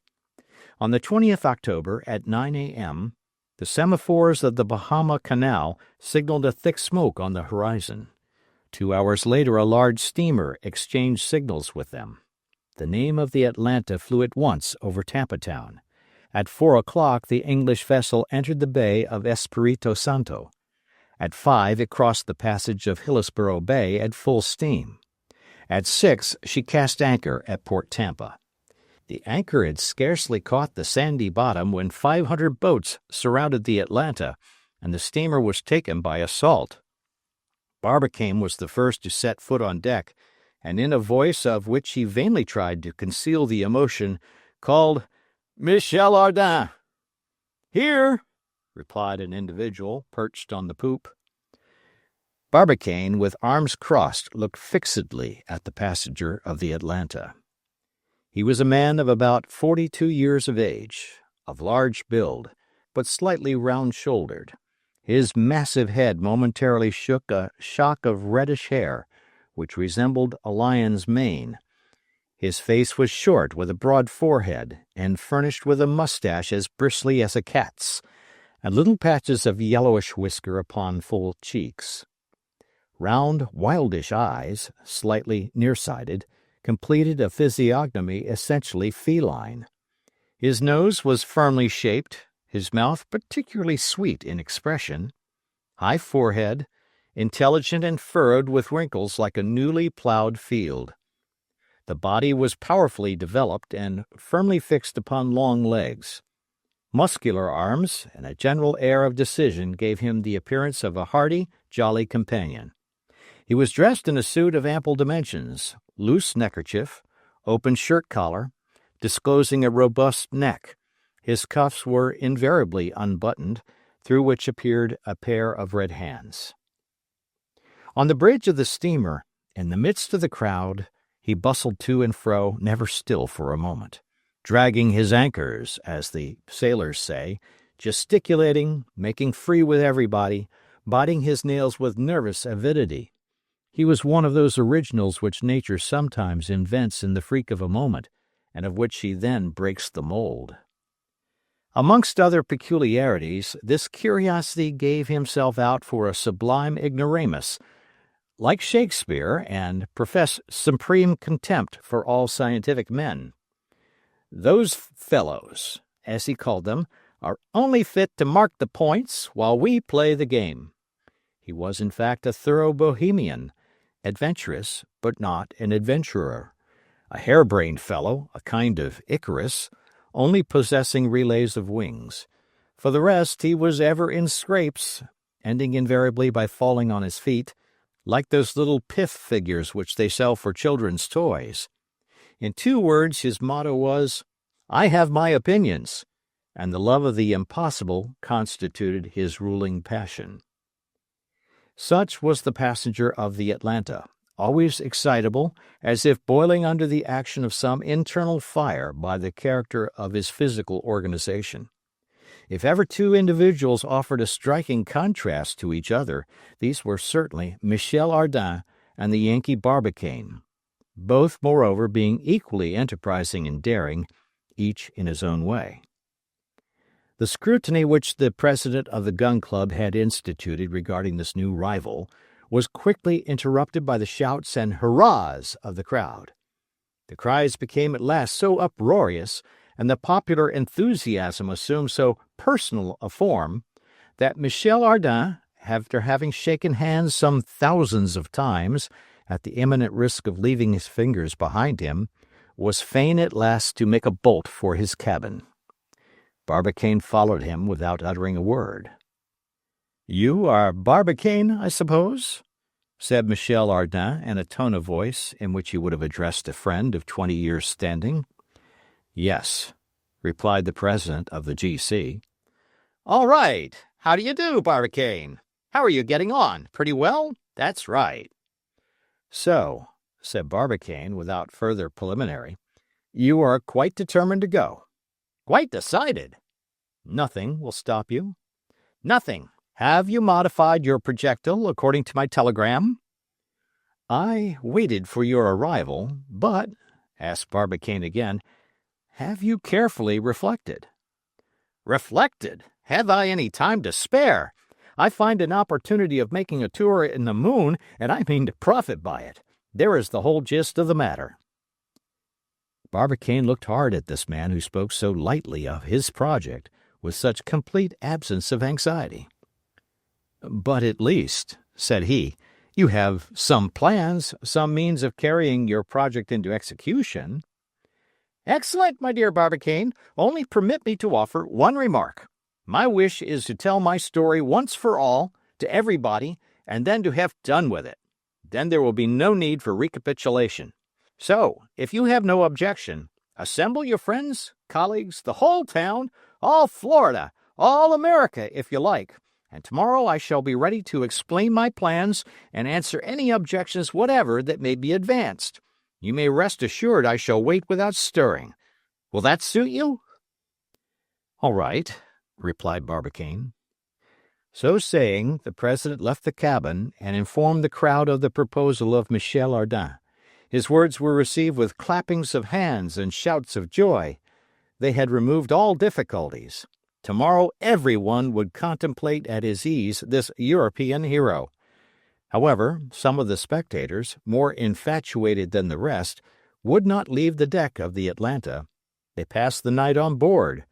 Amongst others, J.T. Maston got his hook fixed in the coaming of the poop, and it pretty nearly required the capstan to get it out again. "He is a hero! A hero!" he cried, a theme of which he was never tired of ringing the changes. "And we are only like weak, silly women compared with this European."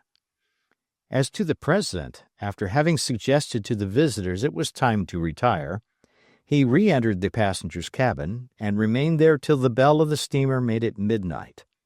But then the two rivals in popularity shook hands heartily and parted on terms of intimate friendship. Chapter 19. A Monster Meeting. On the following day Barbicane, fearing that indiscreet questions might be put to Michel Ardan, was desirous of reducing the number of the audience to a few of the initiated, his own colleagues, for instance.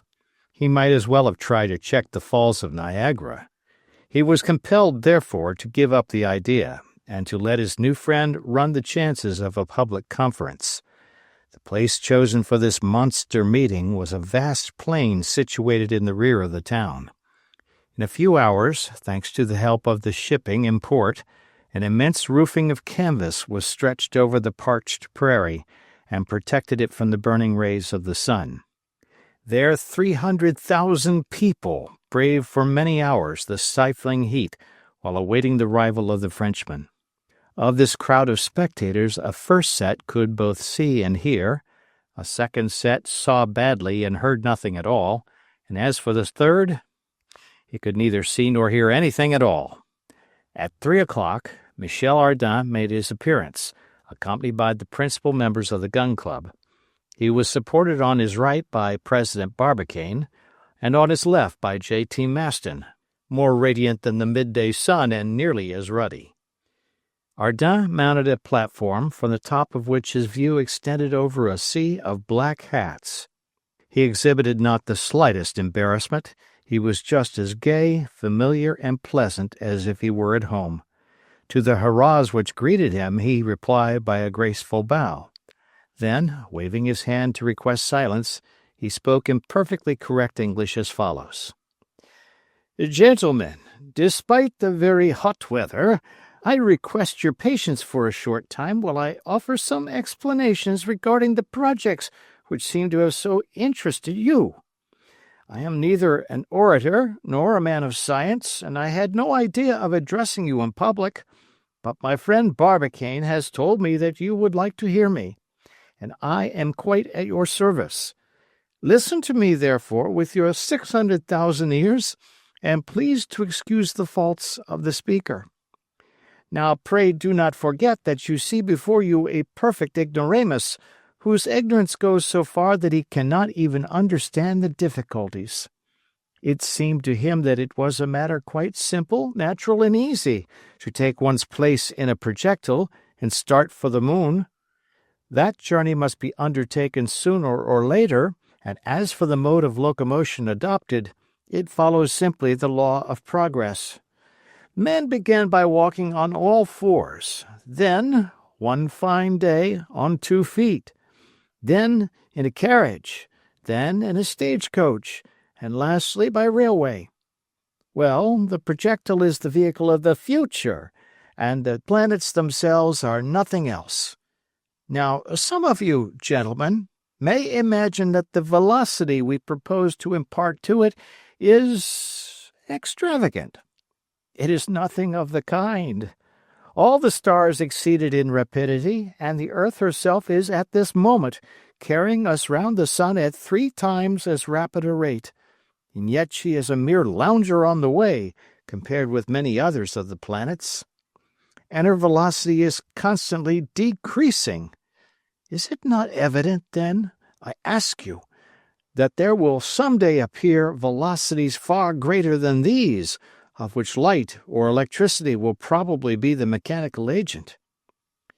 Yes, gentlemen, continued the orator, in spite of the opinions of certain narrow-minded people who would shut up the human race upon this globe as within some magic circle which it must never outstep, we shall one day travel to the moon, the planets, and the stars with the same facility, rapidity, and certainty as we now make the voyage from Liverpool to New York.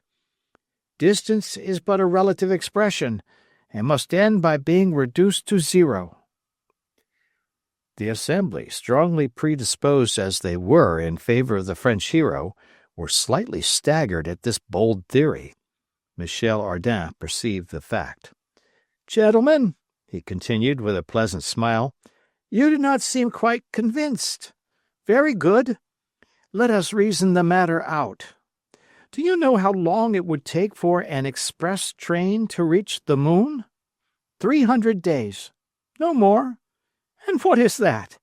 The distance is no more than 9 times the circumference of the earth, and there are no sailors or travelers of even moderate activity who have not made longer journeys than that in their lifetime.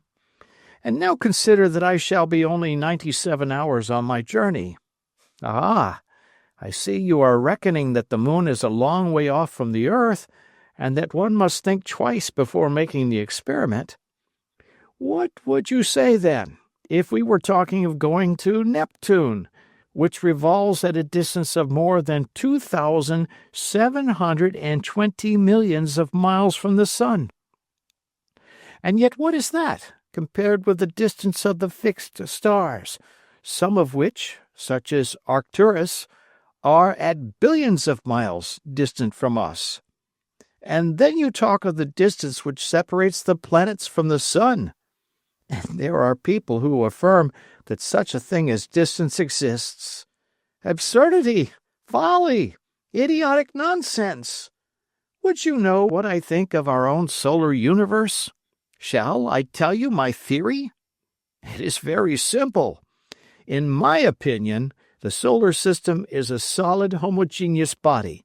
The planets which compose it are in actual contact with each other, and whatever space exists between them is nothing more than the space which separates the molecules of the densest metal, such as silver, iron, or platinum.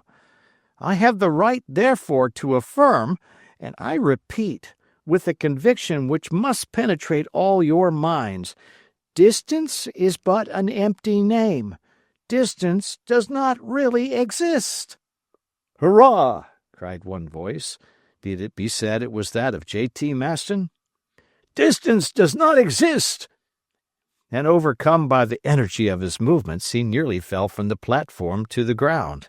He just escaped a severe fall, which would have proved to him that distance was by no means an empty name. "Gentlemen," resumed the orator, "I repeat that the distance between the earth and her satellite is a mere trifle, and undeserving of serious consideration. I am convinced that before 20 years are over, 1/2 of our earth will have paid a visit to the moon. Now, my worthy friends, if you have any question to put to me, you will, I fear, sadly embarrass a poor man like myself. Still, I will do my best to answer you." Up to this point, the president of the Gun Club had been satisfied with the turn which the discussion had assumed. It became now, however, desirable to divert Ardin from questions of a practical nature, with which he was doubtless far less conversant. Barbicane therefore hastened to get in a word, and began by asking his new friend whether he thought that the moon and the planets were inhabited. "You put before me a great problem, my worthy president," replied the orator, smiling. "Still, men of great intelligence, such as Plutarch, Swedenborg, Bernardin de Saint-Pierre, and others, have, if I mistake not, pronounced in the affirmative. Looking at the question from the natural philosopher's point of view, I should say that nothing useless existed in the world, and, replying to your question by another, I should venture to assert that if these worlds are habitable, they either are, have been, or will be inhabited." "No one could answer more logically or fairly," replied the president. "The question then reverts to this: are these worlds habitable? For my own part, I believe they are." "For myself, I feel certain of it," said Michel Ardan.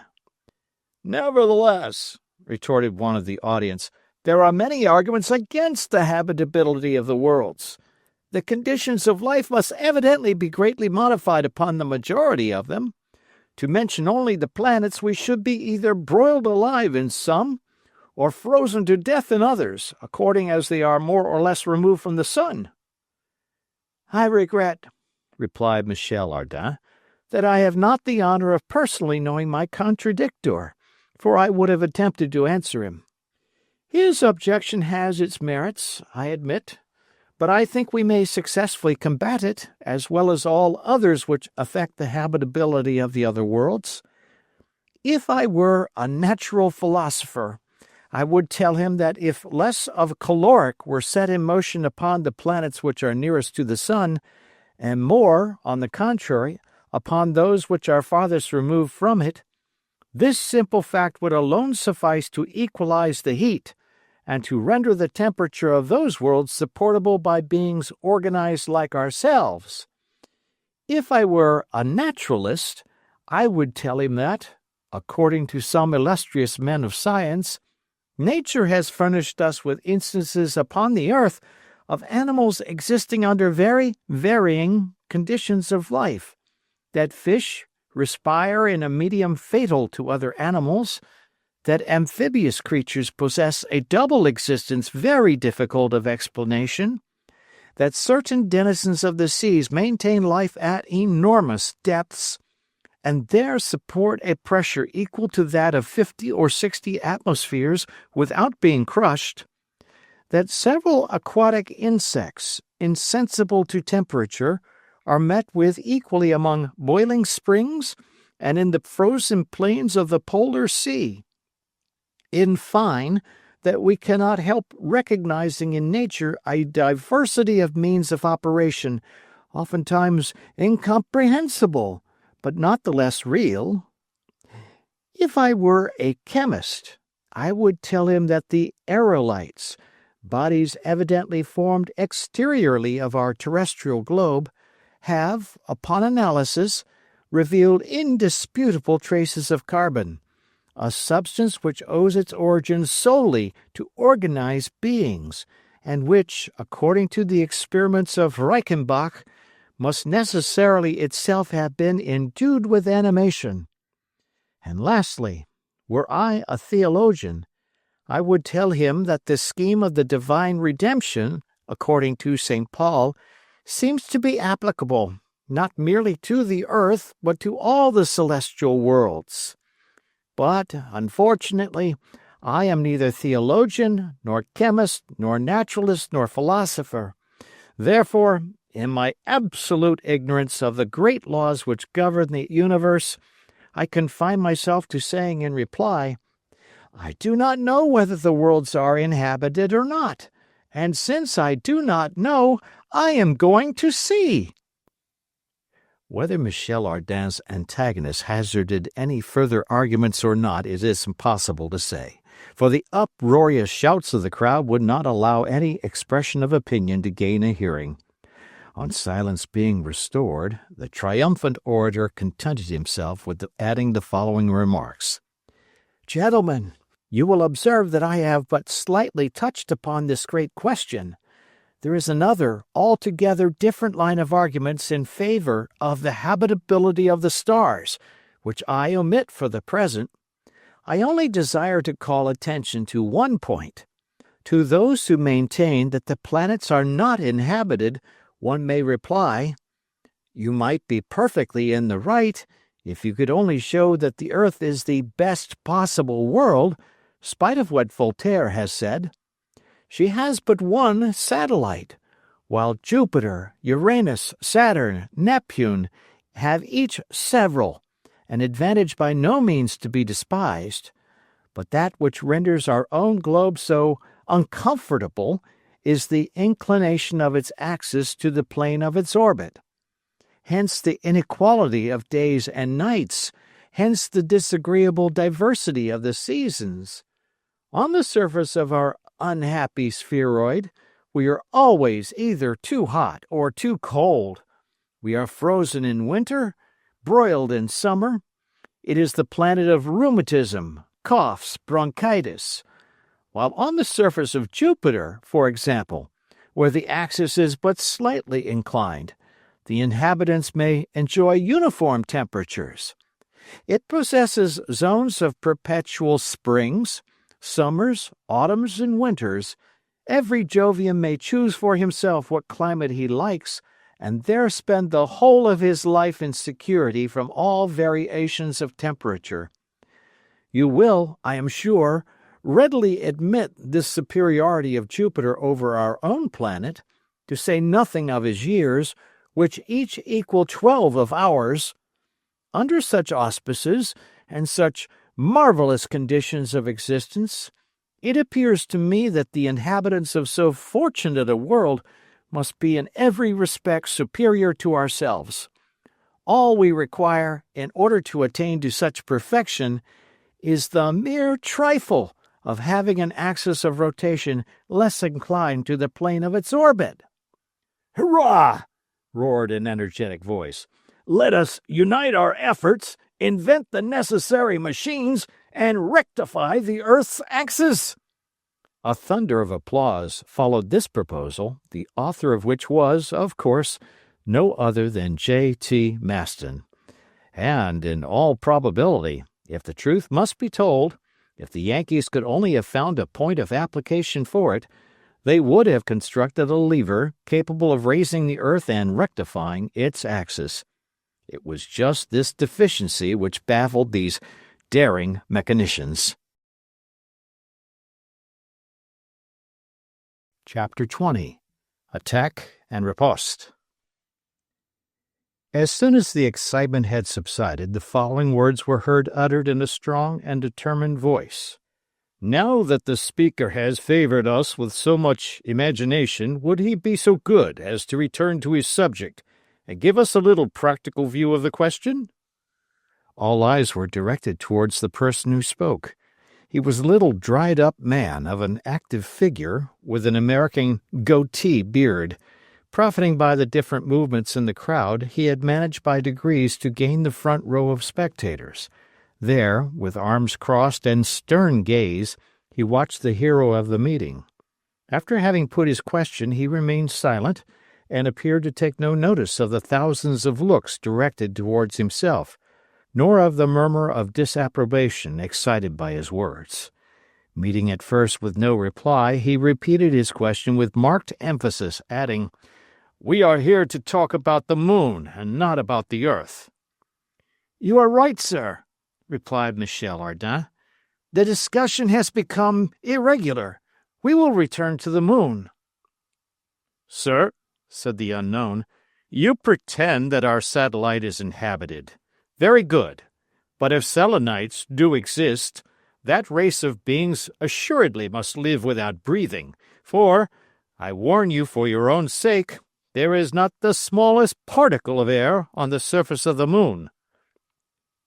At this remark, Ardan pushed up his shock of red hair. He saw that he was on the point of being involved in a struggle with this person upon the very gist of the whole question. He looked sternly at him in his turn, and said, "Oh, so there is no air on the moon? And pray, if you are so good, who ventures to affirm that?" "The men of science." "Really?" "Really." "Sir," replied Michel, "pleasantry apart, I have a profound respect for men of science who do possess science, but a profound contempt for men of science who do not." "Do you know any who belong to the latter category?" "Decidedly. In France there are some who maintain that, mathematically, a bird cannot possibly fly, and others who demonstrate theoretically that fishes were never made to live in water." "I have nothing to do with persons of that description, and I can quote, in support of my statement, names with which you cannot refuse deference to." "Then, sir, you will sadly embarrass a poor ignorant who, besides, asks nothing better than to learn." "Why, then, do you introduce scientific questions if you have never studied them?" asked the unknown, somewhat coarsely. "For the reason that he is always brave who never suspects danger. I know nothing, it is true, but it is precisely my very weakness which constitutes my strength." "Your weakness amounts to folly," retorted the unknown in a passion. "All the better," replied our Frenchman, "if it carries me up to the moon." Barbicane and his colleagues devoured with their eyes the intruder who had so boldly placed himself in antagonism to their enterprise. Nobody knew him, and the president, uneasy as to the result of so free a discussion, watched his new friend with some anxiety. The meeting began to be somewhat fidgety also, for the contest directed their attention to the dangers, if not the actual impossibilities, of the proposed expedition. "Sir," replied Ardan's antagonist, "there are many and incontrovertible reasons which prove the absence of an atmosphere in the moon. I might say that, a priori, if one ever did exist, it must have been absorbed by the earth, but I prefer to bring forward indisputable facts." "Bring them forward, then, sir, as many as you please." "You know," said the stranger, "that when any luminous rays cross a medium such as the air, they are deflected out of the straight line. In other words, they undergo refraction. Well, when stars are occulted by the moon, their rays, on grazing the edge of her disk, exhibit not the least deviation, nor offer the slightest indication of refraction. It follows, therefore, that the moon cannot be surrounded by an atmosphere." "In point of fact," replied Ardan, "this is your chief, if not your only, argument, and a really scientific man might be puzzled to answer it. For myself, I will simply say that it is defective, because it assumes that the angular diameter of the moon has been completely determined, which is not the case. But let us proceed. Tell me, my dear sir, do you admit the existence of volcanoes on the moon's surface?" Extinct, yes. Inactivity, no. These volcanoes, however, were at one time in a state of activity? True, but as they furnished themselves the oxygen necessary for combustion, the mere fact of their eruption does not prove the presence of an atmosphere. Proceed again, then, and let us set aside this class of arguments in order to come to direct observations. In 1715, the astronomers Louville and Halley, watching the eclipse of the 3rd May, remarked some very extraordinary scintillations. These jets of light, rapid in nature and of frequent recurrence, they attributed to thunderstorms generated in the lunar atmosphere. In 1715, replied the unknown, the astronomers Louville and Halley mistook for lunar phenomena some which were purely terrestrial, such as meteoric or other bodies which are generated in our own atmosphere. This was the scientific explanation at the time of the facts, and that is my answer now. On again, then, replied Ardin. Herschel, in 1787, observed a great number of luminous points on the moon's surface, did he not? Yes, but without offering any solution of them.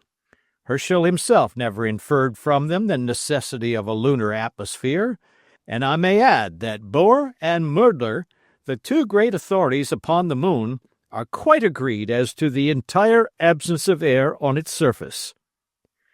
A movement was here manifest among the assemblage, who appeared to be growing excited by the arguments of this singular personage. "Let us proceed," replied Ardin with perfect coolness, "and come to one important fact. A skillful French astronomer, Monsieur Laussedat, in watching the eclipse of July 18, 1860, proved that the horns of the solar crescent were rounded and truncated.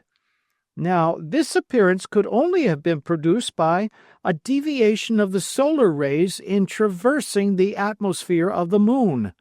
There is no other possible explanation of the fact." "But is this established as a fact?" "Absolutely certain." A counter-movement here took place in favor of the hero of the meeting, whose opponent was now reduced to silence. Ardin resumed the conversation, and without exhibiting any exultation at the advantage he had gained, simply said, "You see, then, my dear sir, we must not pronounce with absolute positiveness against the existence of an atmosphere in the moon. That atmosphere is, probably, of extreme rarity. Nevertheless, at the present day, science generally admits that it exists." "Not in the mountains, at all events," returned the unknown, unwilling to give in. "No, but at the bottom of the valleys, and not exceeding a few 100 feet in height." "In any case, you will do well to take every precaution, for the air will be terribly rarefied." "My good sir, there will always be enough for a solitary individual. Besides, once arrived up there, I shall do my best to economize, and not to breathe except on grand occasions." A tremendous roar of laughter rang in the ears of the mysterious interlocutor, who glared fiercely round upon the assembly. "Then," continued Ardin with a careless air, "since we are in accord regarding the presence of a certain atmosphere, we are forced to admit the presence of a certain quantity of water. This is a happy consequence for me. Moreover, my amiable contradictor, permit me to submit to you one further observation. We only know one side of the moon's disk, and if there is but little air on the face presented to us, it is possible that there is plenty on the one turned away from us." "And for what reason?" "Because the moon, under the action of the earth's attraction, has assumed the form of an egg, which we look at from the smaller end. Hence it follows, by Houssain's calculations, that its center of gravity is situated in the other hemisphere. Hence it results that the great mass of air and water must have been drawn away to the other face of our satellite during the first days of its creation." "Pure fancies!" cried the unknown. No, pure theories, which are based upon the laws of mechanics, and it seems difficult to me to refute them. I appeal then to this meeting, and I put it to them whether life, such as exists upon the earth, is possible on the surface of the moon?" 300,000 auditors at once applauded the proposition. Ardan's opponent tried to get in another word, but he could not obtain a hearing. Cries and menaces fell upon him like hail. "Enough! Enough!" cried some. "Drive the intruder off!" shouted others. "Turn him out!" roared the exasperated crowd.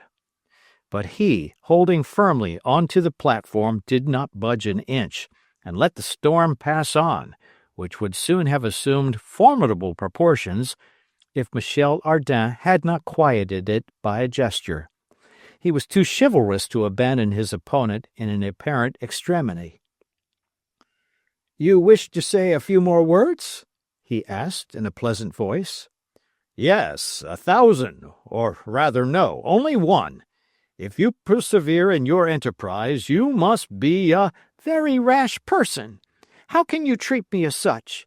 Me, who have demanded a cylindro-conical projectile in order to prevent turning round and round on my way like a squirrel." "But, unhappy man, the dreadful recoil will smash you to pieces at your starting." "My dear contradictor, you have just put your finger upon the true and the only difficulty.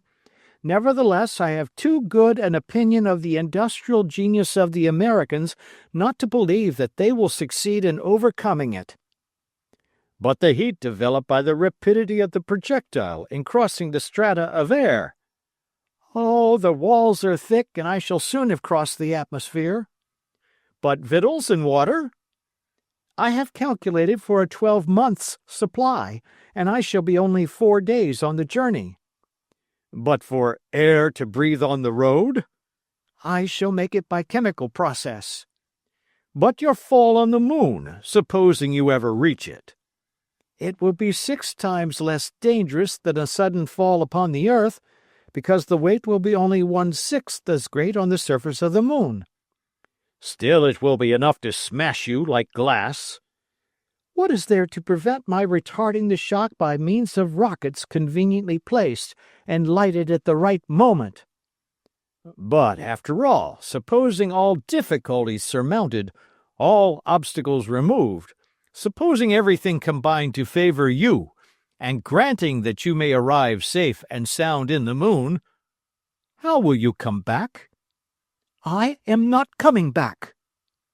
At this reply, almost sublime in its very simplicity, the assembly became silent. But its silence was more eloquent than could have been its cries of enthusiasm. The unknown profited by the opportunity and once more protested. "You will inevitably kill yourself," he cried, "and your death will be that of a madman, useless even to science." "Go on, my dear unknown, for truly your prophecies are most agreeable." "It really is too much," cried Michel Ardan's adversary. "I do not know why I should continue so frivolous a discussion. Please yourself about this insane expedition. We need not trouble ourselves about you."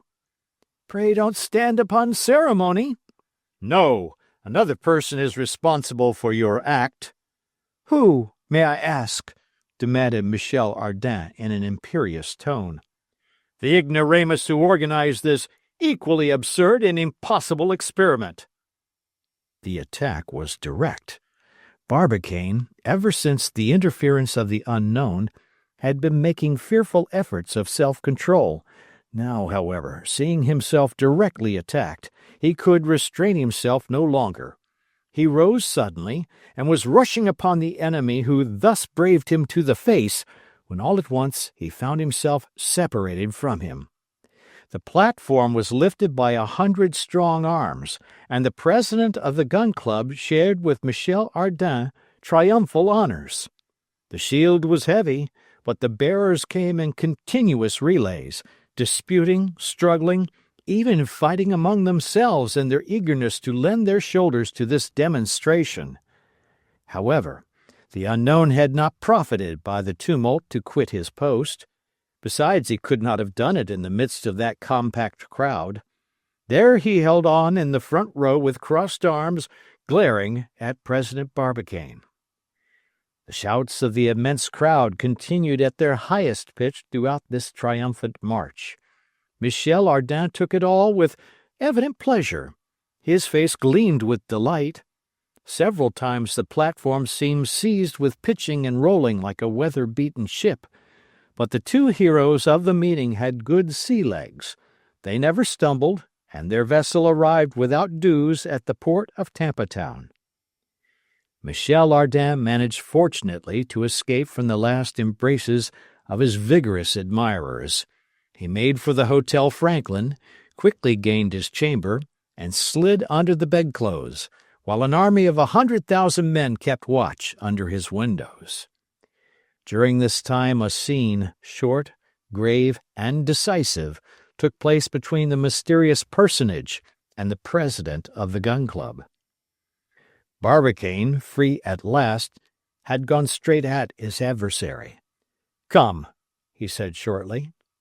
The other followed him onto the quay, and the two presently found themselves alone at the entrance of an open wharf on Jones Fall. The two enemies, still mutually unknown, gazed at each other. "Who are you?" asked Barbicane. "Captain Nicholl." "So I suspected.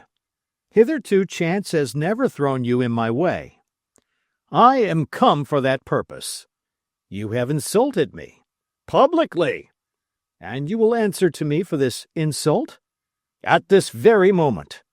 No. I desire that all that passes between us shall be secret.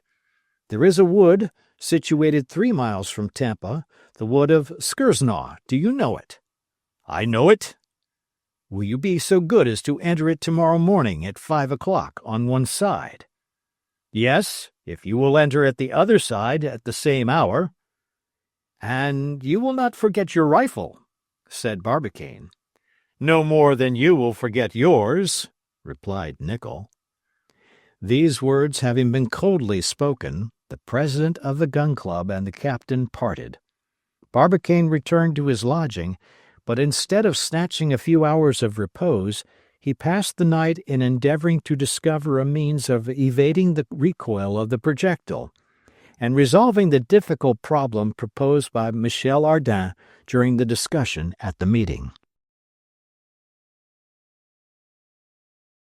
Chapter 21. How a Frenchman Manages an Affair. While the contract of this duel was being discussed by the president and the captain, this dreadful, savage duel, in which each adversary became a manhunter, Michel Ardan was resting from the fatigues of his triumph. Resting is hardly an appropriate expression, for American beds rival marble or granite tables for hardness. Ardan was sleeping then, badly enough, tossing about between the cloths which served him for sheets, and he was dreaming of making a more comfortable couch in his projectile when a frightful noise disturbed his dreams. Thundering blows shook his door. They seemed to be caused by some iron instrument. A great deal of loud talking was distinguishable in this racket, which was rather too early in the morning. "Open the door!" someone shrieked. "For heaven's sake!" Ardan saw no reason for complying with the demand so roughly expressed. However, he got up and opened the door just as it was giving way before the blows of this determined visitor. The secretary of the Gun Club burst into the room. A bomb could not have made more noise or have entered the room with less ceremony. "Last night," cried J.T. Maston, ex abrupto, "our president was publicly insulted during the meeting. He provoked his adversary, who was none other than Captain Nicholl. They are fighting this morning in the wood of Skersnaw. I heard all particulars from the mouth of Barbicane himself. If he is killed, then our scheme is at end. We must prevent this duel, and one man alone has enough influence over Barbicane to stop him, and that man is Michel Ardan." While J.T. Maston was speaking, Michel Ardan, without interrupting him, had hastily put on his clothes, and in less than 2 minutes the two friends were making for the suburbs of Tampa Town with rapid strides. It was during this walk that Maston told Ardan the state of the case. He told him the real causes of the hostility between Barbicane and Nicholl, how it was of old date, and why, thanks to unknown friends, the President and the captain had, as yet, never met face to face. He added that it arose simply from a rivalry between iron plates and shot, and finally that the scene at the meeting was only the long-wished-for opportunity for Nicholl to pay off an old grudge. Nothing is more dreadful than private duels in America. The two adversaries attack each other like wild beasts. Then it is that they might well covet those wonderful properties of the Indians of the prairies, their quick intelligence, their ingenious cunning, their scent of the enemy. A single mistake, a moment's hesitation, a single false step may cause death. On these occasions Yankees are often accompanied by their dogs and keep up the struggle for hours. "What demons you are!" cried Michel Ardan, when his companion had depicted this scene to him with much energy. "Yes, we are," replied J.T. modestly, "but we had better make haste." Though Michel Ardan and he had crossed the plain still wet with dew, and had taken the shortest route over creeks and rice fields, they could not reach Skersnaw under 5 hours and a half. Barbicane must have passed the border half an hour ago. There was an old bushman working there, occupied in selling faggots from trees that had been leveled by his axe. Maston ran toward him, saying, "Have you seen a man go into the wood, armed with a rifle? Barbicane, the president, my best friend?" The worthy secretary of the gun club thought that his president must be known by all the world, but the bushman did not seem to understand him. "A hunter?" said Ardan. "A hunter, yes," replied the bushman. "Long ago?" "About an hour." "Too late!" cried Maston. "Have you heard any gunshots?" asked Ardan. "No." "Not one?" "Not one. That hunter did not look as if he knew how to hunt." "What is to be done?" said Maston. "We must go into the wood, at the risk of getting a ball which is not intended for us." "Ah!" cried Maston, in a tone which could not be mistaken. "I would rather have 20 balls in my own head than one in Barbicane's." "Forward, then," said Ardan, pressing his companion's hand. A few moments later the two friends had disappeared in the copse. It was a dense thicket, in which rose huge cypresses, sycamores, tulip trees, olives, tamarinds, oaks, and magnolias. These different trees had interwoven their branches into an inextricable maze, through which the eye could not penetrate. Michel Ardan and Maston walked side by side in silence through the tall grass, cutting themselves a path through the strong creepers, casting curious glances on the bushes, and momentarily expecting to hear the sound of rifles. As for the traces which Barbicane ought to have left of his passage through the wood, there was not a vestige of them visible, so they followed the barely perceptible paths along which Indians had tracked some enemy, and which the dense foliage darkly overshadowed. After an hour spent in vain pursuit, the two stopped in intensified anxiety. "It must be all over," said Maston, discouraged. "A man like Barbicane would not dodge with his enemy, or ensnare him, would not even maneuver. He is too open, too brave. He has gone straight ahead, right into the danger, and doubtless far enough from the bushman for the wind to prevent his hearing the report of the rifles." "But surely," replied Michel Ardan, "since we entered the wood we should have heard." "And what if we came too late?" cried Maston in tones of despair. For once Ardan had no reply to make, he and Maston resuming their walk in silence.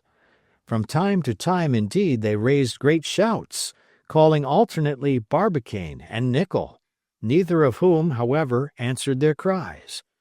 Only the birds, awakened by the sound, flew past them and disappeared among the branches, while some frightened deer fled precipitately before them. For another hour their search was continued. The greater part of the wood had been explored. There was nothing to reveal the presence of the combatants. The information of the bushmen was, after all, doubtful, and Ardin was about to propose their abandoning this useless pursuit, when all at once Maston stopped. "Hush!" said he. "There is someone down there." "Someone?" repeated Michel Ardan. "Yes, a man. He seems motionless. His rifle is not in his hands. What can he be doing?" "But can you recognize him?" asked Ardin, whose short sight was of little use to him in such circumstances. "Yes, yes, he is turning towards us," answered Maston. "And it is?"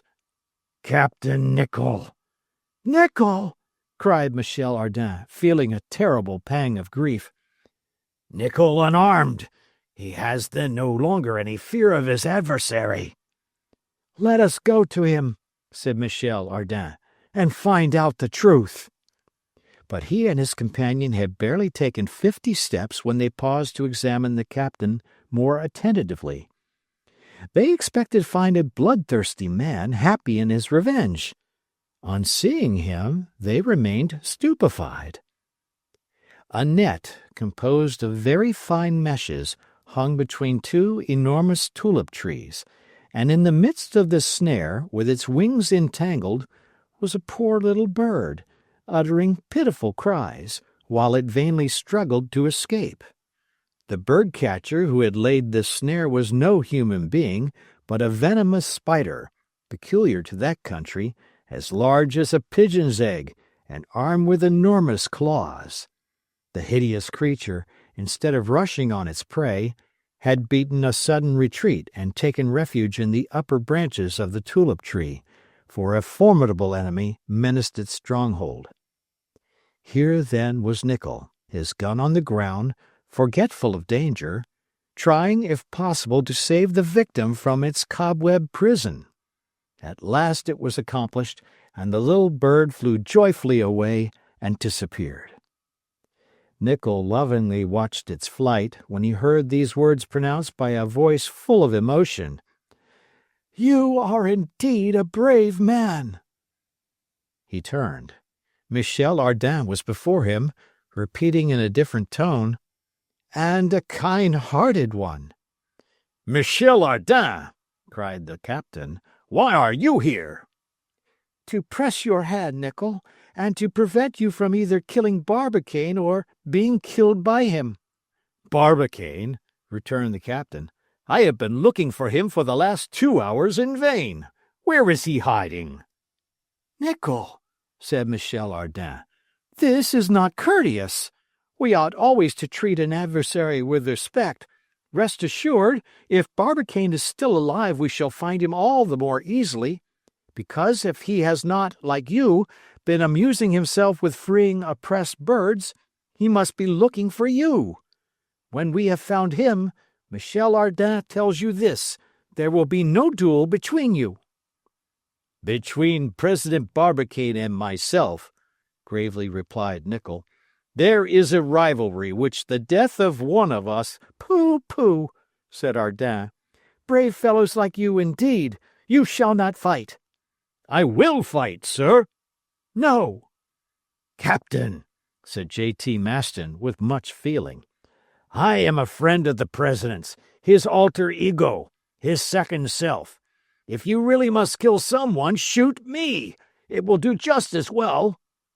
"Sir," Nicholl replied, seizing his rifle convulsively, "these jokes—" "Our friend Maston is not joking," replied Ardan.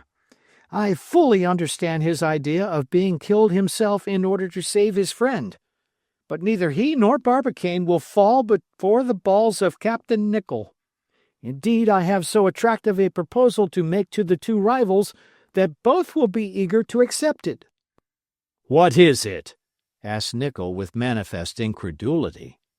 "Patience!" exclaimed Ardan. "I can only reveal it in the presence of Barbicane." Let us go in search of him, then," cried the captain. The three men started off at once, the captain having discharged his rifle, threw it over his shoulder, and advanced in silence. Another half-hour passed, and the pursuit was still fruitless.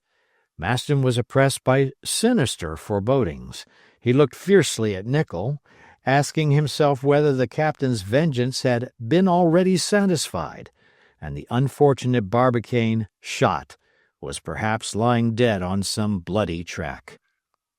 The same thought seemed to occur to Ardin. Both were casting inquiring glances on Nicholl, when suddenly Maston paused.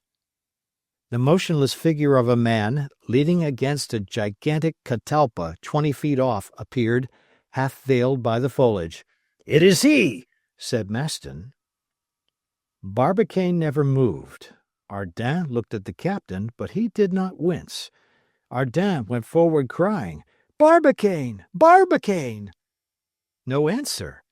Ardin rushed towards his friend, but in the act of seizing his arms, he stopped short and uttered a cry of surprise. Barbicane, pencil in hand, was tracing geometrical figures in a memorandum book, whilst his unloaded rifle lay beside him on the ground. Absorbed in his studies, Barbicane, in his turn forgetful of the duel, had seen and heard nothing. When Ardin took his hand, he looked up and stared at his visitor in astonishment. "Ah, it is you!" he cried at last. "I have found it, my friend. I have found it." "What?" "My plan." "What plan?" "The plan for counteracting the effect of the shock at the departure of the projectile." "Indeed," said Michel Ardan, looking at the captain out of the corner of his eye. "Yes, water, simply water, which will act as a spring. Ah, Maston!" cried Barbicane. "You here also?" "Himself," replied Ardin, "and permit me to introduce to you at the same time the worthy Captain Nicholl." "Nicholl!" cried Barbicane, who jumped up at once. "Pardon me, Captain, I had quite forgotten. I am ready." Michel Ardan interfered, without giving the two enemies time to say anything more. "Thank Heaven," said he. "It is a happy thing that brave men like you two did not meet sooner. We should now have been mourning for one or other of you, but, thanks to Providence, which has interfered, there is now no further cause for alarm. When one forgets his anger in mechanics or in cobwebs, it is a sign that the anger is not dangerous." Michel Ardan then told the president how the captain had been found occupied. "I put it to you now," said he in conclusion, "are two such good fellows as you are made on purpose to smash each other's skulls with shot?" There was in the situation something of the ridiculous, something quite unexpected. Michel Ardan saw this and determined to effect a reconciliation. "My good friends," said he with his most bewitching smile, "this is nothing but a misunderstanding. Nothing more. Well, to prove that it is all over between you, accept frankly the proposal I am going to make to you." "Make it," said Nicholl. "Our friend Barbicane believes that his projectile will go straight to the moon?" "Yes, certainly," replied the president. "And our friend Nicholl is persuaded it will fall back upon the earth?" "I am certain of it," cried the captain. "Good," said Ardan. "I cannot pretend to make you agree, but I suggest this. Go with me, and so see whether we are stopped on our journey." "What?" exclaimed J.T. Maston, stupefied. The two rivals, on this sudden proposal, looked steadily at each other. Barbicane waited for the captain's answer. Nicholl watched for the decision of the president. "Well," said Michel, "there is now no fear of the shock." "Done!" cried Barbicane. But quickly as he pronounced the word, he was not before Nicholl. "Hurrah! Bravo! Hip, hip, hurrah!" cried Michel, giving a hand to each of the late adversaries. "Now that it is all settled, my friends, allow me to treat you after French fashion. Let us be off to breakfast." Chapter 22. The New Citizen of the United States. That same day all America heard of the affair of Captain Nicholl and President Barbicane, as well as its singular denouement. From that day forth, Michel Ardan had not one moment's rest. Deputations from all corners of the Union harassed him without cessation or intermission. He was compelled to receive them all, whether he would or no. How many hands he shook, how many people he was "hail fellow well met" with, it is impossible to guess. Such a triumphal result would have intoxicated any other man, but he managed to keep himself in a state of delightful semi-tipsiness. Among the deputations of all kinds which assailed him, that of the lunatics were careful not to forget what they owed to the future conqueror of the moon. One day, certain of these poor people, so numerous in America, came to call upon him and requested permission to return with him to their native country. "Singular hallucination," said he to Barbicane after having dismissed the deputation with promises to convey numbers of messages to friends in the moon. "Do you believe in the influence of the moon upon distempers?" "Scarcely." "No more do I, despite some remarkable recorded facts of history. For instance, during an epidemic in 1693, a large number of persons died at the very moment of an eclipse. The celebrated Bacon always fainted during an eclipse. Charles VI relapsed 6 times into madness during the year 1399, sometimes during the new, sometimes during the full moon. Gall observed that insane persons underwent an accession of their disorder twice in every month, at the epochs of new and full moon. In fact, numerous observations made upon fevers, somnambulisms, and other human maladies seem to prove that the moon does exercise some mysterious influence upon man." "But the how and the wherefore?" asked Barbicane. "Well, I can only give you the answer which Arago borrowed from Plutarch, which is 19 centuries old. Perhaps the stories are not true." In the height of his triumph, Michel Ardan had to encounter all the annoyances incidental to a man of celebrity. Managers of entertainments wanted to exhibit him. Barnum offered him $1 million to make a tour of the United States in his show. As for his photographs, they were sold of all sizes, and his portrait taken in every imaginable posture. More than 500,000 copies were disposed of in an incredibly short space of time. But it was not only the men who paid him homage, but the women also. He might have married well 100 times over, if he had been willing to settle in life. The old maids in particular, of 40 years and upwards, and dry in proportion, devoured his photographs day and night. They would have married him by hundreds, even if he had imposed upon them the condition of accompanying him into space. He had, however, no intention of transplanting a race of Franco-Americans upon the surface of the moon.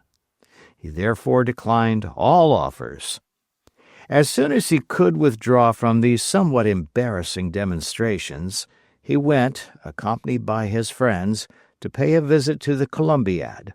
He was highly gratified by his inspection, and made the descent to the bottom of the tube of this gigantic machine, which was presently to launch him to the regions of the moon. It is necessary here to mention a proposal of J.T. Maston's. When the secretary of the Gun Club found that Barbicane and Nicholl accepted the proposal of Michel Ardan, he determined to join them and make one of a snug party of 4. So one day he determined to be admitted as one of the travelers. Barbicane, paid at having to refuse him, gave him clearly to understand that the projectile could not possibly contain so many passengers. Maston, in despair, went in search of Michel Ardan, who counseled him to resign himself to the situation, adding one or two arguments ad hominem. "You see, old fellow," he said, "you must not take what I say in bad part, but really, between ourselves, you are in too incomplete a condition to appear in the moon." "Incomplete!" shrieked the valiant invalid. "Well, yes, my dear fellow. Imagine our meeting some of the inhabitants up there. Would you like to give them such a melancholy notion of what goes on down here? To teach them what war is? To inform them that we employ our time chiefly in devouring each other, in smashing arms and legs, and that too on a globe which is capable of supporting 100 billions of inhabitants, and which actually does contain nearly 200 millions? Why, my worthy friend, we should have to turn you out of doors." "But still, if you arrive there in pieces, you will be as incomplete as I am."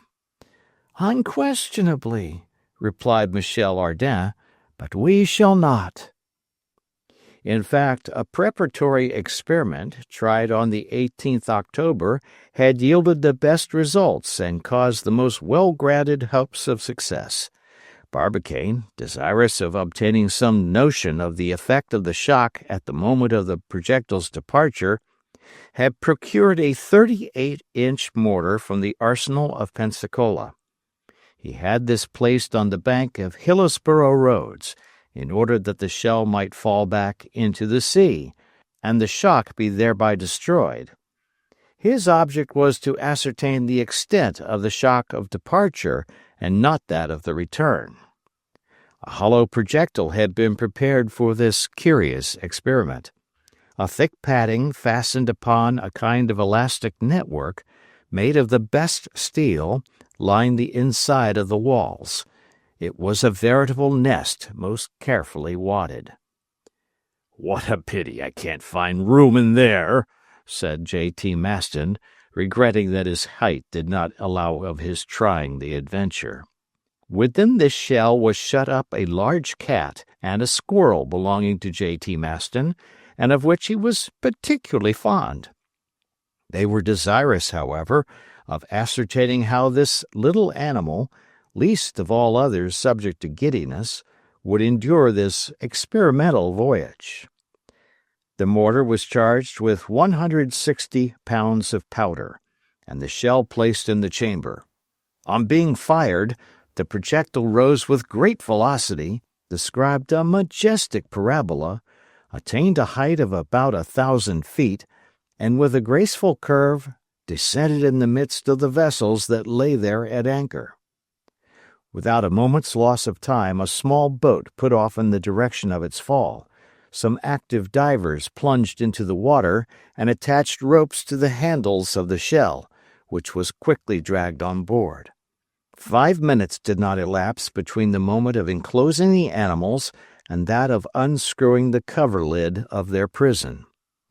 Ardan, Barbicane, Maston, and Nicholl were present on board the boat, and assisted at the operation with an interest that may be readily comprehended.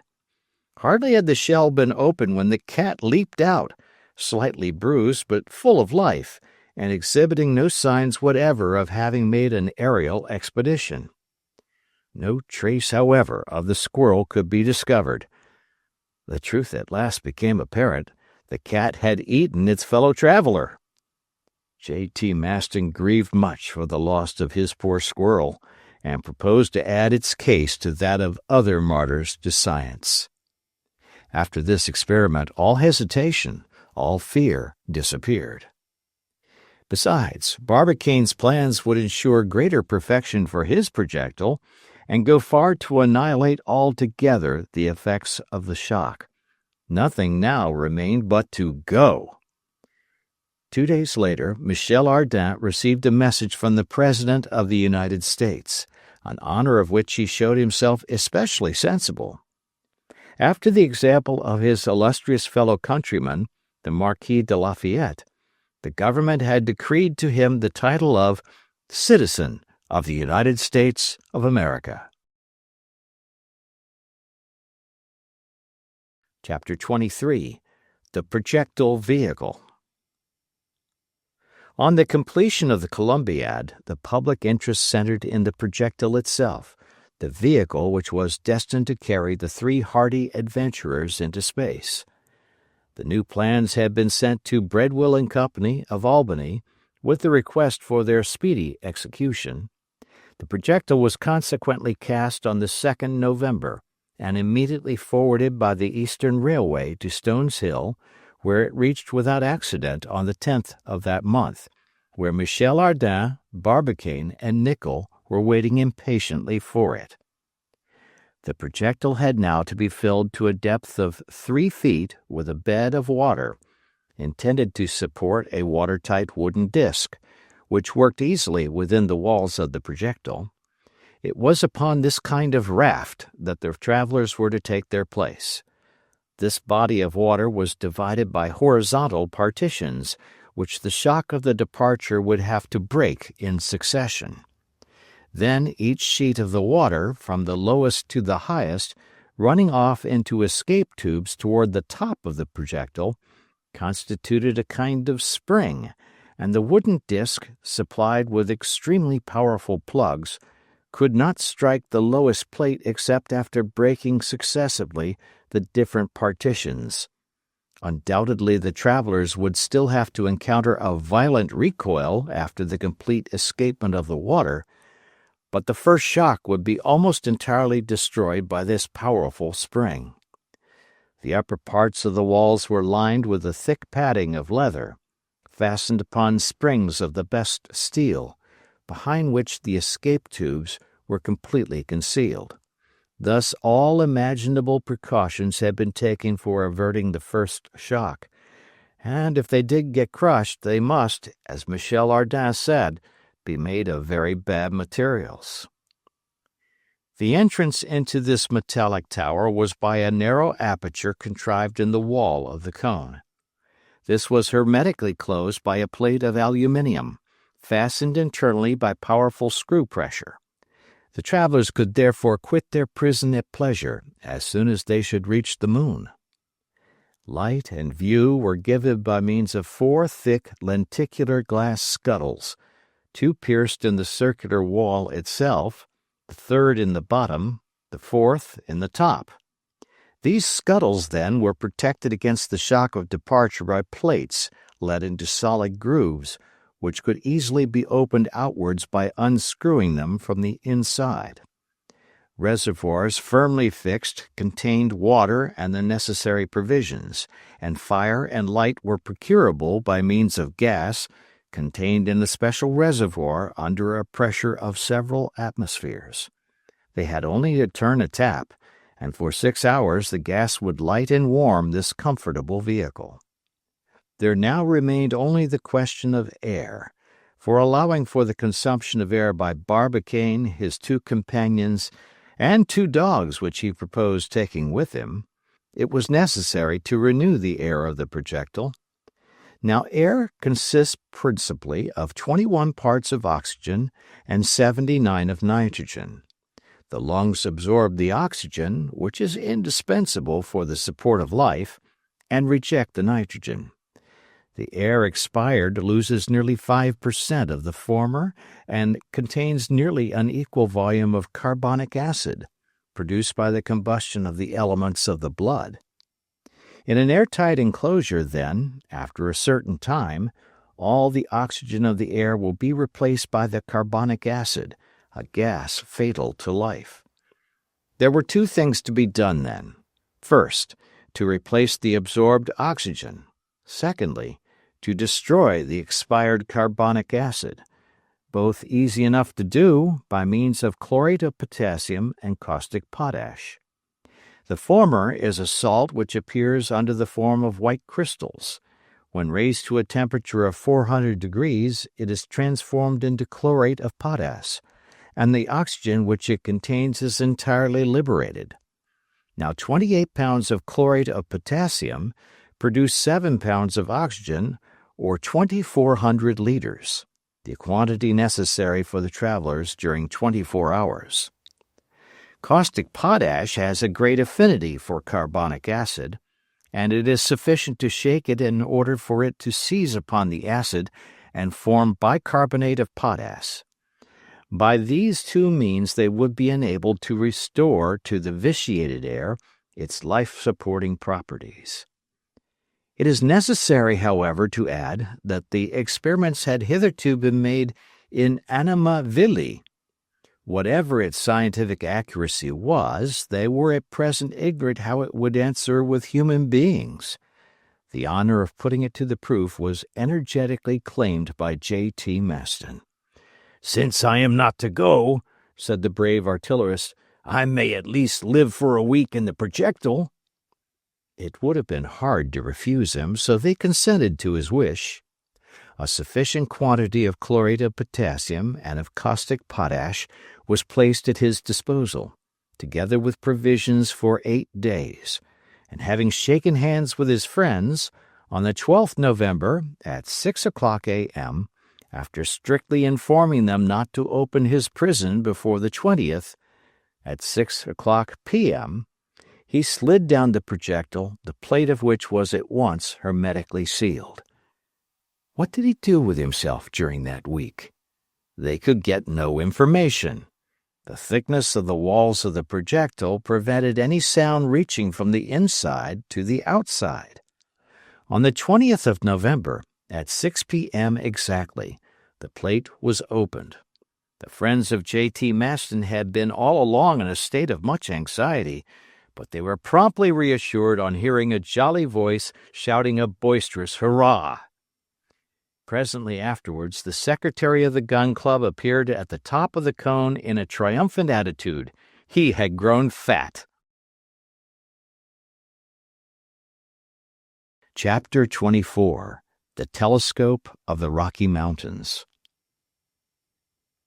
On the 20th October, in the preceding year, after the close of the subscription, the president of the gun club had credited the Observatory of Cambridge with the necessary sums for the construction of a gigantic optical instrument.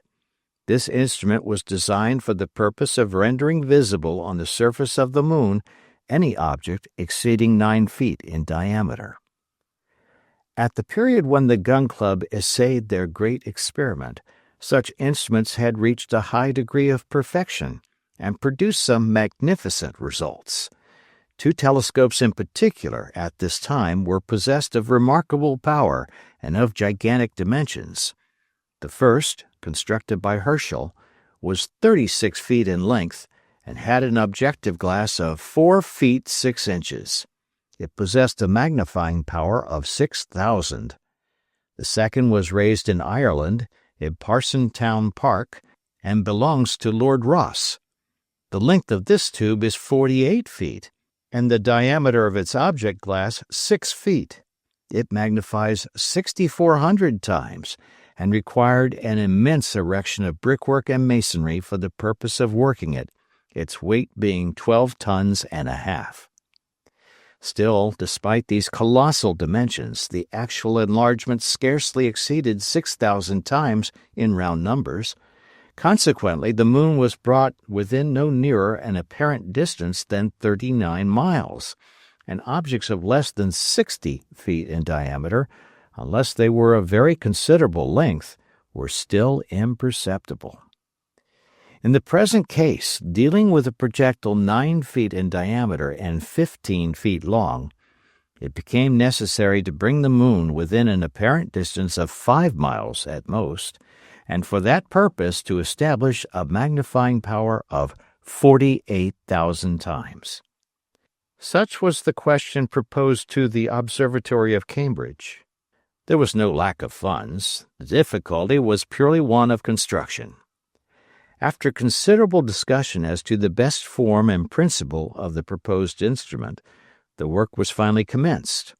According to the calculations of the Observatory of Cambridge, the tube of the new reflector would require to be 280 feet in length, and the object glass 16 feet in diameter.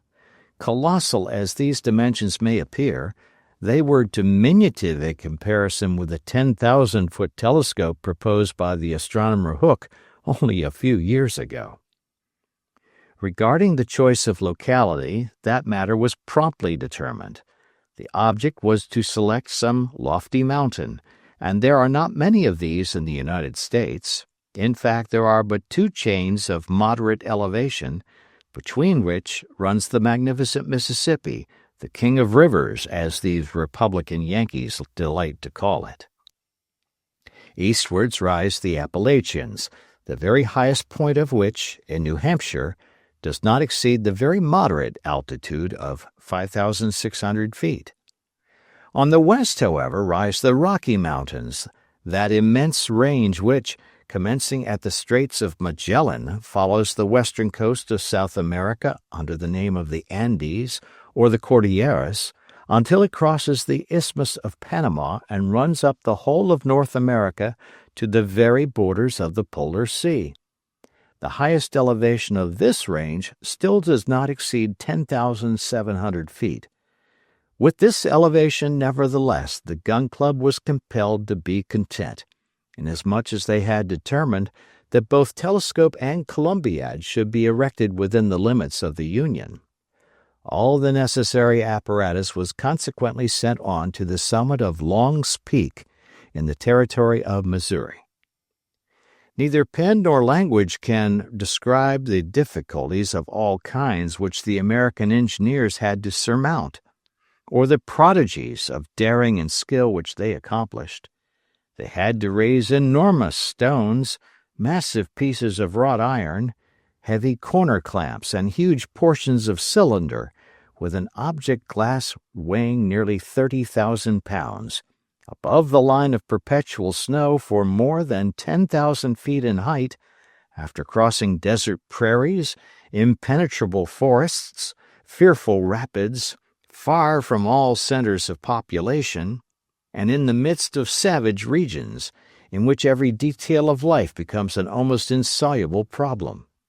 And yet, notwithstanding these innumerable obstacles, American genius triumphed. In less than a year after the commencement of the works, towards the close of September, the giant reflector rose into the air to a height of 280 feet. It was raised by means of an enormous iron crane. An ingenious mechanism allowed it to be easily worked towards all the points of the heavens, and to follow the stars from the one horizon to the other during their journey through the heavens. It had cost $400,000. The first time it was directed towards the moon, the observers evinced both curiosity and anxiety. What were they about to discover in the field of this telescope, which magnified objects 48,000 times? Would they perceive peoples, herds of lunar animals, towns, lakes, seas? No. There was nothing which science had not already discovered, and on all the points of its disk the volcanic nature of the moon became determinable with the utmost precision. But the telescope of the Rocky Mountains, before doing its duty to the Gun Club, rendered immense services to astronomy. Thanks to its penetrative power, the depths of the heavens were sounded to the utmost extent. The apparent diameter of a great number of stars was accurately measured, and Mr. Clark, of the Cambridge staff, resolved the Crab Nebula in Taurus, which the reflector of Lord Rosse had never been able to decompose.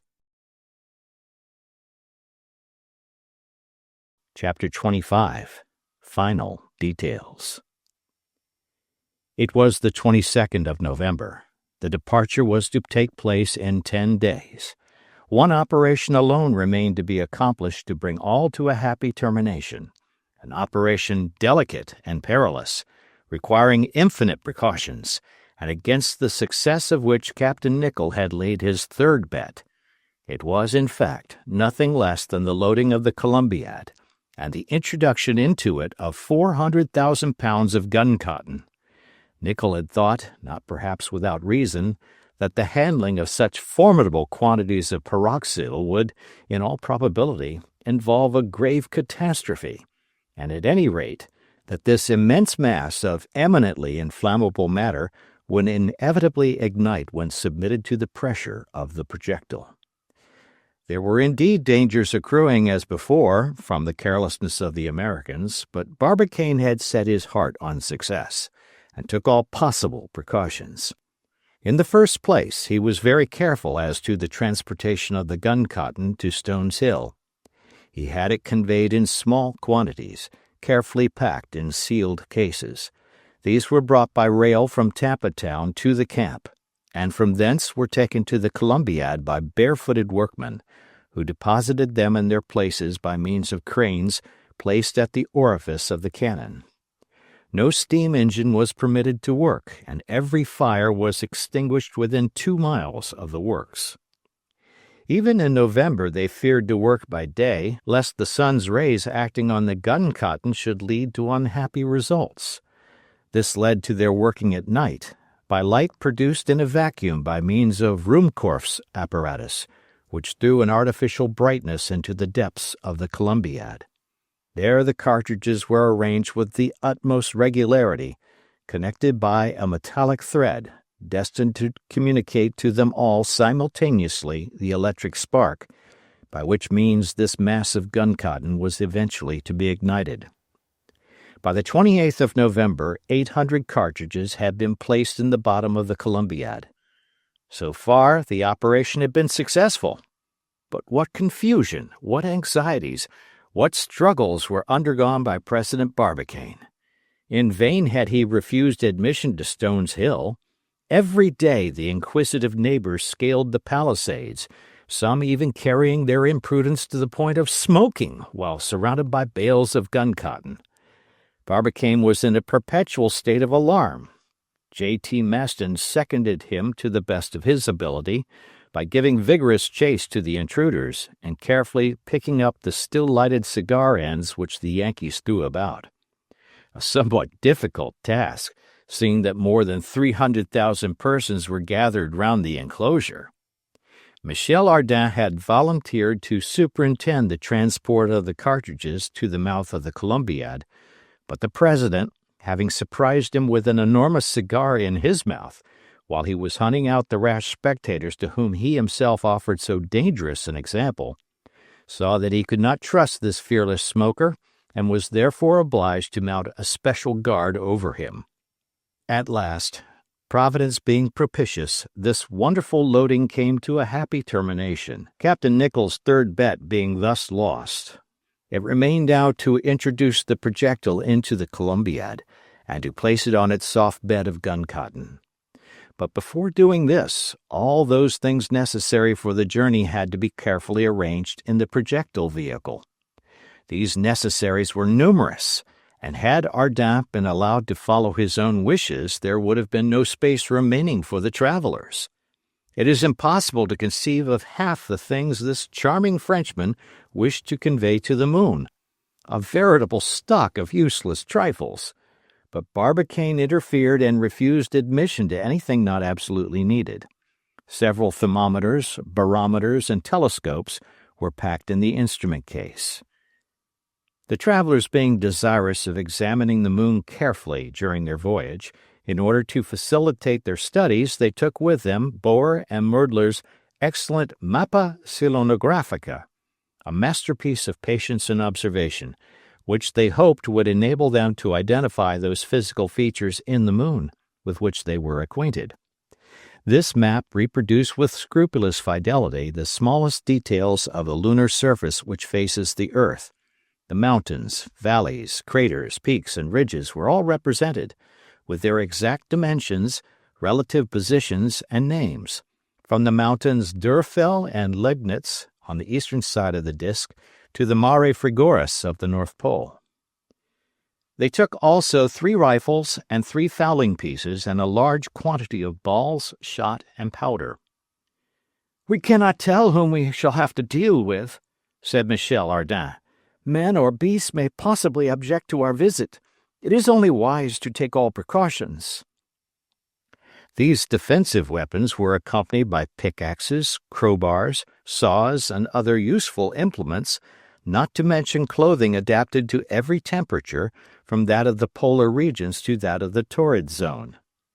Ardan wished to convey a number of animals of different sorts, not indeed a pair of every known species, as he could not see the necessity of acclimatizing serpents, tigers, alligators, or any other noxious beasts in the moon. Nevertheless, he said to Barbicane, some valuable and useful beasts, bullocks, cows, horses, and donkeys, would bear the journey very well, and would also be very useful to us. I dare say, my dear Ardin, replied the President, but our projectile vehicle is no Noah's Ark, from which it differs both in dimensions and object. Let us confine ourselves to possibilities. After a prolonged discussion, it was agreed that the travelers should restrict themselves to a sporting dog belonging to Nicholl, and to a large Newfoundland. Several packets of seeds were also included among the necessaries. Michel Ardan, indeed, was anxious to add some sacks full of earth to sow them in. As it was, he took a dozen shrubs carefully wrapped up in straw to plant in the moon. The important question of provisions still remained, it being necessary to provide against the possibility of their finding the moon absolutely barren. Barbicane managed so successfully that he supplied them with sufficient rations for a year. These consisted of preserved meats and vegetables, reduced by strong hydraulic pressure to the smallest possible dimensions. They were also supplied with brandy, and took water enough for 2 months, being confident, from astronomical observations, that there was no lack of water on the moon's surface. As to provisions, doubtless the inhabitants of the earth would find nourishment somewhere in the moon. Ardan never questioned this. Indeed, had he done so, he would never have undertaken the journey.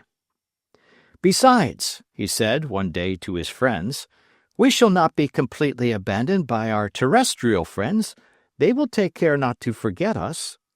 No, indeed, replied J.T. Maston. What do you mean?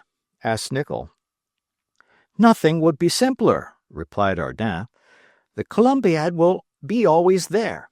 Well, whenever the moon is in a favorable condition as to the zenith, if not to the perigee, that is to say about once a year, could you not send us a shell packed with provisions which we might expect on some appointed day?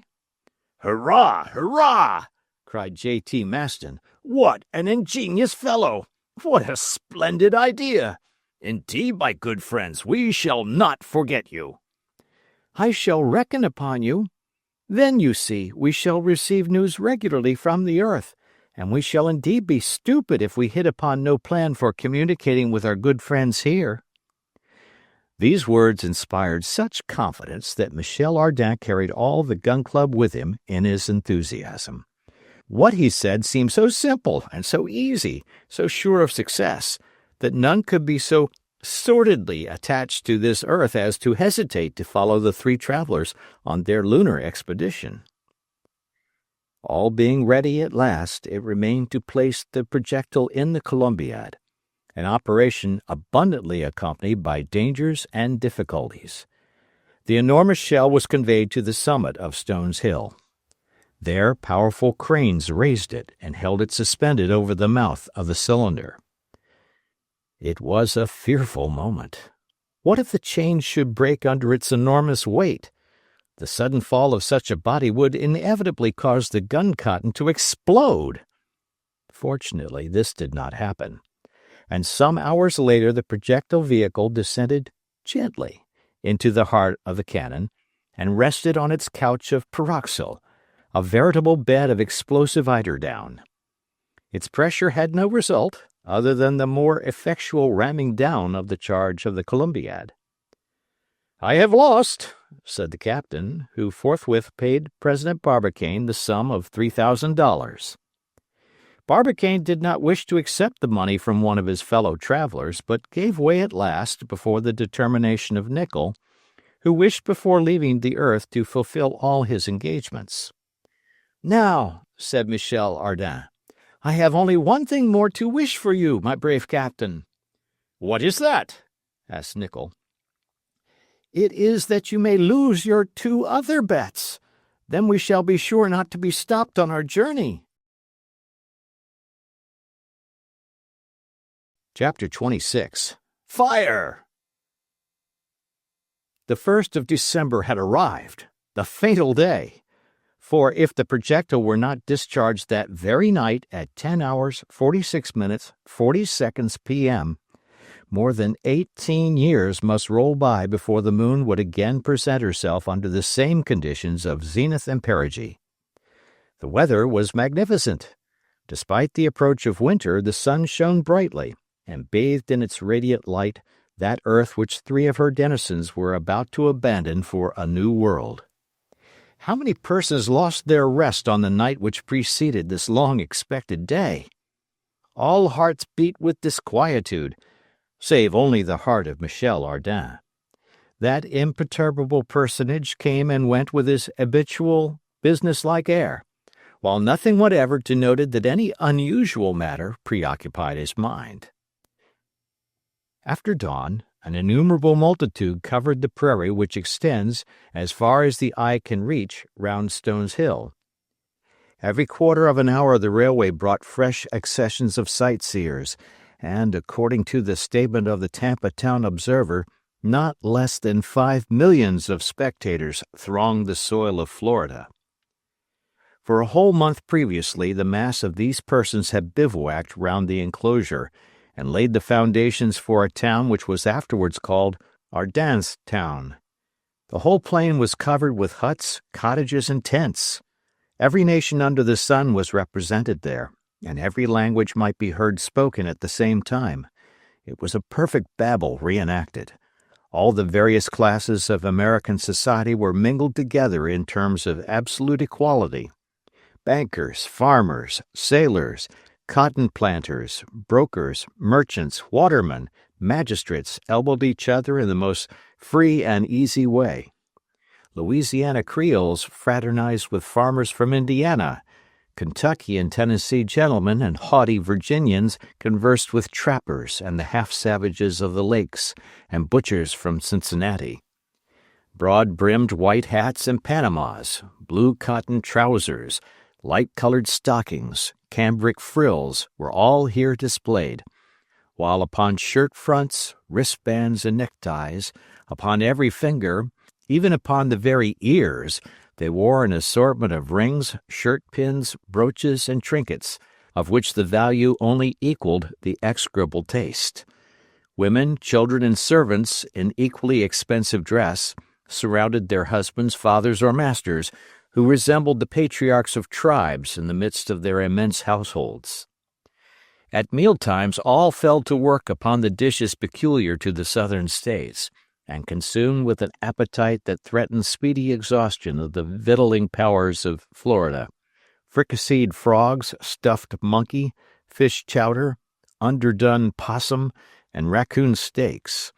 And as for the liquors which accompanied this indigestible repast, the shouts, the vociferations that resounded through the bars and taverns decorated with glasses, tankards, and bottles of marvelous shape, mortars for pounding sugar, and bundles of straws. "Mint julep," roars one of the barmen. "Claret sangaree," shouts another. "Cocktail, brandy smash." "Real mint julep in the new style."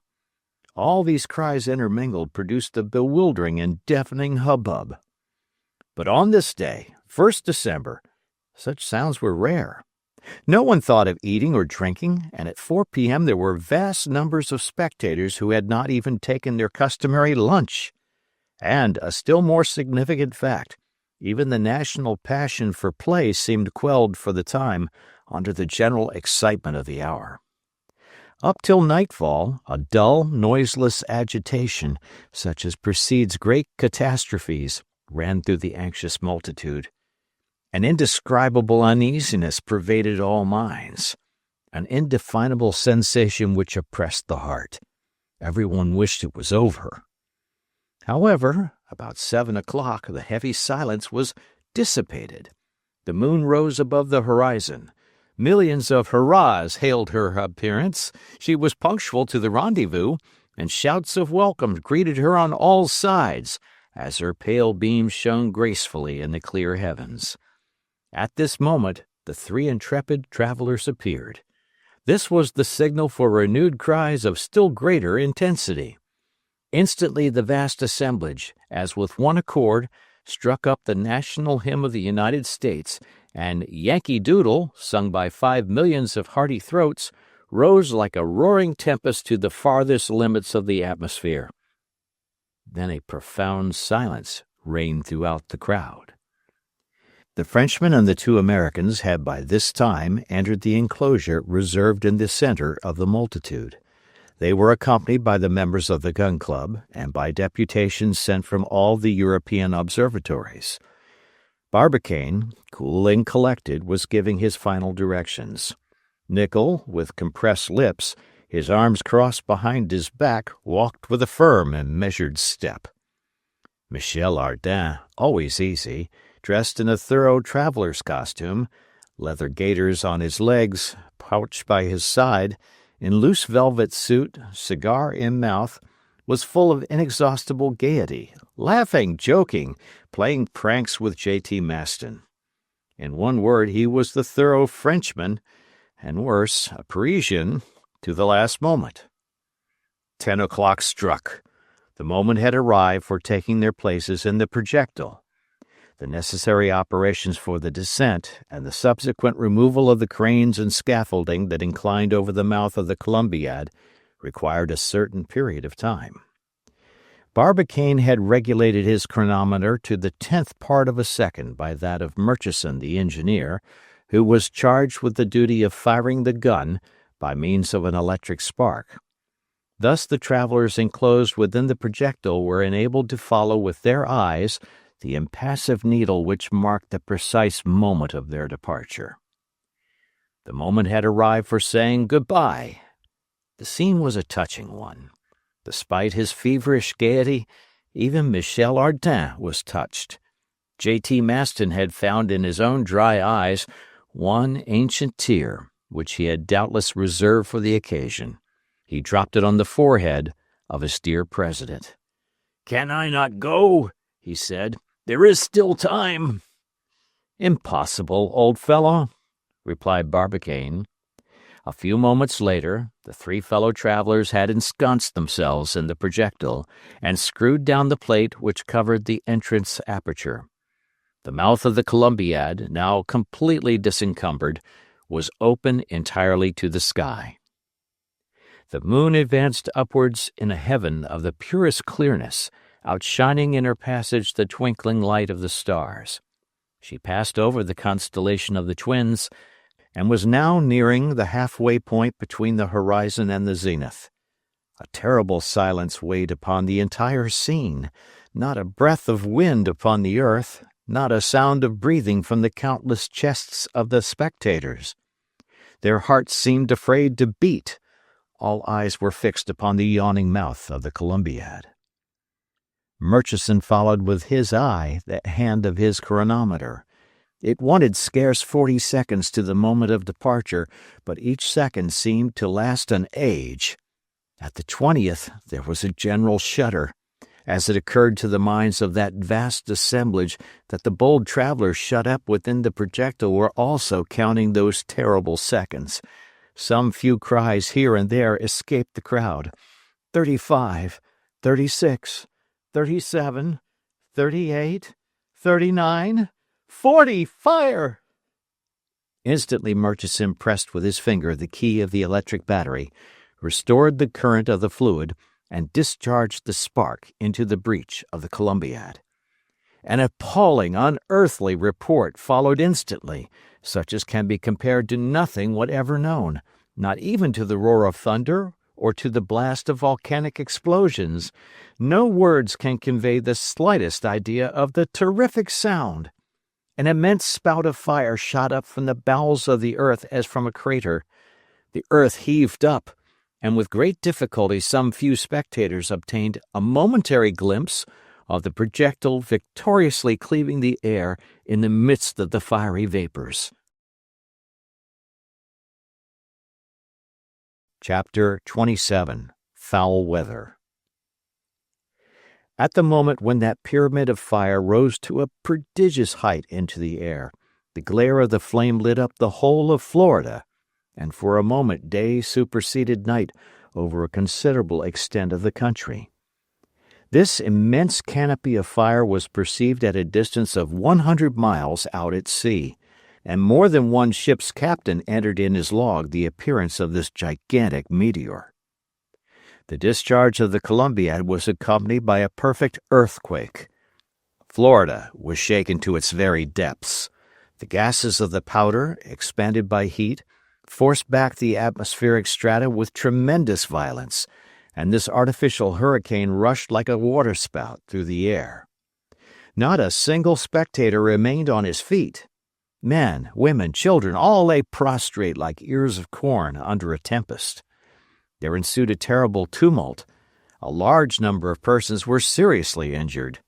J.T. Maston, who, despite of all dictates of prudence, had kept in advance of the mass, was pitched back 120 feet, shooting like a projectile over the heads of his fellow citizens.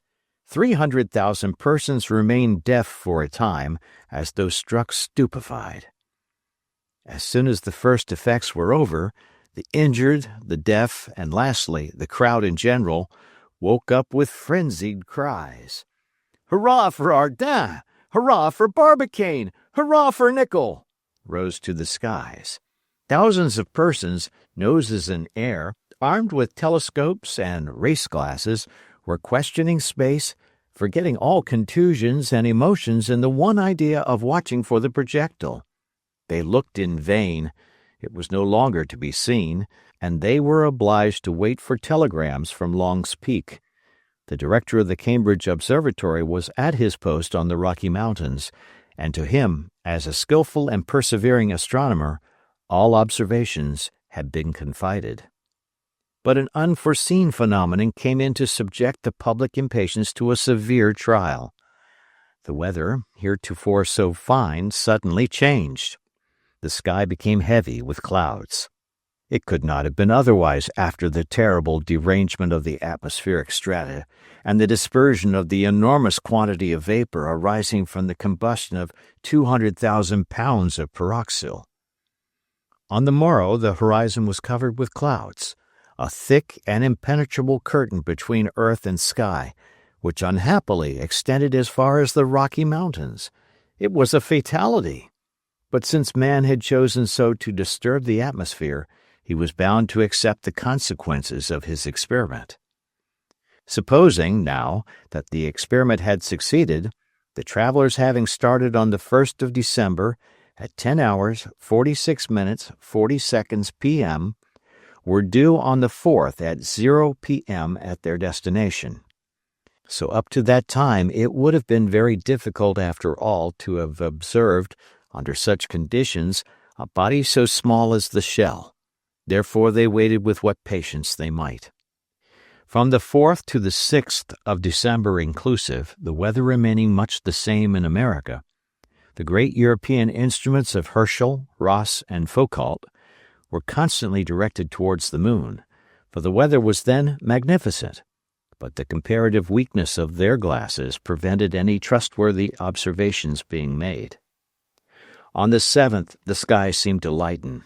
They were in hopes now, but their hope was of but short duration, and at night again thick clouds hid the starry vault from all eyes. Matters were now becoming serious, when on the 9th the sun reappeared for an instant, as if for the purpose of teasing the Americans. It was received with hisses, and wounded, no doubt, by such a reception, showed itself very sparing of its rays. On the 10th, no change. J.T. Maston went nearly mad, and great fears were entertained regarding the brain of this worthy individual, which had hitherto been so well preserved within his gutta percha cranium. But on the 11th, one of those inexplicable tempests peculiar to those intertropical regions was let loose in the atmosphere. A terrific east wind swept away the groups of clouds which had been so long gathering, and at night the semi-disk of the orb of night rode majestically amidst the soft constellations of the sky. Chapter 28, the final chapter, called A New Star. That very night, the startling news so impatiently awaited burst like a thunderbolt over the United States of the Union, and thence, darting across the ocean, ran through all the telegraphic wires of the globe. The projectile had been detected, thanks to the gigantic reflector of Long's Peak. Here is the note received by the director of the Observatory of Cambridge. It contains the scientific conclusion regarding this great experiment of the Gun Club. Long's Peak, December 12. To the officers of the Observatory of Cambridge. The projectile discharged by the Columbiad at Stones Hill has been detected by Messrs. Belfast and J.T. Maston, 12th December, at 8:47 p.m., the moon having entered her last quarter. This projectile has not arrived at its destination. It has passed by the side, but sufficiently near to be retained by the lunar attraction. The rectilinear movement has thus become changed into a circular motion of extreme velocity, and it is now pursuing an elliptical orbit round the moon, of which it has become a true satellite. The elements of this new star we have as yet been unable to determine.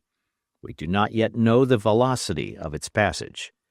The distance which separates it from the surface of the moon may be estimated at about 2,833 miles. However, two hypotheses come here into our consideration. 1. Either the attraction of the moon will end by drawing them into itself, and the travelers will attain their destination, or 2.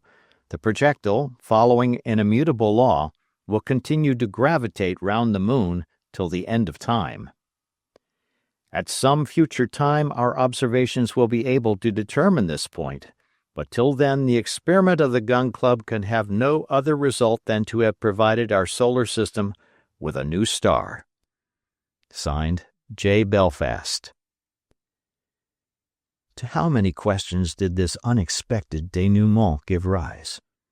What mysterious results was the future reserving for the investigations of science?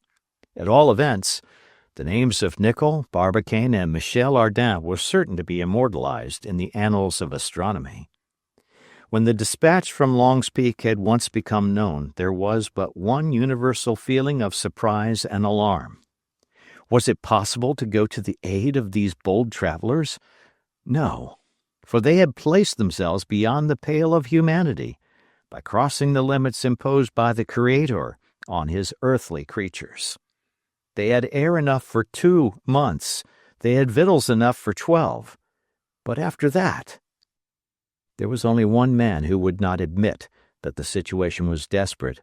He alone had confidence, and that was their devoted friend, J.T. Maston. Besides, he never let them get out of sight. His home was henceforth the post at Long's Peak, his horizon the mirror of that immense reflector. As soon as the moon rose above the horizon, he immediately caught her in the field of the telescope. He never let her go for an instant out of his sight, and followed her assiduously in her course through the stellar spaces.